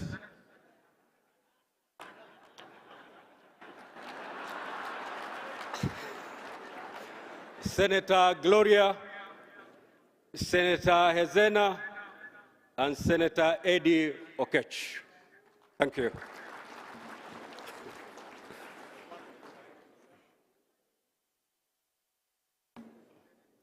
Oh, Senator Alan Chisang here. Thank you. Your Excellency, indeed it is my honor and great privilege to make my remarks at this very important occasion, the official opening of the Devolution Conference 2023. On behalf of the Senate of the Republic of Kenya, I wish to thank each and every one of you for creating time to attend this gathering. Your presence demonstrates your commitment to ensuring success of devolution in Kenya. As framed by the theme, 10 years of devolution, the present and the future, this conference is an ideal platform for stock-taking on the implementation of devolved governance in the past 10 years. Your Excellency, sir, the last 10 years have been an eventful period for this country. Throughout devolution, we directed every ounce of energy in a relentless endeavor to attain the goals and objectives of devolution outlined in our Constitution. The 2010 Constitution, as we are all aware, occasioned a major reconfiguration of state power and responsibilities by devolving an array of functions to the 47 county governments. And clearly defining the mandates of each player in the devolution space, the 2010 Constitution and attendant laws have facilitated a seamless engagement between Parliament of Kenya, comprising of the Senate and the National Assembly, the Council of Governors, county assemblies, and the executives of both national and county governments in championing the cause of devolution. Thanks to the time, effort, and resources invested by these institutions in this governance model, devolution has left clear footprints across our nation. Each of the 47 regions has an outstanding story to tell on how devolution has occasioned a positive and impactful realignment of its development priorities and address unique needs of residents. Ladies and gentlemen, it merits acknowledgement that since inception of devolution in 2013, the national government has disbursed a total of 3.3 trillion to devolved units, compared to approximately 289 billion that counties have generated since their establishments. This, by all means, demonstrates significant commitment on the part of the national government to cascade resources and development to the grassroots for the benefit of Kenyans. Allow me to commend you, Your Excellency, for walking the talk in bolstering devolution. As a Senate and Parliament at large, we appreciate the priorities accorded to bills presented to you, sir, for assent, notably the Equalization Fund Appropriation Act 2023, County Allocation of Revenue Act 2023, and the County Government's Additional Allocation Conditional Grants 2023. The stated laws have a direct bearing on county financing, and their prompt enactment and assent paved the way for release of billions of shillings to devolved units for equitable service provision and development projects. An array of other proposed new legislation, nearly 40 in number, are currently being processed by the Senate. We expect that upon their enactment, the legislation will enhance capacity of counties to tap into the enormous potential that they have in form of natural resources, renewable energy sources, and considerable dynamic and versatile workforce in order to thrive and deliver. For the last 10 years, the Senate's contribution to the success of devolution cannot be gainsaid. Through its legislative mandate, the Senate has provided the legal framework upon which devolution was anchored. The Senate remains committed to undertaking responsive, expeditious, and timely processing of legislation. Your Excellency, sir, as we celebrate these great devolution milestones, we must all appreciate the critical role played by county governments, comprising the county executives and the county assemblies. Their resilience and impactful delivery of the last 10 years stand out not only as solid and irrefutable evidence that devolution is working, but also stand tall as a beacon of hope regarding the future of devolved governance. In spite of what stood out as insurmountable odds during the humble beginnings, county governments got the devolved system off the ground and elevated to its deserved pedestal in our national psyche, sustaining our hope and giving us inspiration as a people. With benefit of hindsight, localized and practical experiences, we are now better informed of what works better in devolved units and what doesn't, and what needs to be done to triumph over these emergent challenges and maintain the positive and catalytic momentum. Hurdles such as pending bills that keep accruing at alarming rates, presently estimated at nearly 160 billion, and noted gray areas in some devolved functions will certainly be confined to the dustbins in history if we maintain this trajectory. This will then accord us the much-needed space, time and resources to shift our focus to confronting other emerging threats of our society, such as climate change, unemployment among our youth, and impacts of geopolitical upheavals and economic recession, to name but a few. Ladies and gentlemen, psychologists and human development experts teach us that at 10 years, a normal human being is expected to exhibit certain discernible traits and habits which affirm that he or she is on a normal growth trajectory. They tell us that milestones at that age reflect a marked growth of independence, especially from the parents, formation of healthy relationships, ability to resist negative peer pressure, assumption of some sense of responsibility, and capacity to make better choices, among other vital traits. In my considered view, this analogy best illustrates where we are as a country on matters devolution. After 10 years of practical implementation, all signs are clear that devolution is now ready for a completely new course in enabling and fulfilling the dreams of Kenyans. As a country, we now expect to see more assertive, accountable, transparent, and resilient devolved units that manifest some level of independence from the national government. We yearn to see counties aggressively pursue more beneficial partnerships, networks, and collaborations, adopt a keen sense of responsibility in pursuit of their goals and objectives, as well as acquire capabilities to make their operations and activities self-sustainable. To this idealism and into realism, I challenge devolved units, with the support of all other partners, to embrace new approaches and models in executing devolution. Counties should be ready to explore and adopt novel and more innovative ways of raising on-source revenue to avoid the over-reliance of the national exchequer. Counties must also be inspired to take advantage of the regional economic blocks for shared economic opportunities and growth. To deepen accountability, which is a key ingredient of good governance, county governments must be ready to come up with more stringent measures to curb corruption and ensure county resources are used for the intended purposes and for the benefit of Wananchi. It would be a big win for devolution if devolved units moved fast to seal accountability loopholes, as periodically flagged by the reports of the Office of the Auditor General and also reports by the Senate committees on PIC and PAC.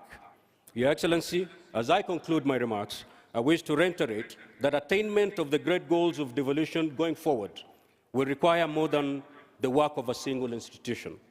Tapping from my 10-year experience as a governor and now in my capacity as the Speaker of the Senate, I know for a fact that it will take a collegial and partnership-oriented approach to propel devolution to the next level. I urge county governments to add impetus to the thriving partnership with the national government for enhanced capability, especially in the delivery of targets in capital-intensive areas such as housing, health, trade, investments, and agriculture. For all of us,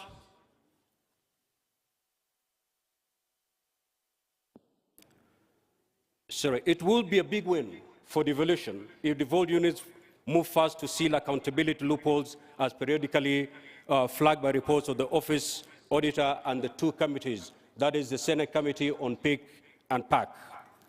For all of us partners in devolution space, time has come for us to walk the talk in adopting a friendly, united front in addressing many issues that routinely arise as we implement devolution. This is the spirit the Senate and the Council of Governors exemplified when they firmly resolved, going forward, at a joint inaugural high-level meeting a few months ago to work in synergy for the success of devolution. Let's harness and nurture collegiality amongst us and make the great dream of devolution work for us as a country. In the words of the American author, speaker, and pastor John Calvin Maxwell, he said, "Teamwork makes the dream work." Let us be a team as we push devolution to the next level. I thank you, and may God bless you.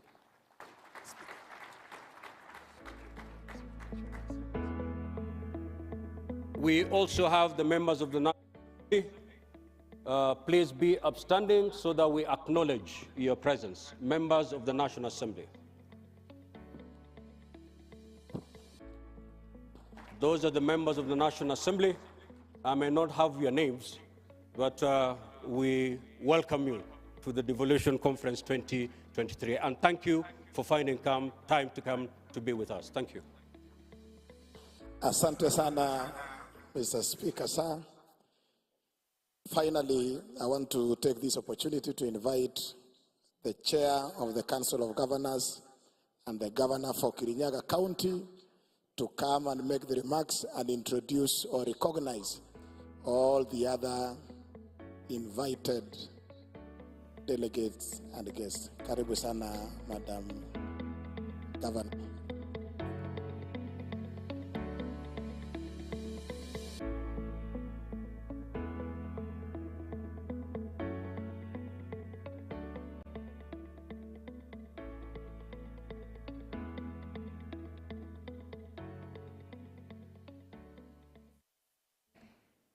The President of the Republic of Kenya, Dr. William Samoei Ruto, borrowing from those who've gone ahead of me, Excellency Governors, allow me to say all protocols observed in the interest of time. Good afternoon. I have been requested before I speak to recognize all the other invited guests and participants who are here. So I will request that you just be upstanding for recognition, and we'll recognize them by giving them a good hand clap. Would request all our development partners and all the staff from development organizations to kindly stand up for recognition.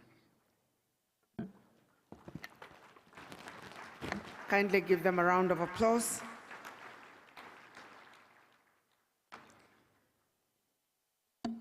I would assume that the development partners also covered the diplomatic corps. If there are any ambassadors, representatives of governments who are here who did not stand with development partners, you may be upstanding. Representatives from constitutional commissions and independent office holders, kindly be upstanding for recognition. Let's give them a round of applause.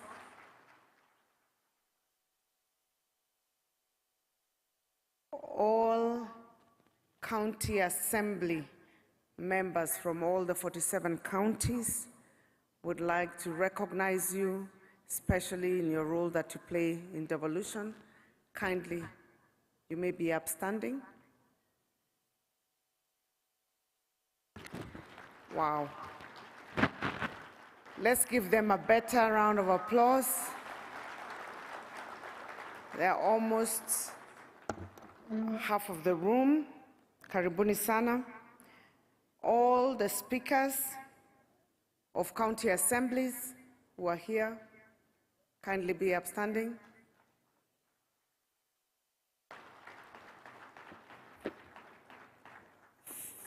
Thank you very much. And all the deputy governors who are representing all the counties. Excellent. I think all of them are here. And before I go to the governors, kindly excuse the mix-up of my recognition. All the CECs and CEOs from the 47 counties and any staff of county governments, kindly be upstanding.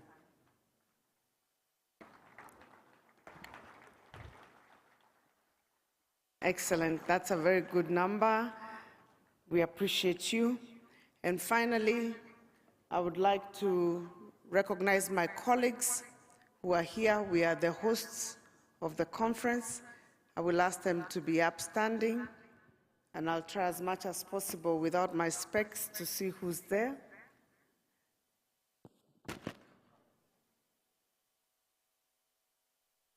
We have the Governor of Uasin Gishu, Governor Jonathan B.,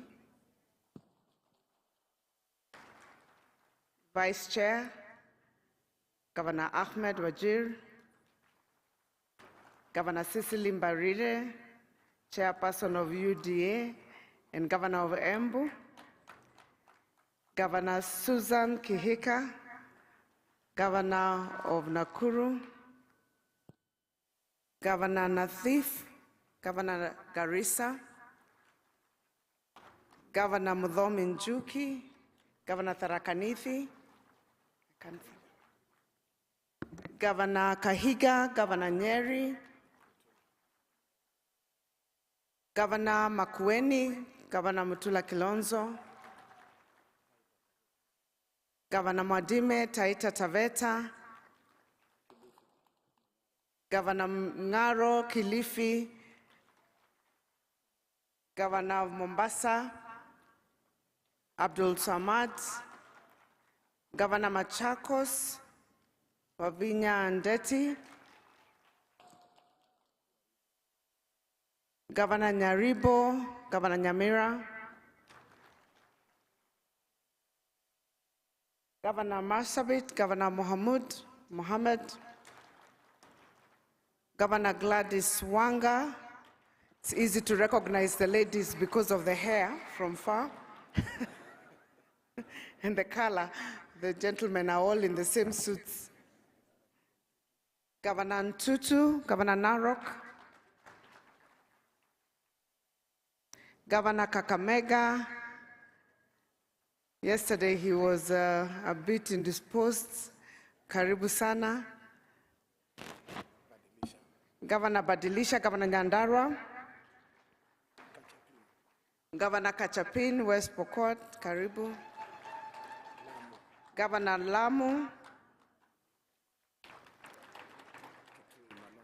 Governor Malombe Kitui, Governor Otuoma, Governor Achane, Kwale,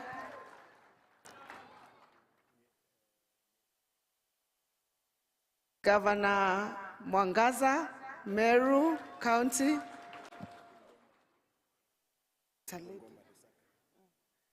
Governor Bungoma, Lusaka, Governor Mandera, Governor Khalif, Governor Baringo, Governor Cheboy,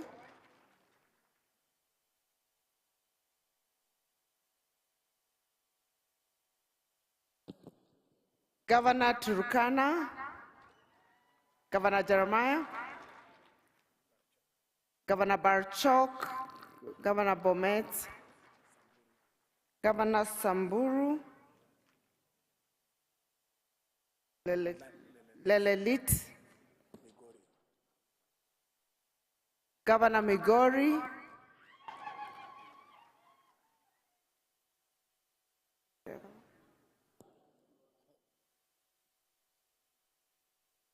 Governor Kangata, Governor Muranga, Governor Irongo, Governor Laikipia, Wesley Rotich. Governor Wesley Rotich. Sorry about that. Governor Mtai Kericho.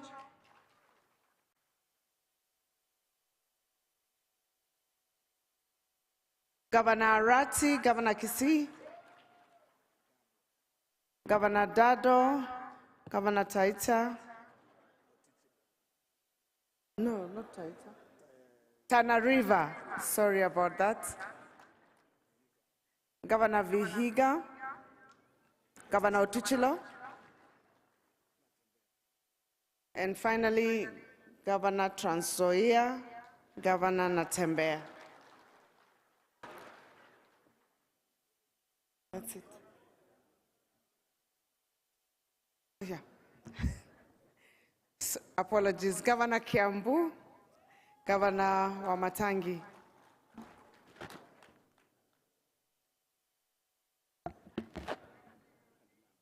And of course, Chief Whip, Governor Nandi, Governor Stephen Sang.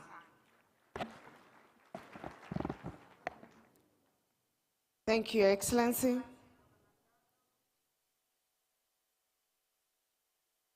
Let's give Governor Nandi a hand clap for steering the session very well. Distinguished ladies and gentlemen, Your Excellency, on behalf of the Council of Governors, I take this opportunity to welcome you to the 8th Devolution Conference, which is the first biannual Devolution Conference. And before I go forward, Your Excellency, as a good student of the Bible, I have to start properly with thanksgiving. Your Excellency, accept on behalf of my colleagues our sincere gratitudes for the end-of-year disbursements, which were on time for the first time in 10 years. Your Excellency, also, for the first time in 10 years, we got our July disbursements for this financial year that we've started 2023-2024 on time. Thank you very much. I will tell you, many of us and many of our colleagues have told you, we were quite pleasantly surprised, and we're looking forward to that trend going forward. Your Excellency, I know we started off in a little bit of a rough footing because of the disbursements, and there was a time we, as governors, even threatened to shut down counties. Your Excellency, at the time, we had been reminded of a proverb that says, because all lizards lie on their tummies, you can never know which one has a stomachache. So if you don't shout, you'll assume all lizards are the same. So we were trying to get your attention. But thereafter, Your Excellency, you counseled us on better lessons to follow, and you asked us to come together, come and reason together, which we have since been doing with you and with your government. And we have to say that the relationship hasn't been better. Has never been better.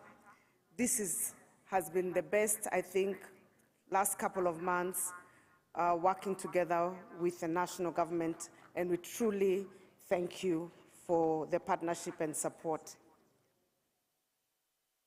I would have expected a hand clap for the partnership. I'm sure all of us are relieved not to be having press conferences, press statements.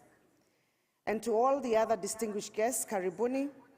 We meet again after 2 years to measure the progress made in the implementation of the devolved system of governance after its inception a decade ago.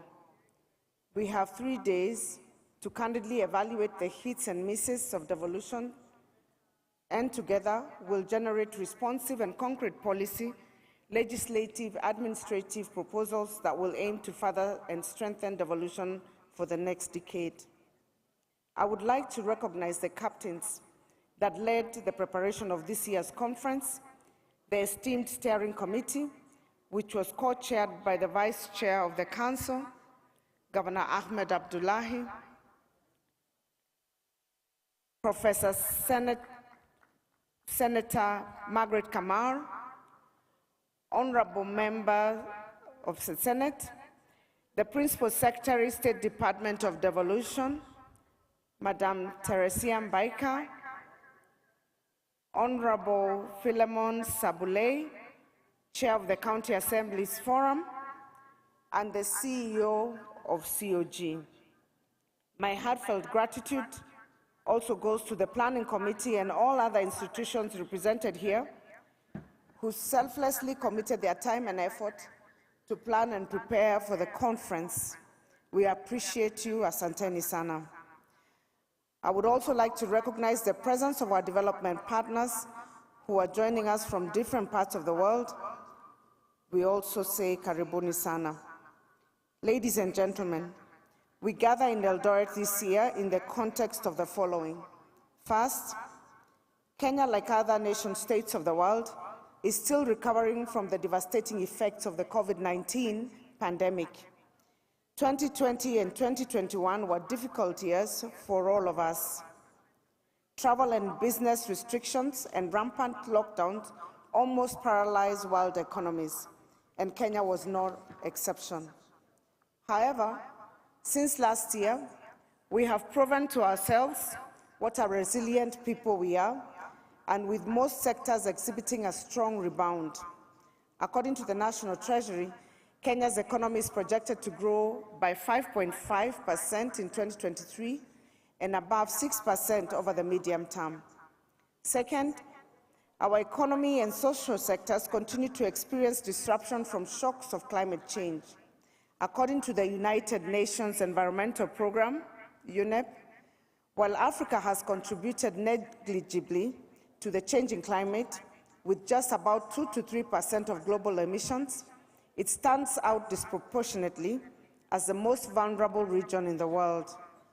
To bring the reality closer home, we are just recovering from a prolonged and distressing drought that cost us many lives and livelihoods. Third, we are on the last mile of the implementation of the Sustainable Development Goals, the SDGs. The UN Agenda 2030 has 7 more years to go. SDG indicators are embedded in the Vision 2030 through the medium-term plans, and we are indeed in the last decade of action for both the SDGs and the Vision 2030. With each SDG having a linkage to a county function, it is undeniable that the realization of the socio-economic targets in both the global and national agendas will crystallize at the county level. Your Excellency and distinguished guests, the story of the journey of devolved governments over the last 10 years is one worth telling. I was privileged to serve as the first cabinet secretary of the then Ministry of Devolution and Planning. I experienced firsthand the intrigues of the big bang transition from the centralized system to the devolved one. On the onset, all of us were delighting in the success of the first election following the promulgation of the Constitution 2010. The inclusion of senatorial, gubernatorial, and members of county assembly positions opened the elective space for more opportunities to serve in the public sector. This was exciting and brought a lot of enthusiasm and joy, but it was, at the time, very short-lived. Soon thereafter, there came a conflict between the national government and the then new county government. Someone I suspect to be a learned friend must have whispered to the ears of the governors that county governments were constitutionally guaranteed at least 15% of the equitable share. Further armed with the knowledge that funds follow functions, the pioneer governors demanded for the immediate transfer of all county functions to the county governments. At the time, those of us in the national government were hesitant, owing to the fact that the county governments had not been fully established. But in hindsight, transferring critical functions to counties was a good decision, despite initial transitional challenges. Having been thrust into the deep end, they quickly learned to swim and stay afloat. It was unbeknown to me that a few years later, I would be on the other side, now elected as a governor, and asking for the devolution of all the remaining county functions from the national government. We have realized that this political space of ours is quite mobile and not fixed, and therefore we have agreed even with the Senate to continue working in harmony, because you don't know, those who are on this side as governors may end up as senators next time, and those who are members of parliament as governors, and vice versa. We anticipate that this current and third cycle of devolved governments now, having set the stage and the legal framework required, will be a performance stage the next 5 years. We are now focused on steering county governments towards the delivery of high outcome results for each of the 14 county functions. Your Excellency, ladies and gentlemen, speaking of performance and results, we have already realized many successes along our devolved journey. Let me mention but a few. For the first time since independence, Mandera County performed its first cesarean delivery at Takaba Sub-County Hospital in 2014.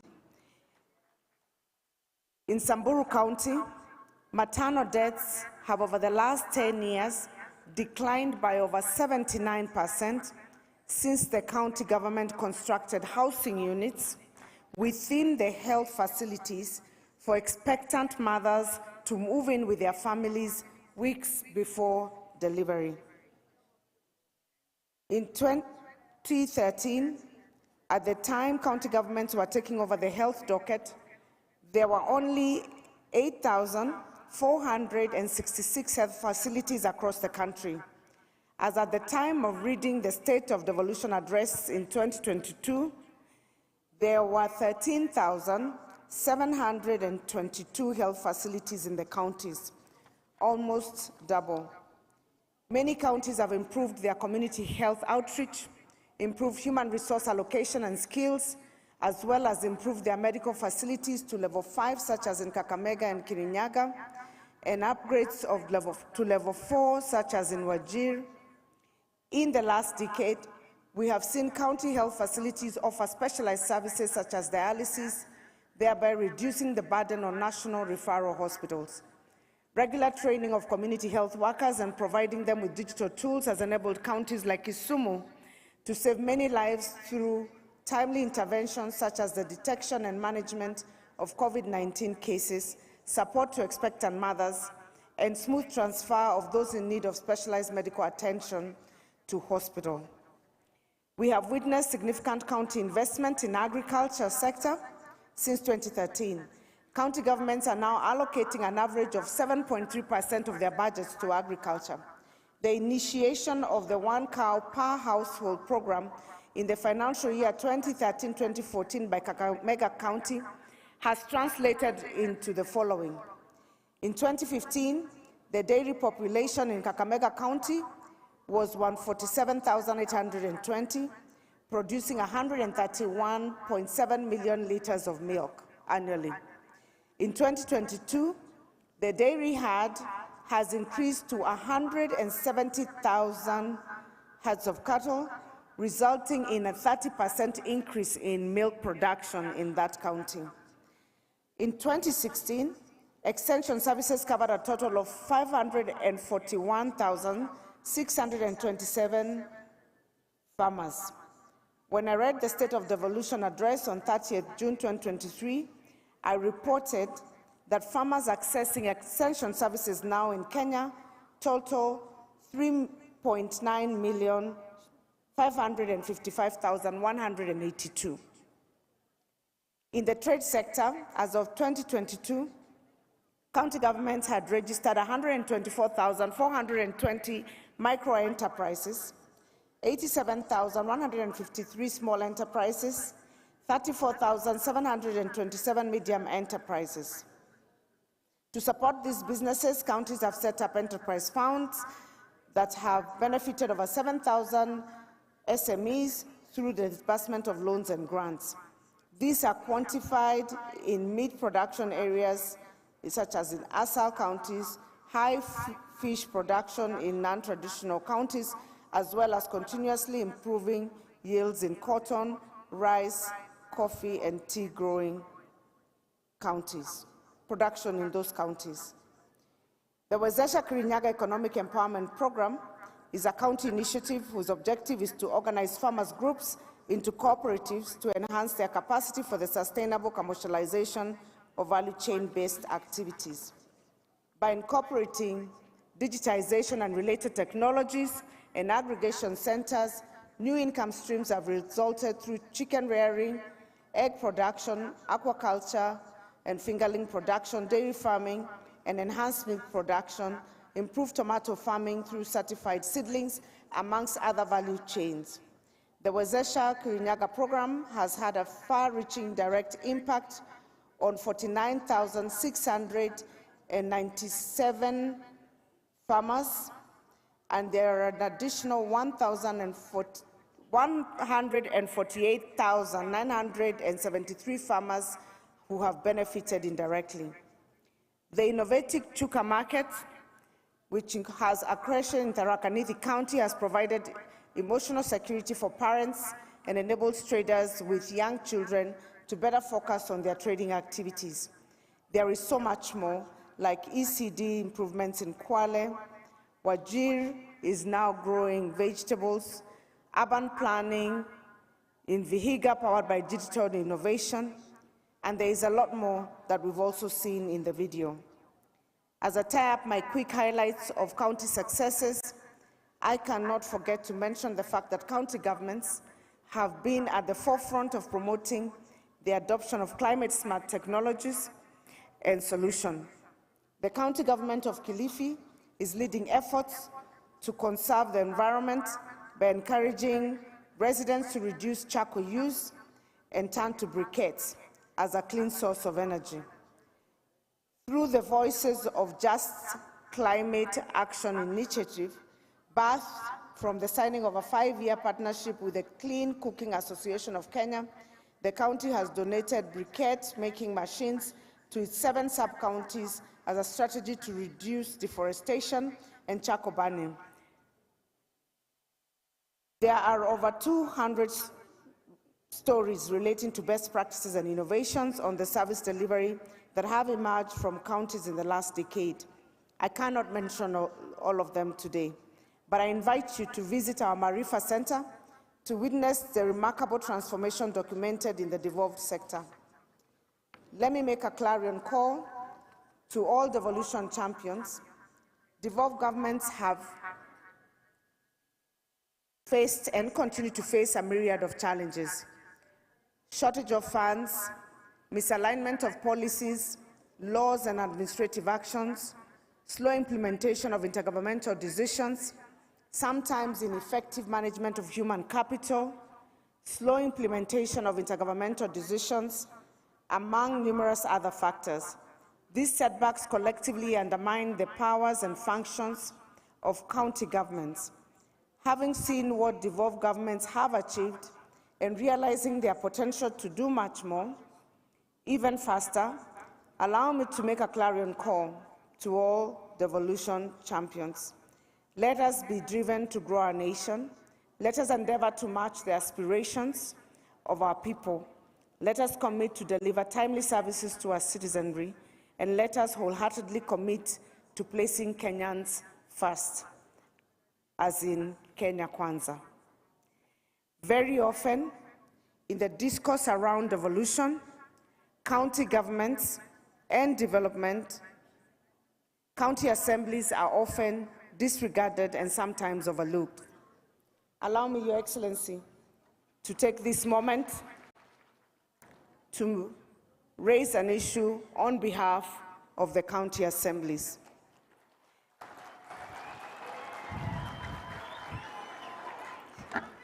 All the achievements that we have cited in devolution and much more would be unattainable without their support and indulgence.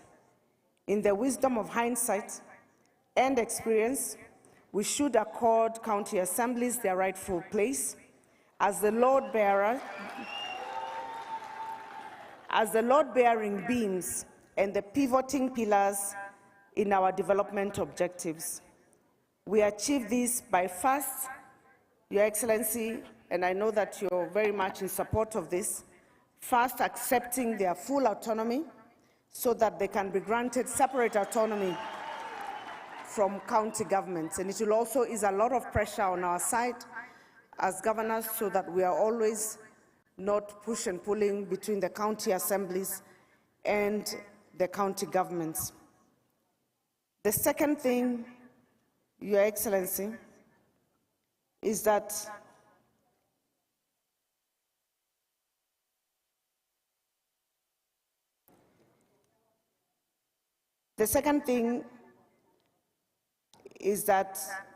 as your government strives to excel from the bottom up, county assemblies are in fact the footprint of government for Mwananchi. Their community obligations, Your Excellency, as you well know, may not be sufficiently captured in their job descriptions. Yet their remunerations has been reduced over the year.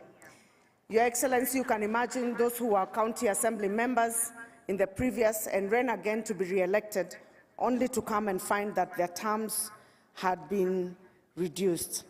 I know, Your Excellency, that you're wise, you're kind, you're long-sighted, you're visionary, your resolve is all that is required. And Your Excellency, all I can say is that for the county assemblies,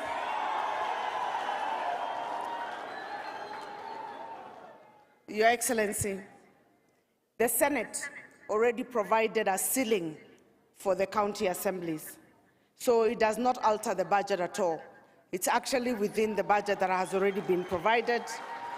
All that they are restricted in consideration of their welfare is the restriction by the SRC, and we would like to request that, Your Excellency, this being your foot soldiers and those that hold both the government and programs at the ground, at the bottom of the pyramid, that Your Excellency, you will consider that request. Your Excellency, we focus the next 5 years on performance in key areas that will definitely transform our country. We are partnering with the national government in all the key agendas of your government. And Your Excellency, as a council, we want to commit to work together with your government to ensure that we achieve the expectations of the Kenyan people. As I conclude, let me take this opportunity to convey immense gratitude to our partners who have supported this conference, the United States government, especially the platinum partners, Safaricom PLC, Kenya Commercial Bank, AMREF, and all our other partners. Thank you for your magnanimous contributions to this conference. Your Excellency, you are beyond a platinum partner for us in this conference. The national government supported way above our expectations through the Office of the Deputy President, and we thank you very much. Distinguished guests, I wish you all fruitful discussions in the coming days of the conference. It is now my honor and duty to humbly invite His Excellency the President of the Republic of Kenya, Dr. William Samoei Ruto, to come give his remarks and officially open the first biennial Devolution Conference. Let's welcome His Excellency with a hand clap.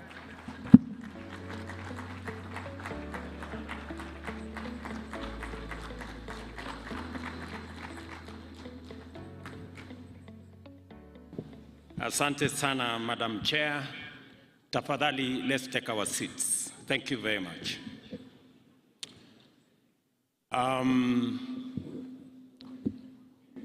Your Excellencies, Governors, CSS present, Deputy Governors, PSS, Your Excellencies, Ambassadors and High Commissioners, our development partners, Speakers of the National Assembly and the Senate, Speakers of County Assemblies, members of the Senate, members of National Assembly, members of County Assemblies, staff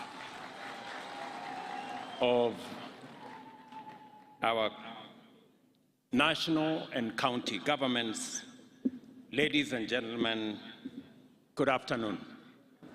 Hamjambo. Let me take this opportunity to welcome all of you to my hometown.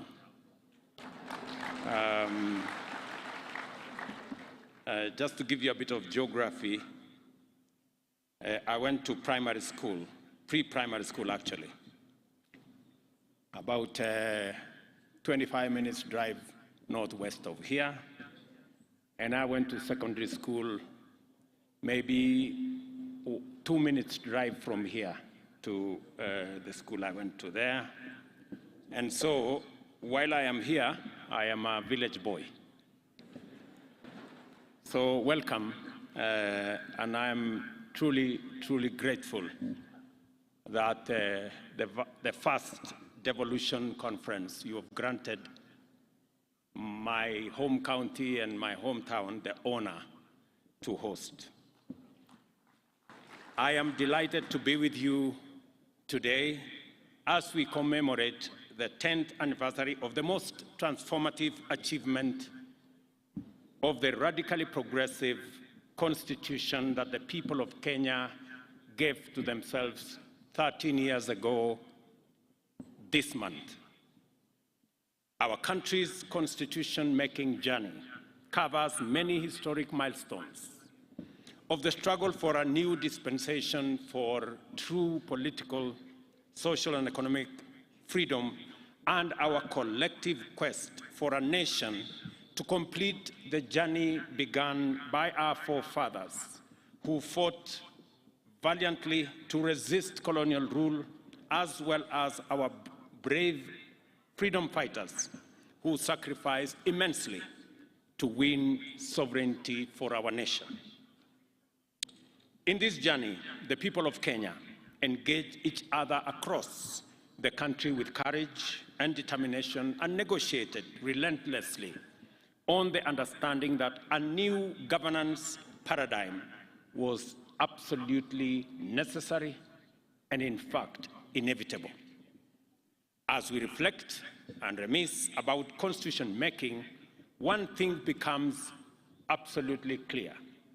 In all the bargainings, horse trading, deal making, and consensus building that went into the various processes which contributed to the development of the drafts that formed the basis of the ultimate document, the citizens of Kenya were emphatic, persistent, and unequivocal about one thing: that decentralization, sharing, and devolution of power and resources was both overdue and, in fact, it was non-negotiable.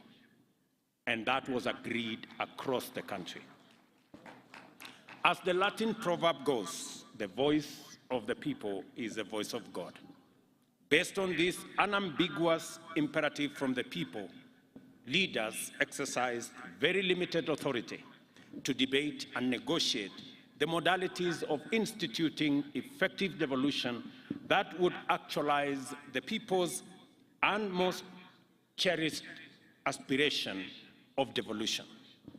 In other words, the question was never whether devolution would happen, but only in what form. The drive to devolve stemmed from the bitter experience of extractive colonial institutions, which invested heavily in the White Highlands and brutally neglected elsewhere. This practice found expression in the National Economic Planning and Development Policy promulgated shortly after independence, which formalized inequalities and marginalization and led to the emergence of zero-sum politics and gross inequality in the allocation of public resources that informed our early years of our nationhood.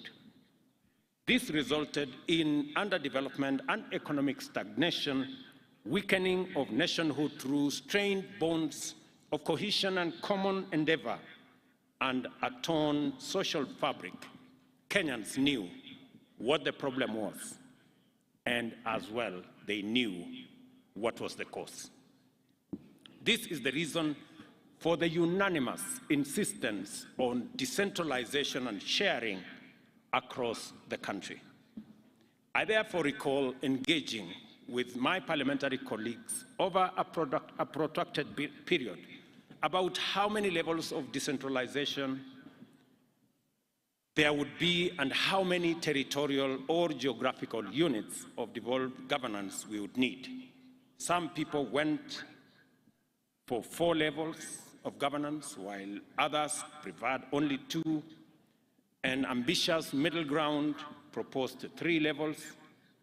Similarly, reluctant devolutionists campaigned for 8 units to coincide with the administrative provinces, whereas others wanted 14 regions, yet others demanded numbers varying from 24 to 56.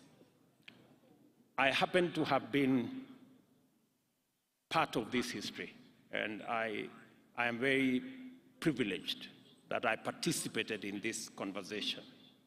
And I'm very happy that today we are celebrating 10 years of devolution. What was no longer subject of controversy or subject of canvassing was the principle and object of devolution.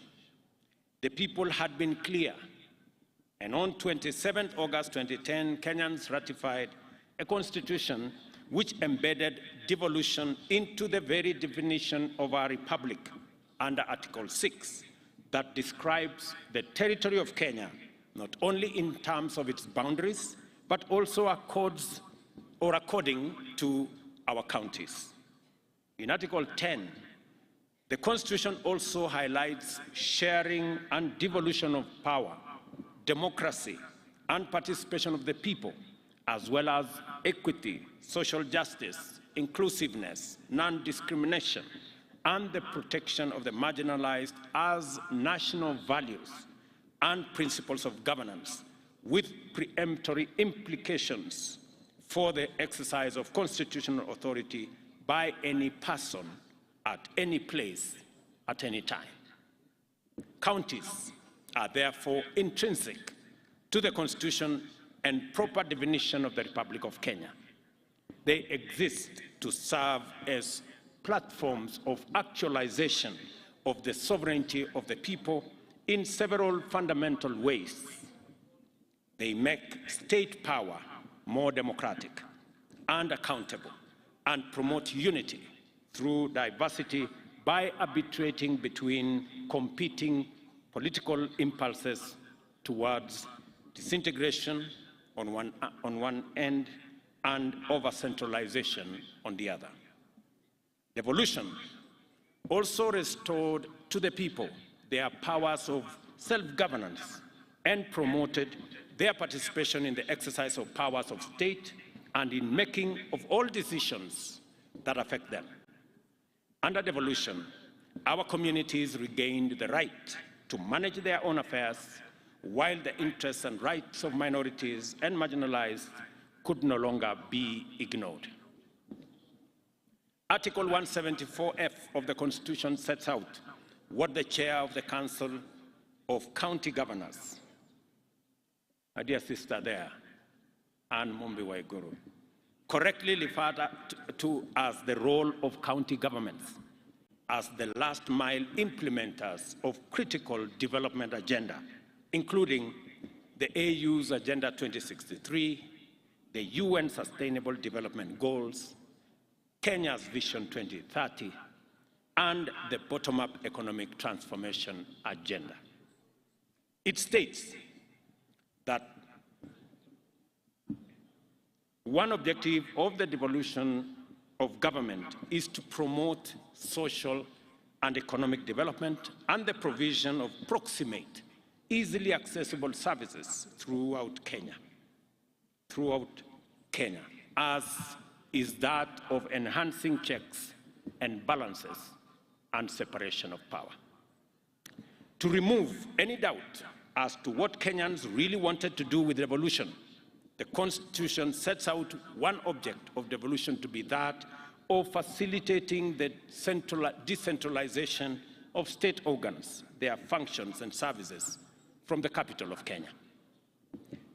By design, devolution was destined to instigate unprecedented transformative change in every part of our political governance and development reality.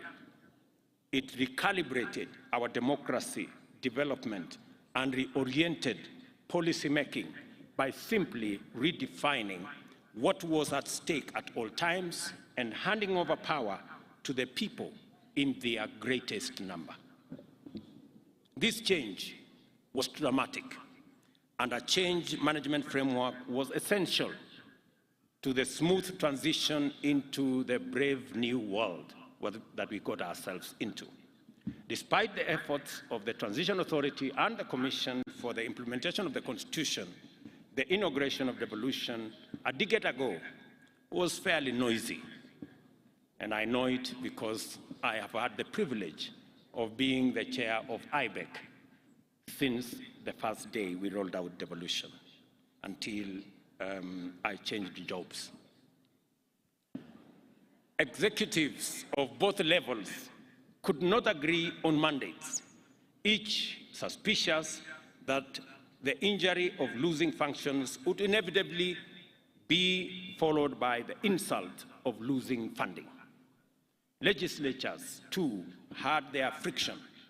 At the same time, county assemblies and executives had many a disagreement over respective authority and limits, while at the national level, the Senate and the National Assembly engaged in a tug-of-war over oversight and budget-making mandates, even as both eyed the national executive with restless suspicion. We were suspected by the National Assembly. We were also suspected by the Senate. So we didn't have many friends.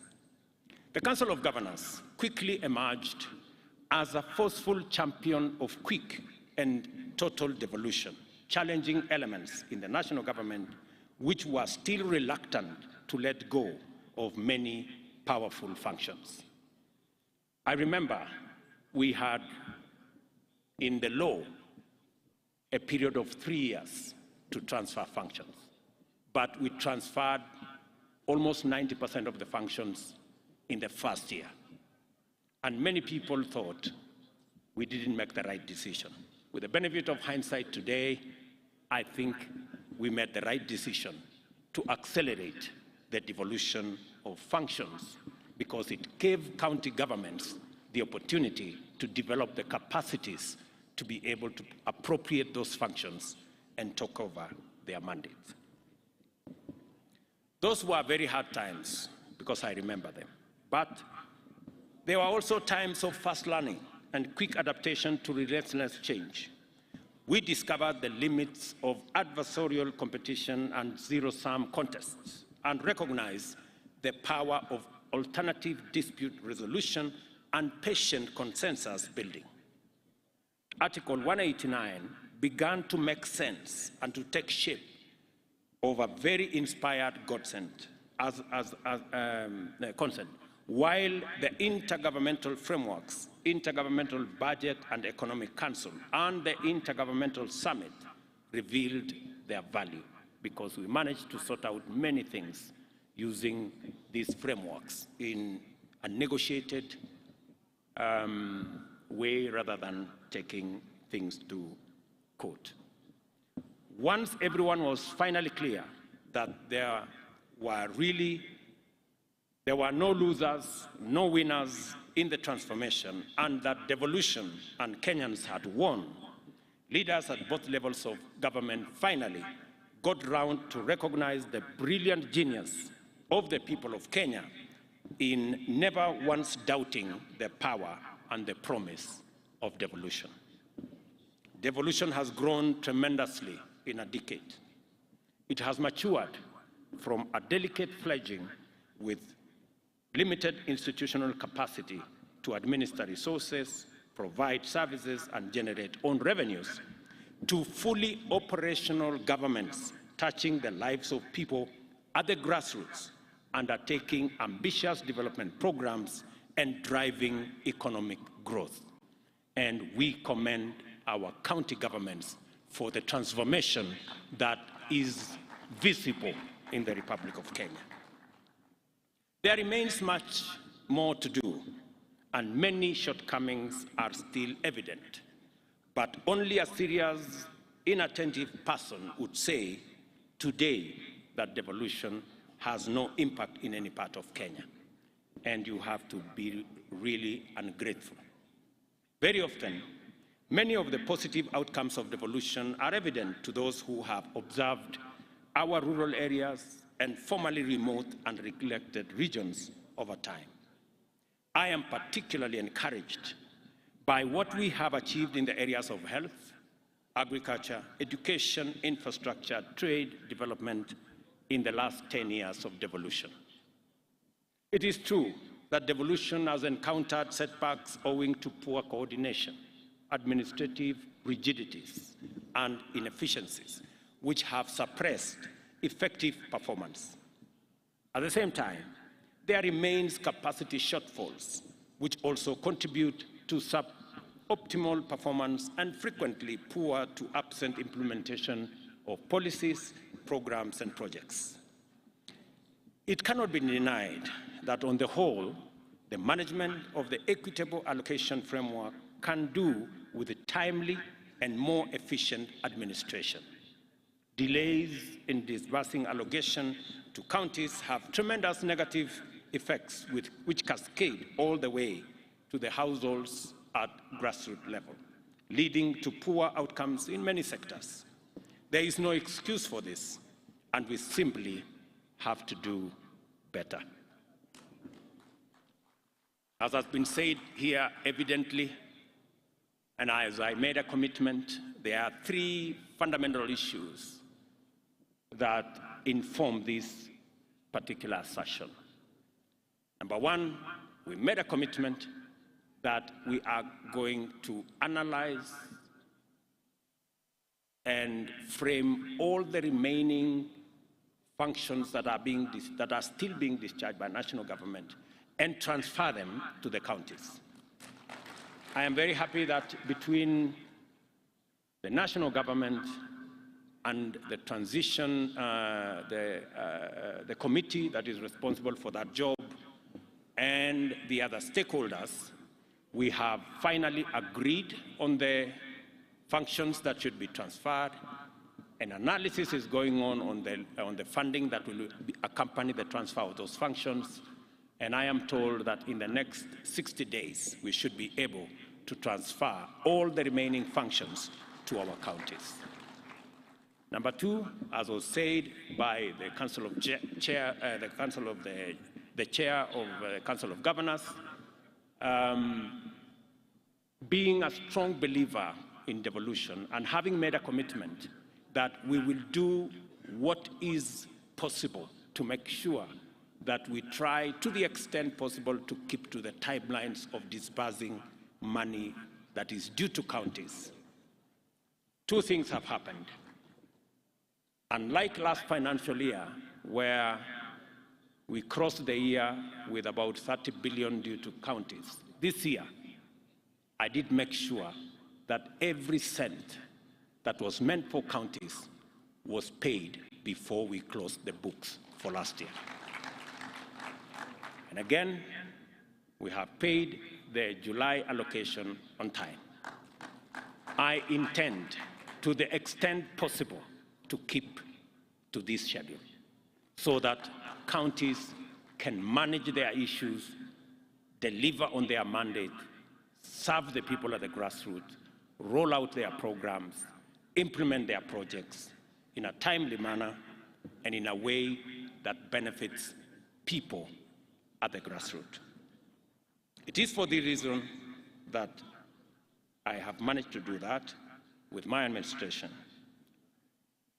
We also gave a commitment to support the bottom-up economic transformation agenda by promoting stronger performance at grassroots through collaboration with county governments and enhancing the equitable allocation of the county governments from 370 billion in the 2022-2023 financial year to 385.4 billion in 2023-2024 financial year.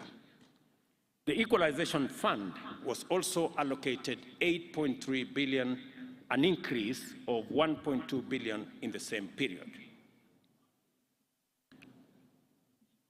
We made a firm commitment to the people of Kenya to strengthen devolution by implementing specific interventions. First, we undertook to transfer all the functions, as I have said. Second, we pledged to implement a framework that ensures national agencies carry out devolved or shared mandates, operate a funding followed functions principle with respect to devolved functions, which I have said we will roll out in the next 2 months. Additionally, we promise to support county governments in improving their capacity to generate their own income and reduce over-reliance of transfers from the national government. I will speak to that later. Further, we vowed to ensure that shareable revenue is transferred to counties in a timely and predictable manner and in accordance with the law. Finally, we undertook to transfer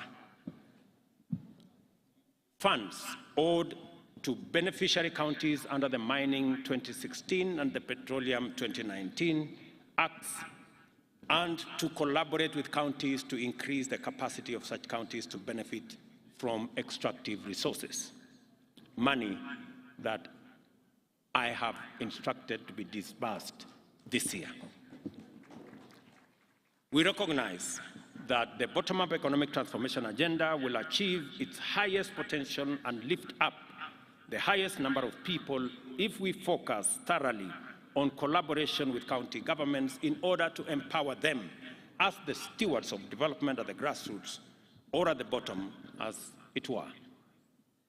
I recognize the merit in demands for increased allocation of shareable revenue to counties.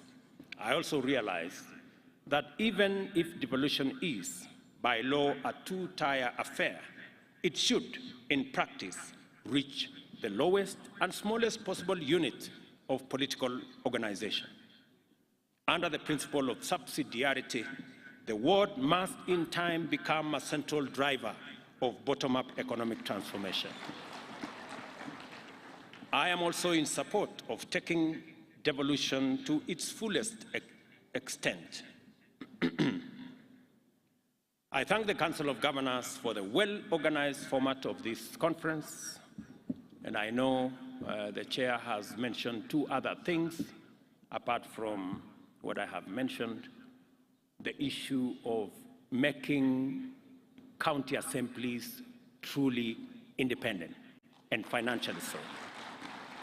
I think that is an aspiration, and that is a concept that I share, and we will work with the necessary stakeholders and institutions to make sure that the Senate provides the framework for the independence of our county assemblies so that they can have their independent votes.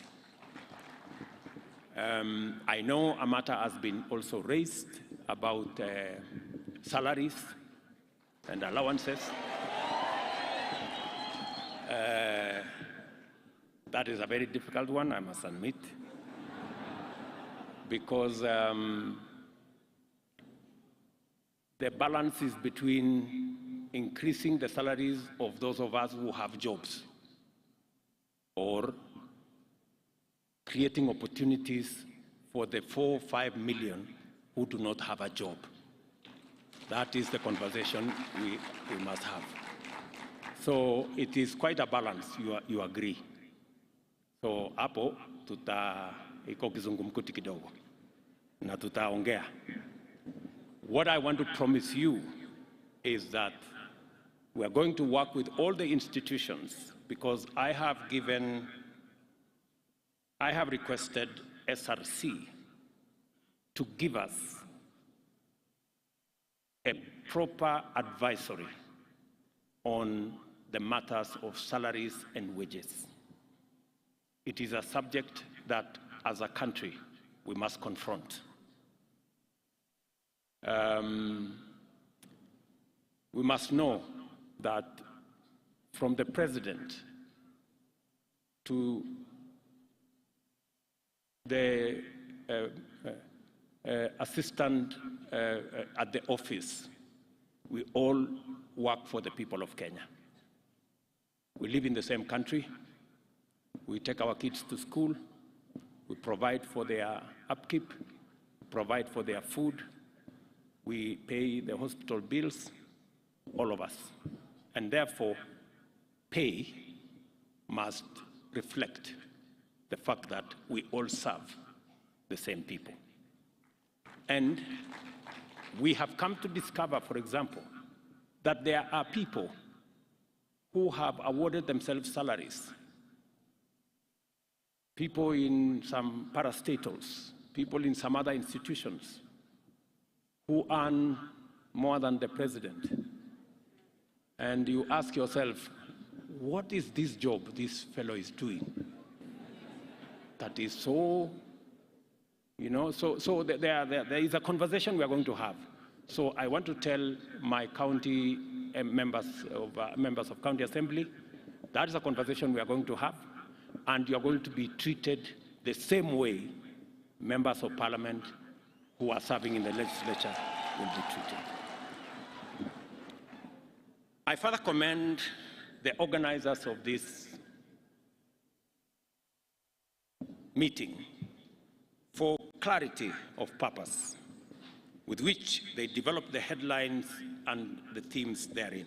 It is time for us as a country to shift the gear into implementing devolution over the next decade.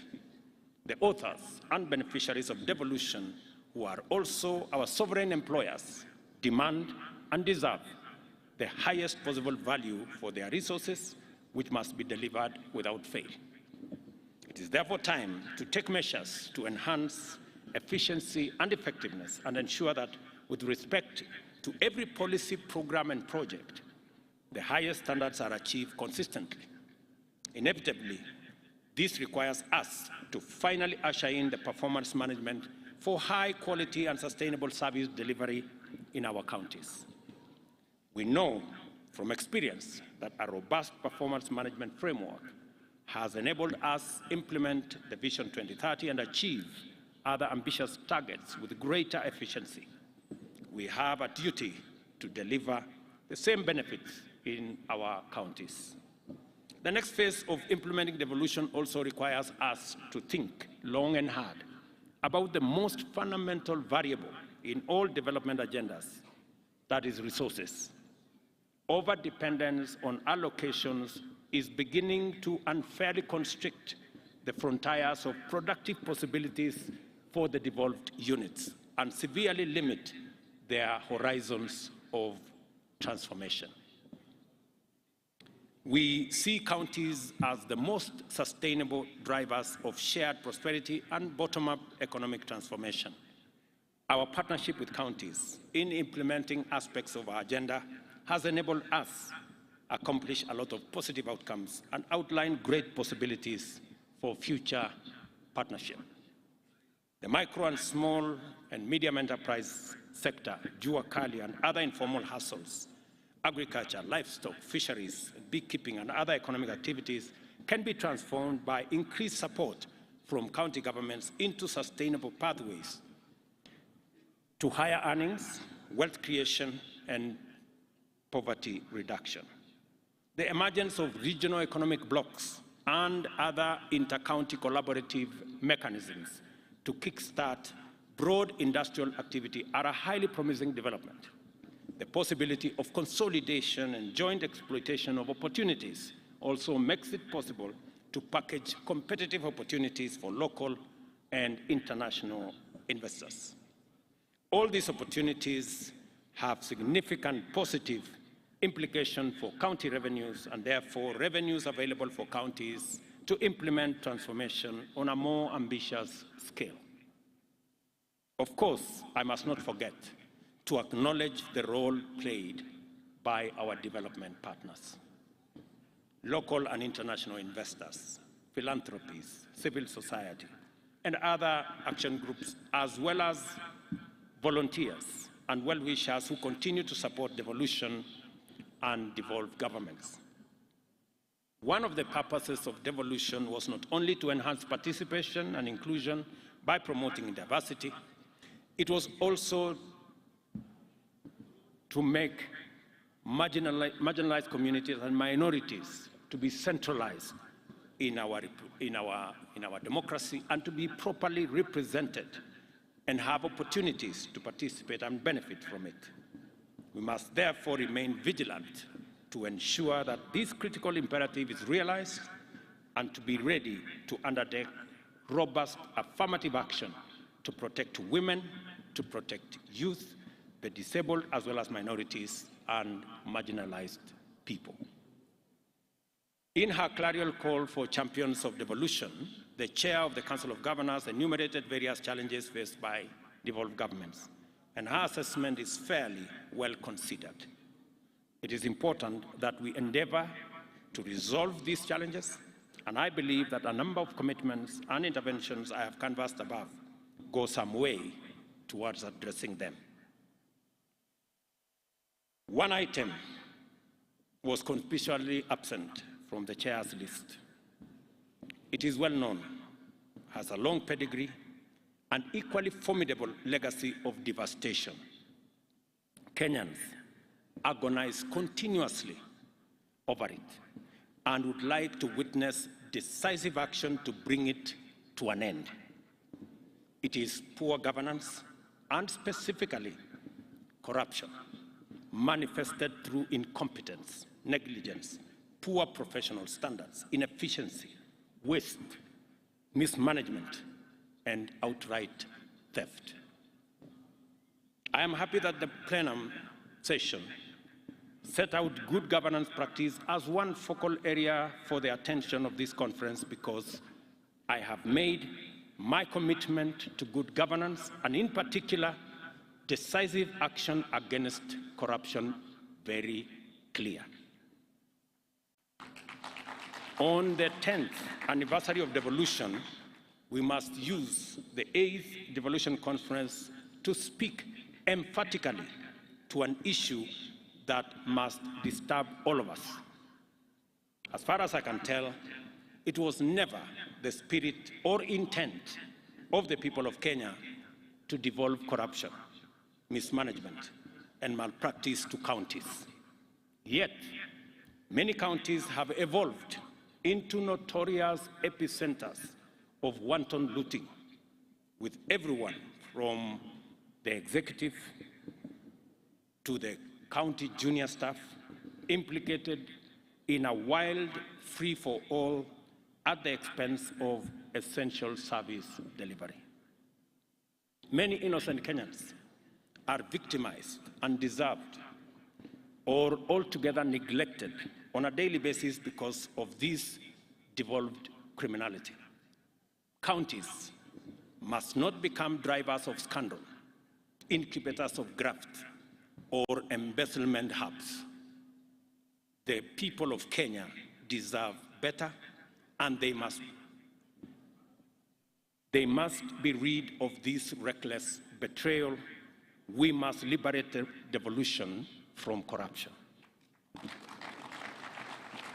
I speak about this with passion because it is a conversation I have equally had with my cabinet and my PSs and members of parastatals. It is a conversation we have had. It cannot be business as usual, friends. And this fight, we have to lead it from the front. It causes mayhem and chaos in the delivery of public service. And Kenyans, across the board, from the entire political divide, want us to stand on the same side against corruption. I know they do. For this reason, we shall treat corruption at all levels of government as a high-priority law enforcement issue requiring expeditious and decisive response. Regardless of position, office, or status, any person implicated in the loss of public funds, whether in the national or devolved government, must encounter the punitive consequences of their action in full. I expect the agencies concerned to move with speed and attend to the many cases of corruption that are festering in many counties, including Uasin Gishu County. I wish to submit to this conference that we have a proven hack, a smart solution to kill the two birds of poor governance and efficient delivery of service with one stone. That hack is digitization and automation. I therefore encourage you, my friends, the good people who run our county governments, to embark on the journey of integrating digital solutions and ICT to service delivery and project implementation in your counties. We are open and we are going to support all the county governments to digitize their service. I am very happy that many counties have come forward to work with the ministry responsible, the ICT ministry, and the Ministry of Interior in making sure that we digitize all our services. I have also instructed the departments responsible to work with counties. If you need support in matters of raising revenue, digitizing the revenue space, we're going to work with you so that as we digitize services or collection of taxes at KRA and other areas, we are ready to work with the counties to make sure that we support the counties as is required of us by the law in making sure that you too are part of this digitization and automation process. Let me make a summary, let me make a summary in a very short way of where I think what I have said in many words. There are 5 points which I want to put across to my friends, leaders who are here. I know we have ministers here, we have governors here, and all our executives are here. We have PSS, we have CEOs, we have CECs, we have very senior staff from all our counties. It is said that you cannot do the same thing in the same way over and over and expect different results. It is actually a streak of madness if you expect anything different. So, as a country, we have a historic moment to take this country to the next level. I want to persuade governors who are here. We have a historic moment. I want to persuade ministers who are here and Kenyans who are listening to us. We have a historic moment as a nation to change the trajectory of our nation and to unlock the great potential that Kenya has always been and make it a reality for our people. And we just need to do a couple of things. Let me just give a few examples. Today, we import 520 billion of food items every year. Every year, from edible oil to wheat, to sugar, to rice, you know, things that we can produce in Kenya. We must undertake, my buddies, governors, we must agree that it is time. We have the human capital, we have the resources, we have the land to produce all these items in Kenya, save ourselves foreign exchange, improve the earnings of our farmers, and improve the general wealth of our population. Because this 520 billion is a market that we don't have to look for. It is a market that is already in Kenya. All we need to do is to produce and satisfy that market. So, edible oil, for example. I have had a conversation with many governors. I last had the last conversation with Governor Wanga from Homa Bay. We've had this conversation from Migori, Homa Bay, Kisumu, Siaya, Busia, Kakamega, Bungoma. We are spending 120 billion every year to import edible oil. We can produce this edible oil in Kenya. Those 6 counties, including the ones at the coast, from Lamu, Tana River, Kilifi, a bit of Mombasa, and Kwale, we can produce. And we are now working on a program, and I want to ask my friends, the governors, to work with us so that we can stop importing products that our farmers can produce. Palm oil is one space we're going to work on with you. We have already identified where we are going to get the seeds.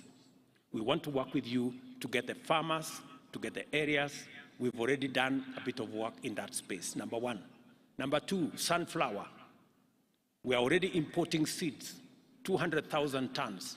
We want to begin the planting. We have identified the counties, we've sensitized the counties to begin in October to plant for sunflower. Go down to canola, go down to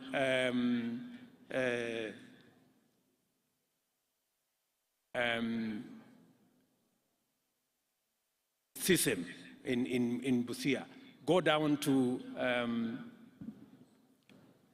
what is that other?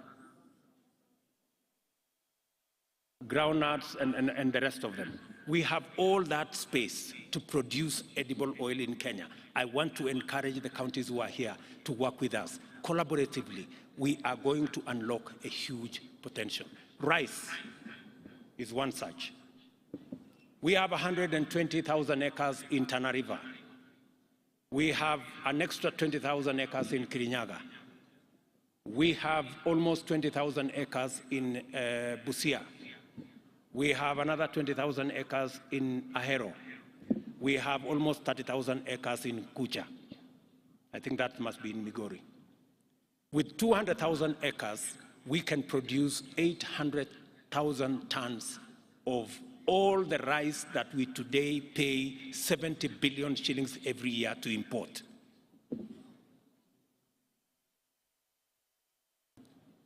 The numbers are there, the farmers are there. We have what it takes to do all that. Let me also say something about sugar, which we are sorting out, cotton, which we are already disputing, seeds, livestock. We have 650 milk coolers that shortly we will be distributing to counties to support our dairy, make sure that dairy and milk is of the quality that gives us more money. The whole space about leather and meat and what we are doing in that space. Good people, we must stop importing these 520 billion shillings every year that our farmers can produce in Kenya, and we need to work together to make sure that that's not what happens.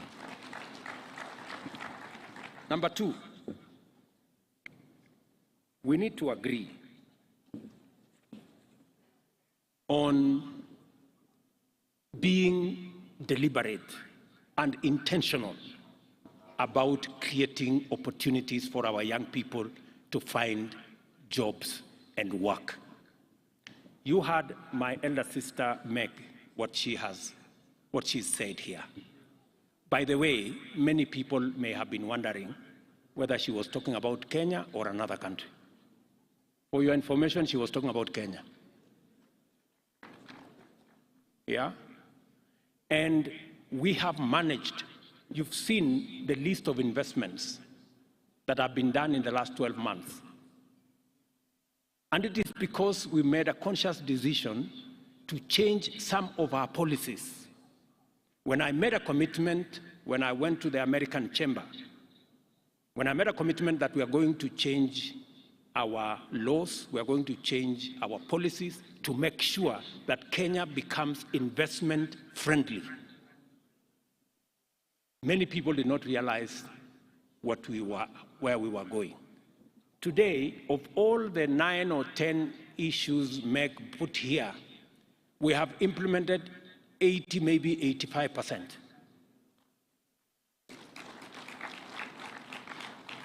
We are remaining with 1 or 2, which take a bit longer.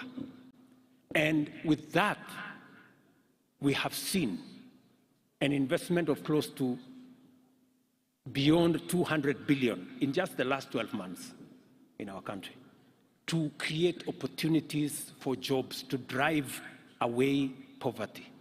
We must be intentional,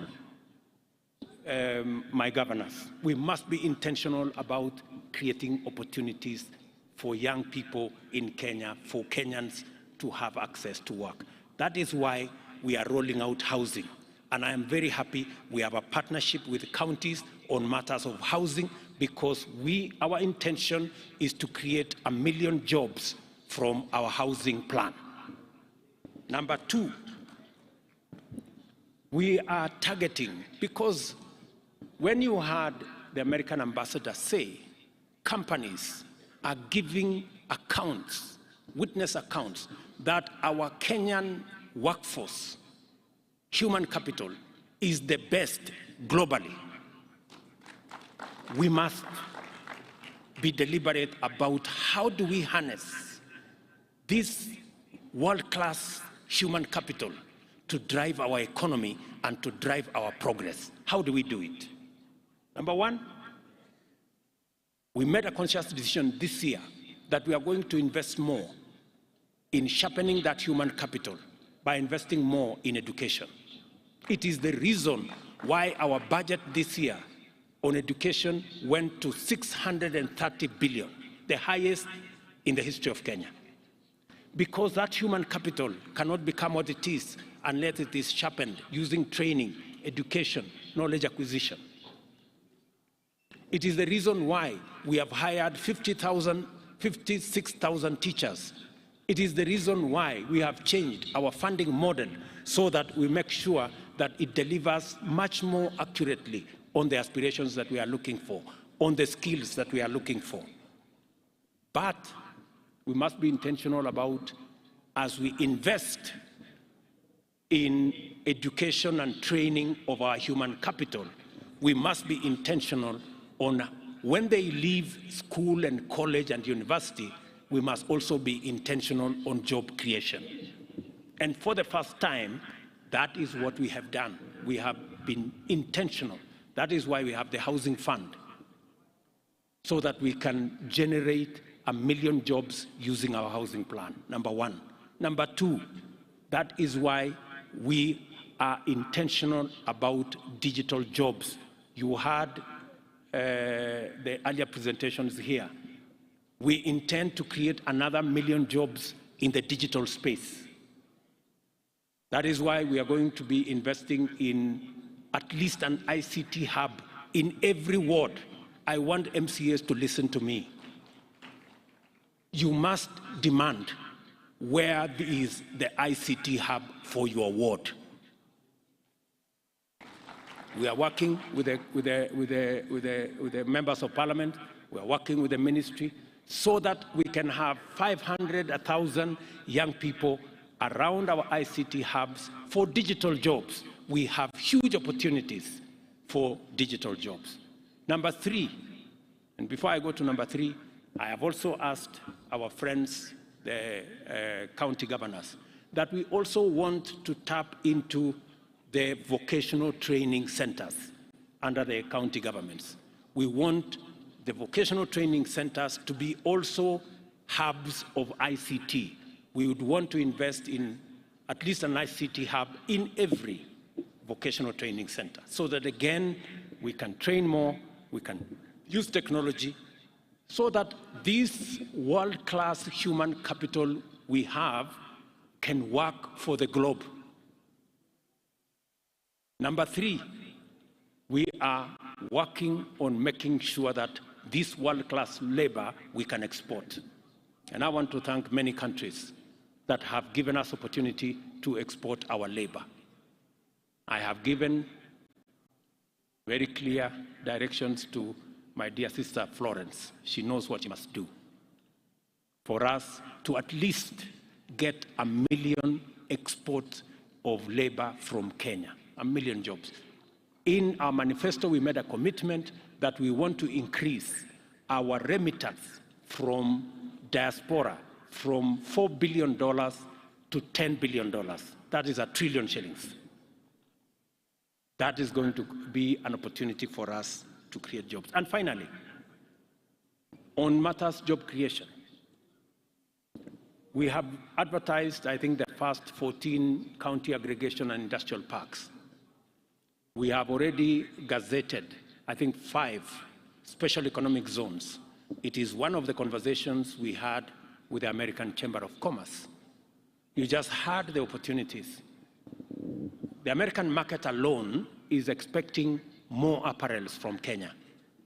That is why we are establishing a special economic zone in Busia, in Eldoret here, in Naivasha, in Dongokundu, in Sagana, in Del Monte, down there, and we are looking for additional land so that we can increase the scope of our exports into the globe. We have huge markets waiting for our products out there. Those are areas of job creation. You just heard that with the little intervention we made, there is a new investment in Athi River that will create 20,000 jobs. These are opportunities, and I really want to have a conversation with our county governments so that they too can take up and pick up these opportunities and drive them. I wanted to say this. We must be intentional, we must be deliberate about creating opportunities for Kenyans to work so that we can improve their incomes and we can drive our progress. Number three, partnership. My friends, governors, I'm really asking you to work with the national government. In this national administration, you have a partner and a friend. We have no intention whatsoever to take over any county function. We have no intention, and I want to say on this platform, all we want is to support the county governments for them to achieve their mandate, and we will support you to the extent that you want us to support you. yeah? Because we do not want to take over any function. We want to help, because the success of every county is the success of Kenya. Because we do not have citizens that belong to the national government. We have only one citizen. Those who elected you are the same who elected the national government. Si ndio wangwana? So hapo ndio mimi niko. So issues like UHC, we want to work with you. Community health promoters, we have already agreed on a formula. We will co-fund the 100,000 community health promoters. We are going to equip them as national government. We are going to work together to make sure that delivery of health products, health services is efficient and reaches the last mile, and counties are best placed to do that. We need to work together on markets. As you have seen, markets is run by counties. But as we also know, in my campaign, Mama Mboga was front and center of my campaign. I simply cannot walk away from them. So I have to build these markets. And we intend to build 400 markets across Kenya, maybe 500. We're going to spend about 20 billion in building the markets. The markets will be handed over to the counties. You guys will run the markets the way you want. You will decide who is in those markets. You will discuss with us. And I'm looking for a partnership with you so that if you want to improve on the design, I am ready. If you want to improve some of the funding, I am ready. If you want us to change from here to there, sawa. Lakini soko tujenge, because I saw in the presentation here, the women are saying walikuwa wanalimwa na jua. So nitawasaidia kupanga kuweka shade everywhere na kupanga hiyo kuweka mahali iko stima, mahali iko nini. Let's work together. Let's also work together on matters to do with county aggregation and industrial parks. I must congratulate counties. We have a fantastic working relationship on county aggregation and industrial parks. They will be managed by counties. We will co-fund, and they will run with it in terms of agro-processing, value addition, manufacturing around that space. We need to work together on distribution of fertilizer. I must commend many counties who have worked with us in providing the last mile delivery. As you are aware, we believe that counties have the capacity, working with the national government, to be able to deliver to the last mile. Let us work together on matters mitigating climate change. I'm very happy that today you overshot your target of planting 2 million trees. I am told by the chair you planted 7 million trees. Tuwapige makofi counties jameni. They've done a wonderful job. That's the space. Work together on manufacturing. Work together on mobilization of revenue. You know, even as the national government works hard to keep up to the schedule on paying on time for the shareable revenue, I want to encourage counties to also look at ways of own source of revenue. We are going to assist you so that you can meet your targets and we can do more around own source of revenue. All I am saying is partnership. Let us work together. Finally, we also need to work together in mobilizing resources. As you are aware, we have made the conscious decision that we are not going to run our development, the affairs of our country, by borrowing debt left, right, and center. We are going to raise local resources. We need to work together to build local resources, to raise local revenue. We're going to work hard as national government. We are professionalizing KRA to raise more money. We are digitizing so that we can eliminate areas of pilferage. We are increasing, as I made a commitment to this country, that we are going to be a country that is focused on saving. For a very long time, we ignored the saving component. That is why, as a percentage of GDP, we are among the lowest globally. We are at less than 10%. Other countries are all the way to 50%. So We're going to do more with our NSSF. We are going to do more with savings so that we can save and be able to fund our own development using our savings. I want to encourage counties to work with us in that space. Let me finally, after saying that on source of revenue and doing everything that we are going to do, the fifth thing I want us to talk about, finally, to agree on, is on the subject I already mentioned of corruption. Good people, it is not going to be business as usual. I want to say this with clarity. It is not going to be business as usual. It cannot be the case that we lose revenue, that we cannot deliver public service because a few people decided to go away with public money. It's not going to happen. It's not going to be business as usual. We will do whatever it takes. Whoever it is, whatever office you occupy, whatever friends you have, it will not be business as usual. I want to say that with clarity because I know in here we have very senior officials of both county and national government, so that when whatever happens, happens, let nobody say, I wasn't given notice. Everybody has notice. Those are the 5 things I wanted us to agree on.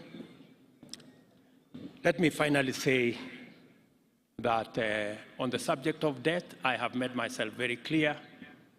We are going to do more saving. We are going to raise local revenue.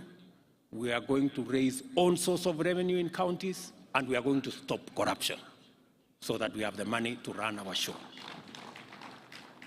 I said also that we are not going to be importing things left, right, and center. That's why in this year's budget, cement, steel, furniture, fish, we are going to build local capacities for those. We are not going to be importing. And as I have said, it cannot be the case that every other time we think, we are thinking of how to import more. Let me finally say, as I said, we are not going to subsidize consumption. We are going to promote and we are going to invest in production. That's what we are going to do. It cannot be that we are importing edible oil, we are importing all the other food items from rice and everything else, as I said earlier. We have to have a paradigm shift. We need to invest in production. And I am very proud of our farmers. Our farmers, if there are any patriotic people in Kenya, it is our farmers. Just with the reduction of fertilizer from 6,000 something to 2,500, they have done an extra 200,000 acres of crop. If you see in Kenya, everywhere, our farmers are doing a phenomenal job in producing food for us as a country. So instead of subsidizing that corner, we are going to be promoting production. I know there is, I saw some story today in one of the dailies who said we've gone back to subsidies on oil products. Let me tell the country that we will not go back to subsidies of any nature that distort things and causes us a lot of unnecessary leakage. If the Nation newspaper would bother to understand the facts, we are making prudent and proper use of the Petroleum Development Levy that is provided for in the law. It is meant to develop the petroleum industry, and it is meant to stabilize prices whenever we have unintended hikes. Instead of the nation commending us for using the Petroleum Development Levy as was provided for in the law, they have decided to be negative. And that is how we suffer as a country. All the positive things that are made by our friends are destroyed by the very negative things that we say about our country. I hope that the Nation newspaper has learned something from what Meg said, and that they will stop this tirade against the people of Kenya and against the government of Kenya, unless they have another country that they belong to. I'm told they are owned by some people who don't live in Kenya. Maybe that's why they don't give a damn about what happens to our country. Let me finally, I've said finally several times, but you have to forgive me. I am also in my hometown, so I am allowed to do a few things. So I think I have said everything I wanted to say. I'm really happy that we are doing this. We are having this meeting of minds. I want to promise my colleagues, governors who are here, that I have every intention working with them to promote everything they are doing. And whenever they need any support from me or from the national government, we will be ready. I know our development partners have done a phenomenal job in working with us to plug the gaps that occasionally exist, and I must commend them. I must commend our development partners. They have been a very useful resource for us as a government, and we will continue to work with you. In a very special way, I must commend my elder sister, Meg Whitman. That lady is phenomenal. Hata nyinyi mnakubali, huyu mama ameongea kuliko sisi wote. Ni kweli ama si kweli? Mbona tusimpigie makofi? Simameni tupigie makofi huyu mama. We must. Tumpigie makofi huyu mama and all our development. Thank you very much, Meg. You spoke like the 50 million Kenyans, one person. So thank you very much, and thank you. I'm not saying this to say anything else about the other people. Thank you very much, all our development partners. You have done a phenomenal job. We appreciate, and I speak so from my heart. On behalf of the people of Kenya, we appreciate your partnership. We appreciate your support. We appreciate your goodwill, and you can count on ours. Tafadhali tuketi chini. So asanteni sana ndugu zangu, mimi nawapenda sana. I truly love you guys. Na nawatakia baraka ya Mungu. Hiyo maneno ingine, najua MCS wamesema wanataka kubook appointment ya kuongea na mimi. Mimi niko tayari. Nishamwambia watu yenu ya kwamba unajua kuna maneno ingine tunaongea nyuma ya hema. So hiyo maneno ingine tutaongea juu ya hema. So na mambo ile ingine we will engage. Asanteni sana. God bless you and enjoy your stay. It is now my duty to declare the 10 years of devolution officially launched, and I wish you wonderful deliberations, and I look forward to receiving a report of the great job that you will do in the next 3 days. Asanteni sana.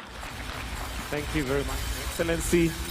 And just two things, Your Excellency, that we'd like you to do, and that is to launch the devolution book and then launch the joint county bankable investment book. But we'll start with the devolution book on this side. So I'll call upon the COG Executive Committee, the chair of legal, that's Governor Mutula, and USAID Ambassador Meg Whitman to just come and witness. Allow me to count you down as we wait for Ambassador Meg Whitman and also Governor Mutula Kilonzo to just come and witness. I'll count you down, and what we have on this side is the launch of the devolution book, which will then give details of what the county governments have attained in the last 10 years. So kindly we may sit down. Please sit down so that we'll be able to see. And Your Excellency, I'll count you down. So in 5, 4, 3, 2, and 1.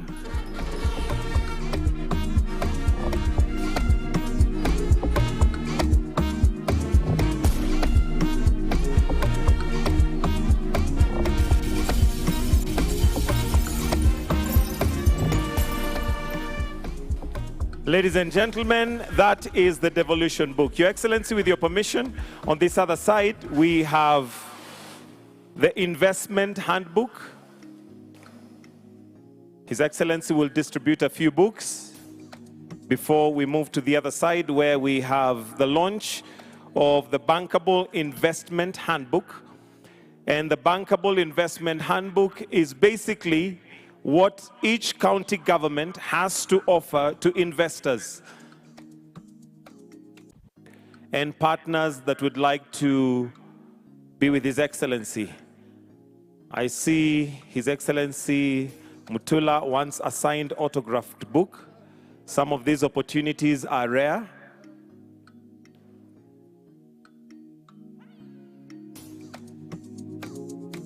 We have one more book to launch. That is the County Bankable Investment Handbook, which is to the left of this dais.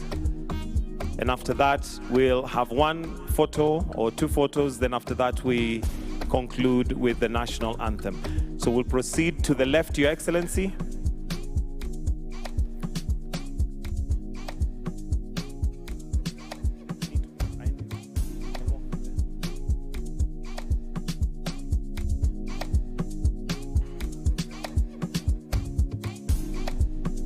There you go, that unique signature. Your Excellency, with your permission, if we may go this way, to the other side of the stage, where we have the County Bankable Investment Handbook.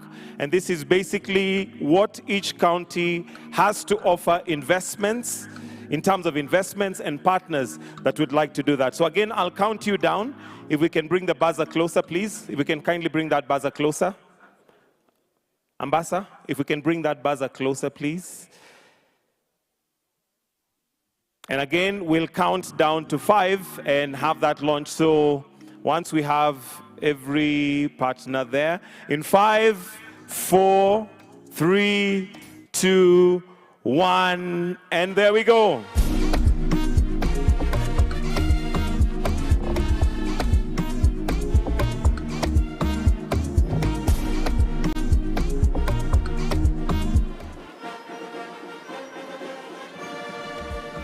And that right there is the County Bankable Investment Handbook, launched at the 10th Devolution Conference.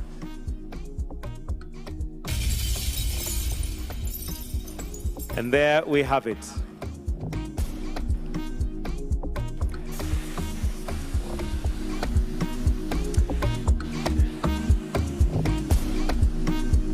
If I may now request that we have the governors kindly come and just arrange ourselves here. Would like to finish with a photo. If governors, we can quickly come on stage here. Governors, kindly if we come this way to the stage. We use these stairs just for the final photo before His Excellency may retreat after the national anthem. So if governors, we can kindly just come and arrange ourselves on these stairs so that we may take a photograph with His Excellency.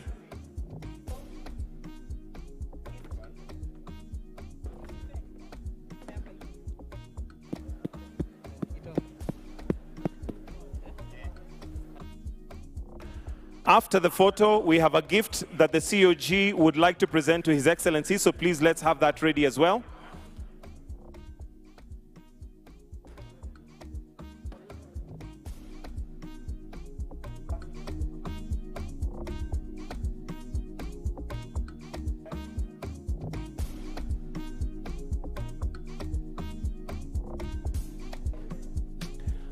All right, so after the photo session, we have a gift that will be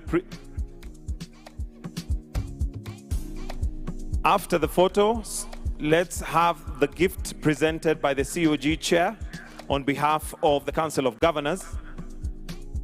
Then I will request that we all exit the stage, leave His Excellency for the national anthem after the gift.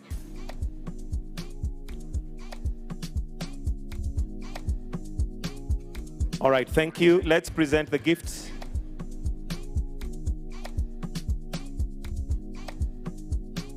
The COG chair will present it on behalf of the Council of Governors and the 47 counties represented.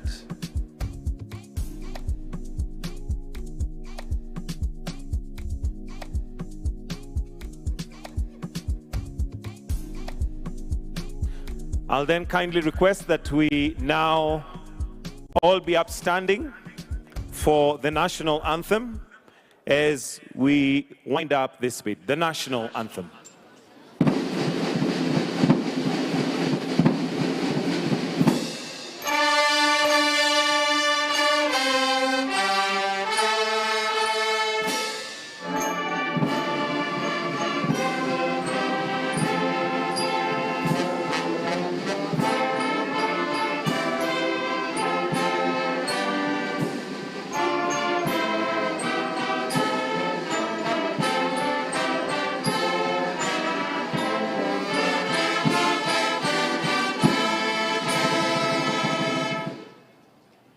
Let us all remain in our positions as we now allow His Excellency to retreat.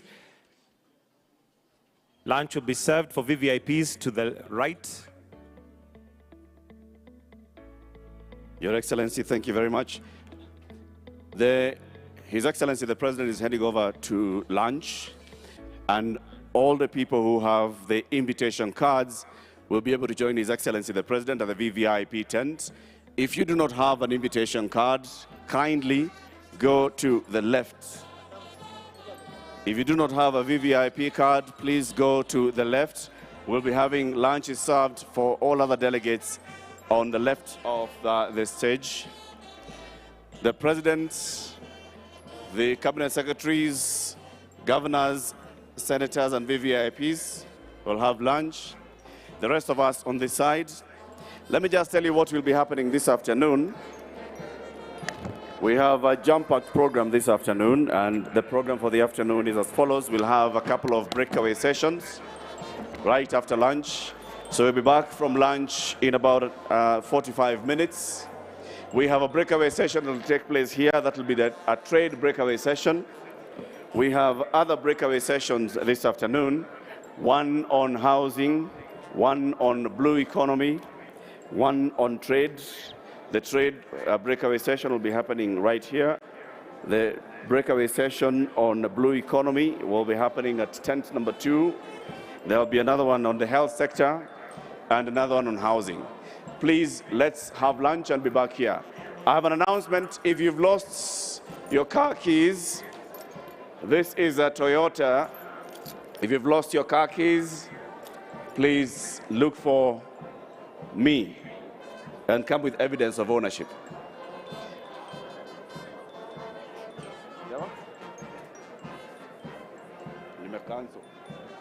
Welcome to day one of the Devolution Conference, with this year's theme being the present and the future. We are here at the Eldoret Arboretum, where a tree planting activity will take place and the unveil of the Wall of Fame.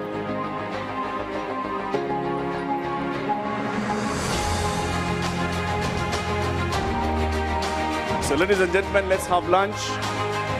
Let's enjoy lunch. Lunch is served at the big tent. There are many serving stations. Please go and have lunch. And in about less than an hour's time, we'll be going to the afternoon session, which will be several breakaway sessions. Please look at the breakaway session that you'd like to attend to and find your way there. And the President will be coming very soon to plant his tree. This will be a landmark arboretum which will go into history, marking 10 years of devolution. And as a Council of Governors, we have committed ourselves to ensuring that we achieve the 15 billion tree planting that has been directed by the President by the year 2032. Since March to date, the 47 counties have planted a total of 7.4 million trees across the country.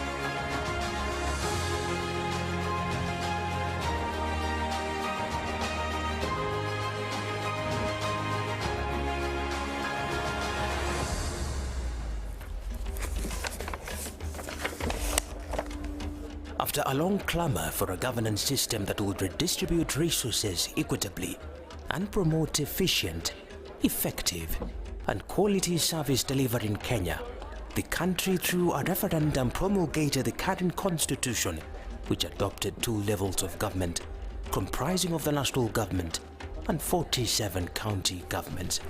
The Council of Governors commissioned the development of a book dubbed Devolution in Kenya, a journey from centralized to devolved governance under the Constitution of Kenya 2010. The book traces Kenya's decentralization journey from the pre-independence to the post-independence era. The book also captures the intrigues of the transition between 2010 to 2013 by taking stock of the policy, legislative, and institutional frameworks that had to be put in place to transition from a centralized system to county governments. The book samples successes in service delivery that have been documented in the various devolved sectors, highlights challenges faced in implementation of the devolved system of government, and makes policy recommendations aimed at strengthening devolved units. The book concludes by proposing measures to be adopted to strengthen devolved governments. The Council of County Governors is elated to present this masterpiece that will be a reference point on the devolution journey for this and future generations. We invite you to pick a copy and enjoy the read.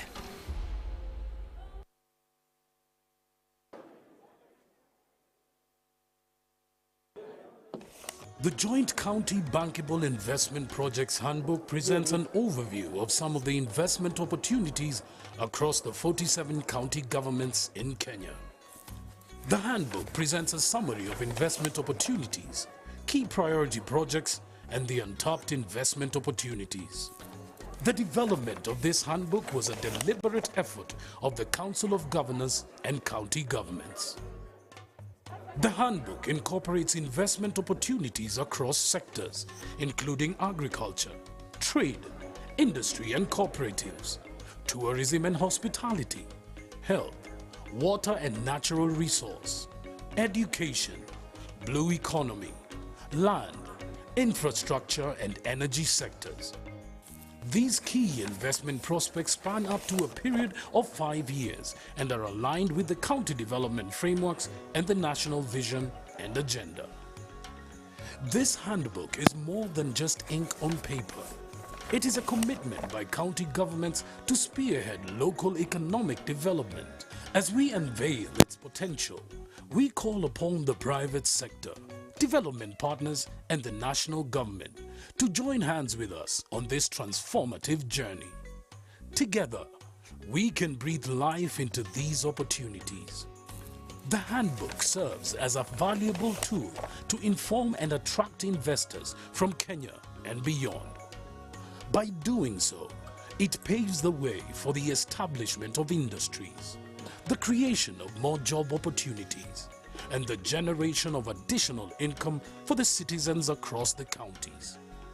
Let us embrace this County Bankable Investment Handbook as a guiding beacon towards a brighter future, where opportunities abound and success knows no bounds.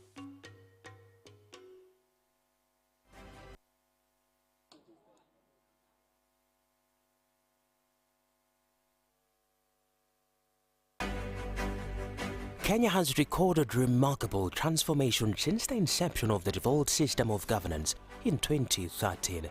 Devolution has ensured development across all counties, and citizens have embraced this system of governance. It is in this context that the Devolution Conference 2023 is taking place. The theme, 10 Years of Devolution, the Present and Future, reflects on the last 10 years of devolution, provides a platform to showcase achievements and share experiences, discuss challenges, explore opportunities, consolidate the gains, and chart a course for the realization of the aspirations of Kenyans in the next decade. County governments have invested heavily in local infrastructural projects, including roads and streetlights, pre-primary schools, healthcare facilities, and water supply systems, which have significantly improved the quality of life for Kenyans. Tunaona sasa Welcome to day one of the Devolution Conference, with this year's theme being the present and the future. We are here at the Eldoret Arboretum, where a tree planting activity will take place and the unveil of the Wall of Fame.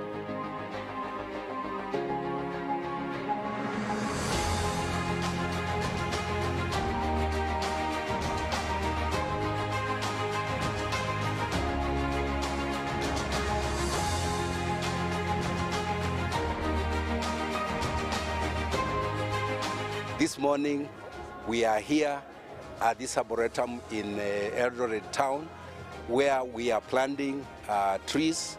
All the governors, all the senators, and the president will be coming very soon to plant his tree.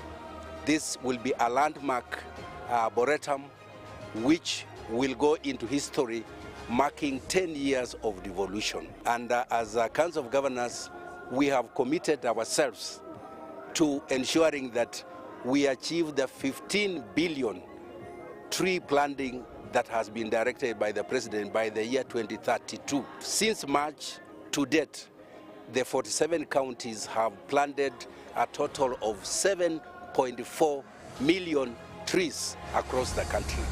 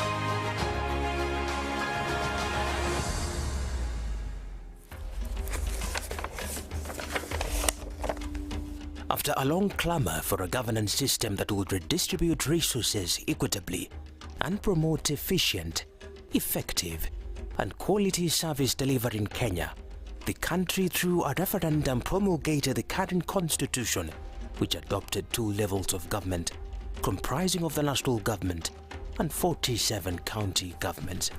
The Council of Governors commissioned the development of a book dubbed Devolution in Kenya, a journey from centralized to devolved governance under the Constitution of Kenya 2010. The book traces Kenya's decentralization journey from the pre-independence to the post-independence era. The book also captures the intrigues of the transition between 2010 to 2013 by taking stock of the policy, legislative, and institutional frameworks that had to be put in place to transition from a centralized system to county governments. The book samples successes in service delivery that have been documented in the various devolved sectors, highlights challenges faced in implementation of the devolved system of government, and makes policy recommendations aimed at strengthening devolved units. The book concludes by proposing measures to be adopted to strengthen devolved governments. The Council of County Governors is elated to present this masterpiece that will be a reference point on the devolution journey for this and future generations. We invite you to pick a copy and enjoy the read. The Joint County Bankable Investment Projects Handbook presents an overview of some of the investment opportunities across the 47 county governments in Kenya. The handbook presents a summary of investment opportunities, key priority projects, and the untapped investment opportunities. The development of this handbook was a deliberate effort of the Council of Governors and county governments.